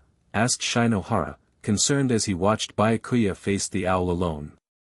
No need. Just stay back and observe, Kasuka replied firmly. If we act recklessly, we'll only hold him back. She was the only one present who had witnessed Byakuya battle the one-eyed owl in the 24th ward. She knew full well that his strength was on an entirely different level from theirs. If even she had been a liability back then, how could the others now fare any better? Understood, Shinohara replied, feeling a wave of awe. How terrifying was Byakuya's strength, if even someone like Kasuga acknowledged they'd be a burden to him. By now, Byakuya had opened his suitcases, revealing two quinquas, Moonshadow and Wind Spirit. Although one was a katana and the other a rapier, he adeptly wielded both simultaneously. Unleashing astonishing speed and power, he charged at Yoshimura. However, Yoshimura's Kagun arms, massive and even larger than Ito's, easily blocked his attacks. The A-rated quinquas were far more potent than B-rated ones, but against Yoshimura, they still weren't enough. Yoshimura's regenerative ability was monstrous. If Byakuya's damage output was an 80, his regeneration was at least a 100, far outpacing the inflicted damage. For example, the moment Byakuya severed one of Yoshimura's Kagun arms at the elbow, the severed limb didn't even have time to fall before it regenerated completely. This was why, despite battling countless investigators, Yoshimura's body appeared completely unharmed. Even in the original timeline, an aging, weakened Yoshimura with declining strength could withstand the combined efforts of two special-class investigators. It was clear that during the owl suppression operation Yoshimura had allowed himself to be defeated. Even then, it had taken a massive CCG effort to bring him down. Yoshimura's reputation as the strongest pure-blooded ghoul remained undisputed. If attacking the Kagun arms is useless, I'll have to aim for the Kakuho. Byakuya thought to himself, analyzing the situation. There was no other choice. Without damaging the Kakuho, it would be impossible to even injure Yoshimura, let alone repel him. At that moment, Yoshimura swung one of his Kagun arms toward Byakuya in a devastating strike. Byakuya predicted the trajectory with his Mangekyo Sharingan and dodged cleanly. Taking advantage of the Kagun arm's raised position, he delivered a precise upward slash with the Moonshadow katana, aiming for the vulnerable area beneath the arm. The Kakuho was located there, the ghoul's weak point and its most fragile area. The strike was effective. Wounding the Kakuho slowed Yoshimura's regeneration significantly, as this was the hardest part of a ghoul's body to heal. Yoshimura was visibly surprised that this young investigator had managed to wound one of his Kakuho. However, a single Kakuho injury wasn't a significant issue for him, who had multiple Kakuho across his body. He quickly retaliated, firing a barrage of projectiles from his Okaku at close range. His goal wasn't to kill but to incapacitate the young investigator. Normally, Okaku projectiles were considered light attacks, but in the hands of Yoshimura, and his daughter Ito, they became devastating, with forms that varied depending on range. At close range, the projectiles resembled spears, capable of destroying even S-rated quinquas unless they were heavily reinforced. Fortunately, Byakuya's Sharingan allowed him to predict the attack. He leaped backward, narrowly evading the deadly assault. Meanwhile, the investigators watching from the sidelines were in awe. The precision and daring of Byakuya's maneuver, attacking the Kakuho at such a dangerous angle and close proximity, were remarkable. Only someone with absolute confidence in their skill, accuracy, and reflexes could attempt such a feat. Kimura began to realize that Yoshimura had been holding back during their earlier battle. The Okaku projectiles alone could have shattered their quinquas. Wait! Kasuga and Kimura exchanged glances, their expressions turning grave. Was Byakuya actually trying to defeat the one-eyed owl? But their mission was only to buy time. Why was he fighting so aggressively? After Byakuya evaded Yoshimura's spear Kagun attack, he moved forward once more to strike at the Kakuho of the owl. Although wielding a katana and a rapier, his technique could be described as dual wielding. Byakuya's mastery of dual blades had become increasingly refined. As his attacks intensified, there was a moment when Yoshimura let his guard down. In that instant, Byakuya's blade struck the Kakuho on the Yoshimura's right arm once again. This time, the regeneration rate couldn't keep up. The entire Kagun arm on the right side, including the kakuho, was severed and fell to the ground. An arm. Investigator Byakuya actually severed one of the one-eyed owl's arms. A stunned investigator observing from the rear exclaimed in disbelief. The investigators present were collectively shocked. Not only could Byakuya hold his own against the one-eyed owl, but he had even managed to sever its arm. If this pace continued, there was a chance that Byakuya could actually defeat the one-eyed owl. Witnessing the scene, Kasuka's eyes sparkled with excitement. She could clearly sense that Byakuya was much stronger now than he had been during their encounter in the 24th ward. It was hard to imagine how this improvement was possible in less than half a month. Could it be that, during their previous fight against the one-eyed owl, Byakuya had been holding back his true strength? This seemed very likely. Especially considering that the Quinqua Byakuya was currently using was only A-rated. His potential was far from its limit. When Byakuya eventually wielded higher-rated Quinquas, his power would likely reach unimaginable levels. To think we're both first-class investigators, I feel unworthy of the title. Muttered Shinohara, humbled by the comparison. I told you, Byakuya is on a whole different level. His abilities surpass those of a first-class investigator, so there's no need to compare yourself to him, said Curio, trying to console him. To be fair, Shinohara was already among the best of the first-class investigators. Before Byakuya appeared, he and Kuroiwa were considered the most promising first-class investigators within the CCG. But Byakuya's emergence was simply too overwhelming, making even the brightest stars pale in comparison. You're right, but I realize now that I need to work even harder. Shinohara said with determination, transforming his frustration into motivation. After severing one of Yoshimura's arms, Byakuya temporarily paused. It seemed like he was resting, but in truth, he was giving Yoshimura a chance to retreat.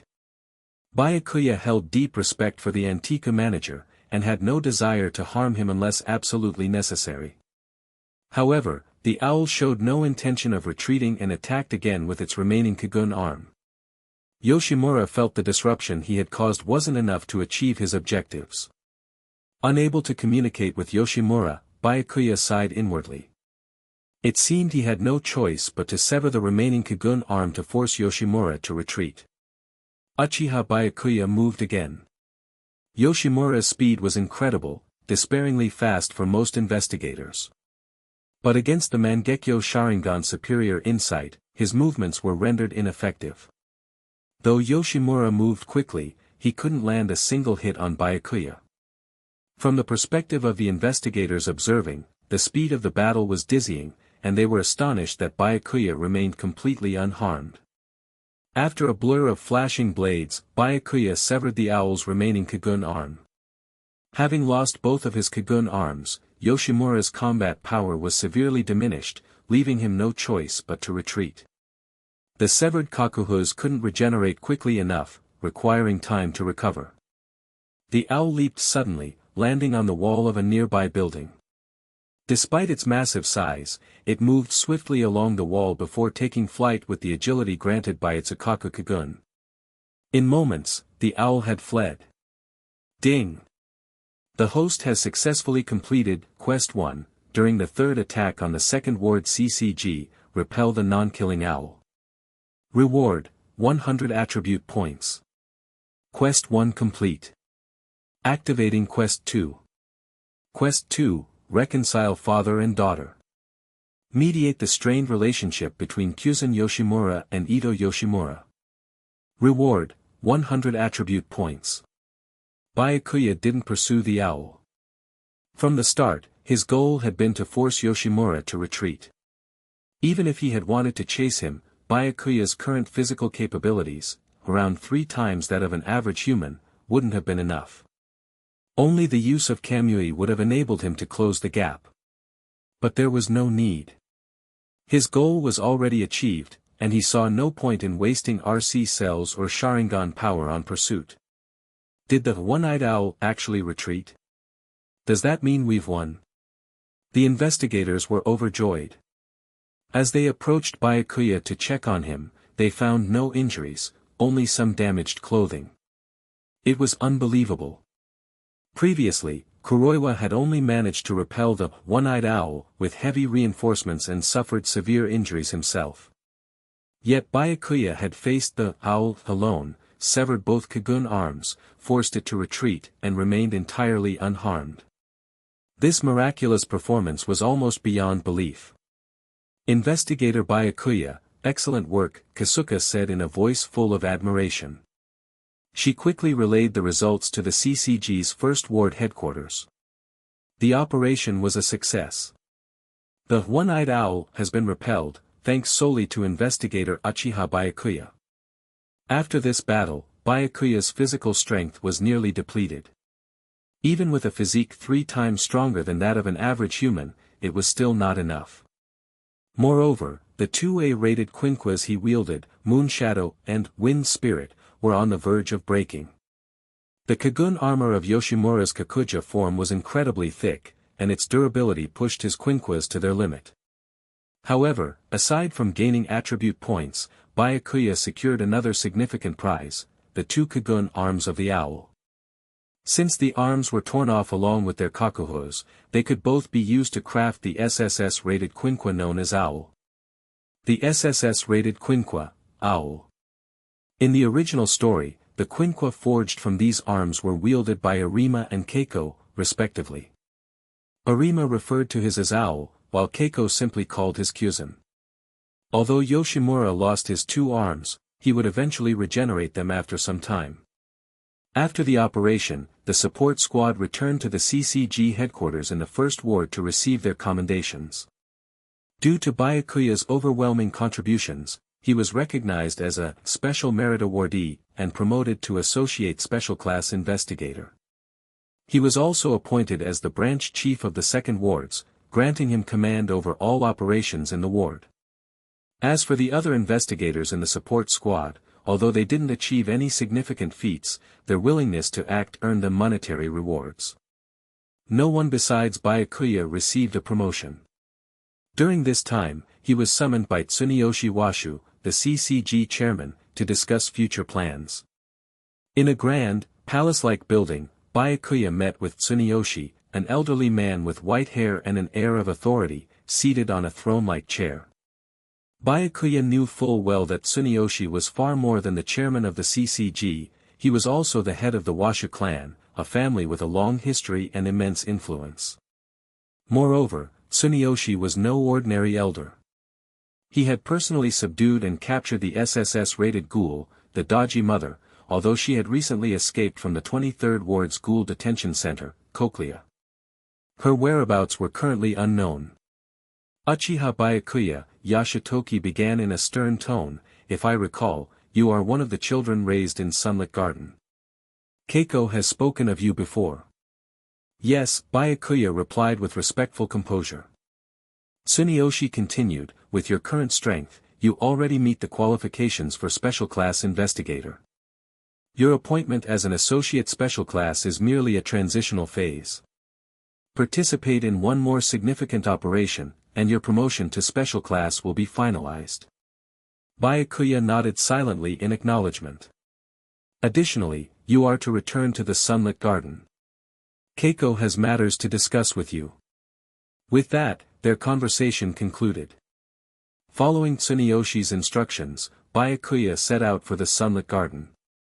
It was highly likely that Keiko wanted to discuss matters related to the cleaner, a prospect that aligned perfectly with Byakuya's intentions.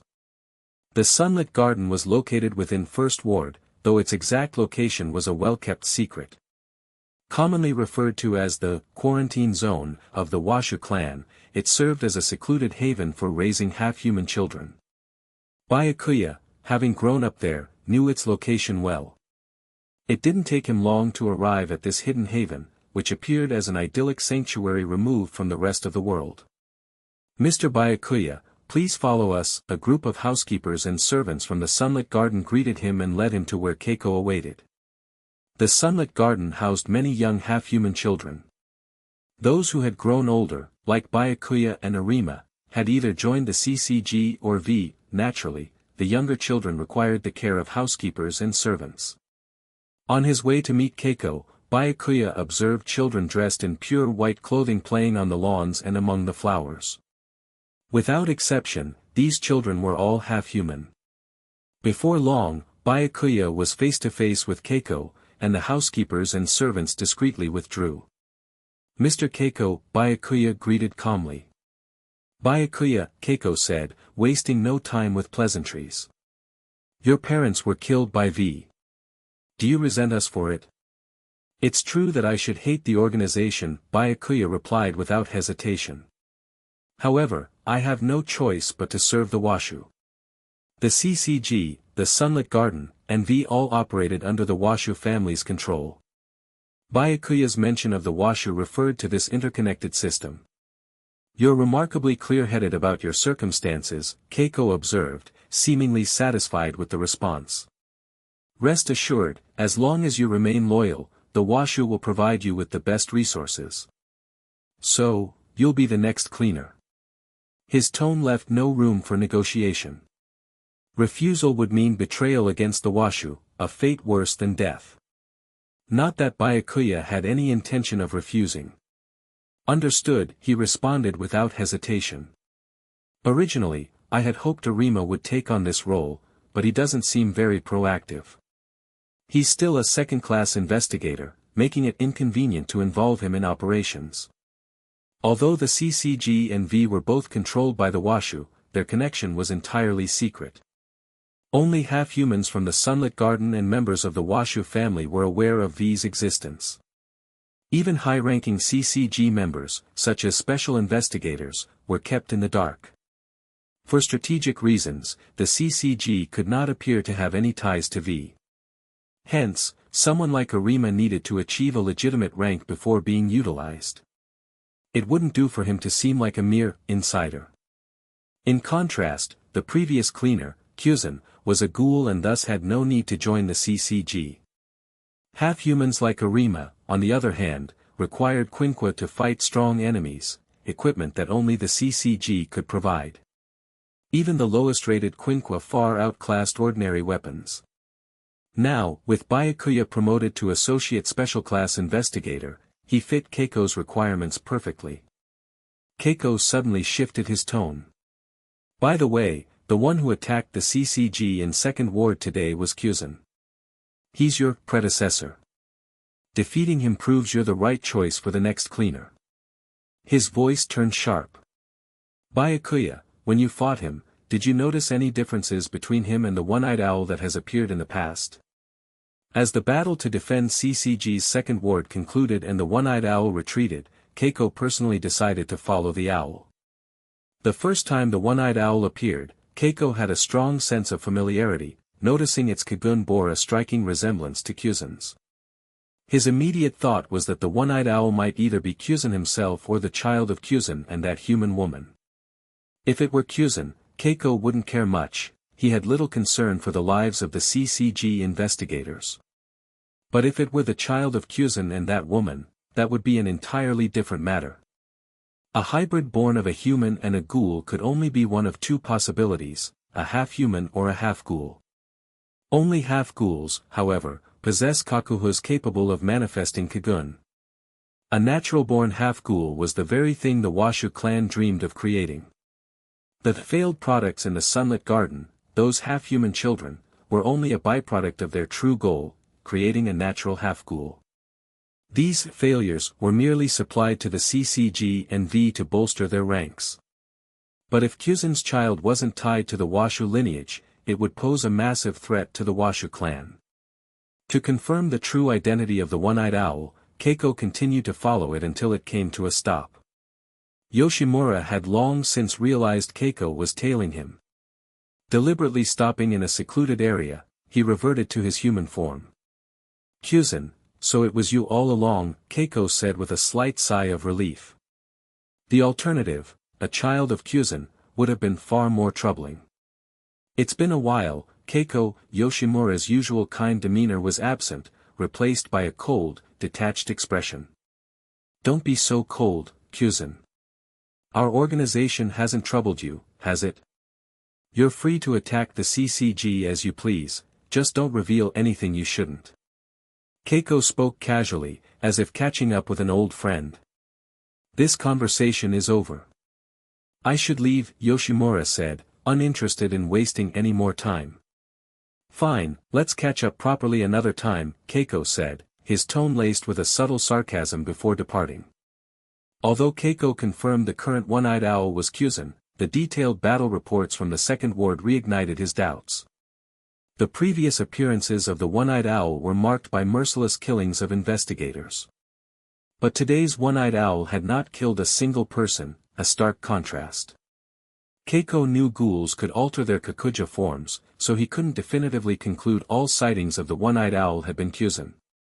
Hoping to learn more, Keiko questioned Byakuya, who had fought both this one-eyed owl and the one in the 24th ward.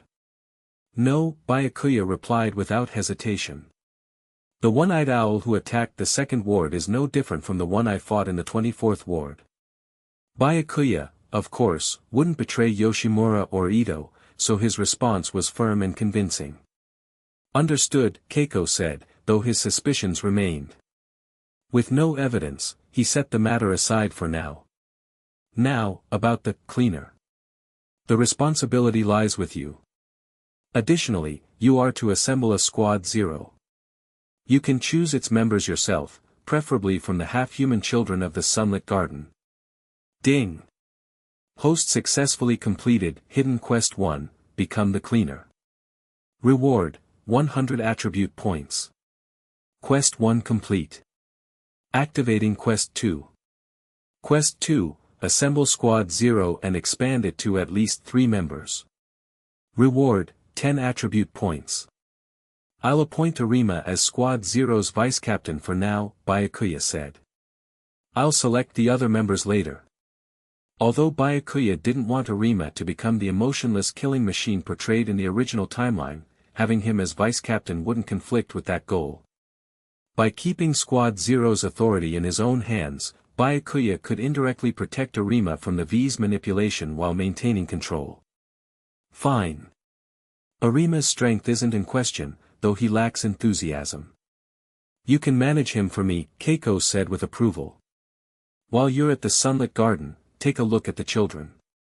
If you find any promising candidates, designate them as Squad 0's potential members. Understood, Byakuya replied, having already intended to evaluate the children. With that, Keiko lowered his hat and departed. He did not provide Byakuya with any official V attire, as Byakuya needed to maintain his role within the CCG and keep his identity as the cleaner secret. Watching Keiko leave, Byakuya remained expressionless. Byakuya began exploring the Sunlit Garden. The place could be described as an expansive courtyard, filled with flowers and greenery. Half-human children played freely, creating a surface-level impression of warmth and beauty. As he strolled, some children greeted him, and he responded kindly. It was then that Byakuya encountered 2 particularly notable children, a boy and a girl lying on the grass, both appearing about 10 years old. He instantly recognized them, Nimura Furuta and Rise Kamishiro. While Rise's real name wasn't Kamishiro yet, she would later inherit the surname from her foster father, Matasaka Kamishiro. Her birth name was unknown. It was certainly not Washu, or she wouldn't have been in the Sunlit Garden. Similarly, Furuta didn't bear the Washu surname since he wasn't a direct descendant, instead taking the name Nimura Furuta. In the Sunlit Garden, these children held low status, at least compared to the Washu main family. Seeing Byakuya approach, Furuta sat up with a smile. Big brother. What's your name? Byakuya asked, intrigued by Furuta, a character pivotal in the original story. Furuta almost slipped, quickly correcting himself. I'm Nimura Furuta.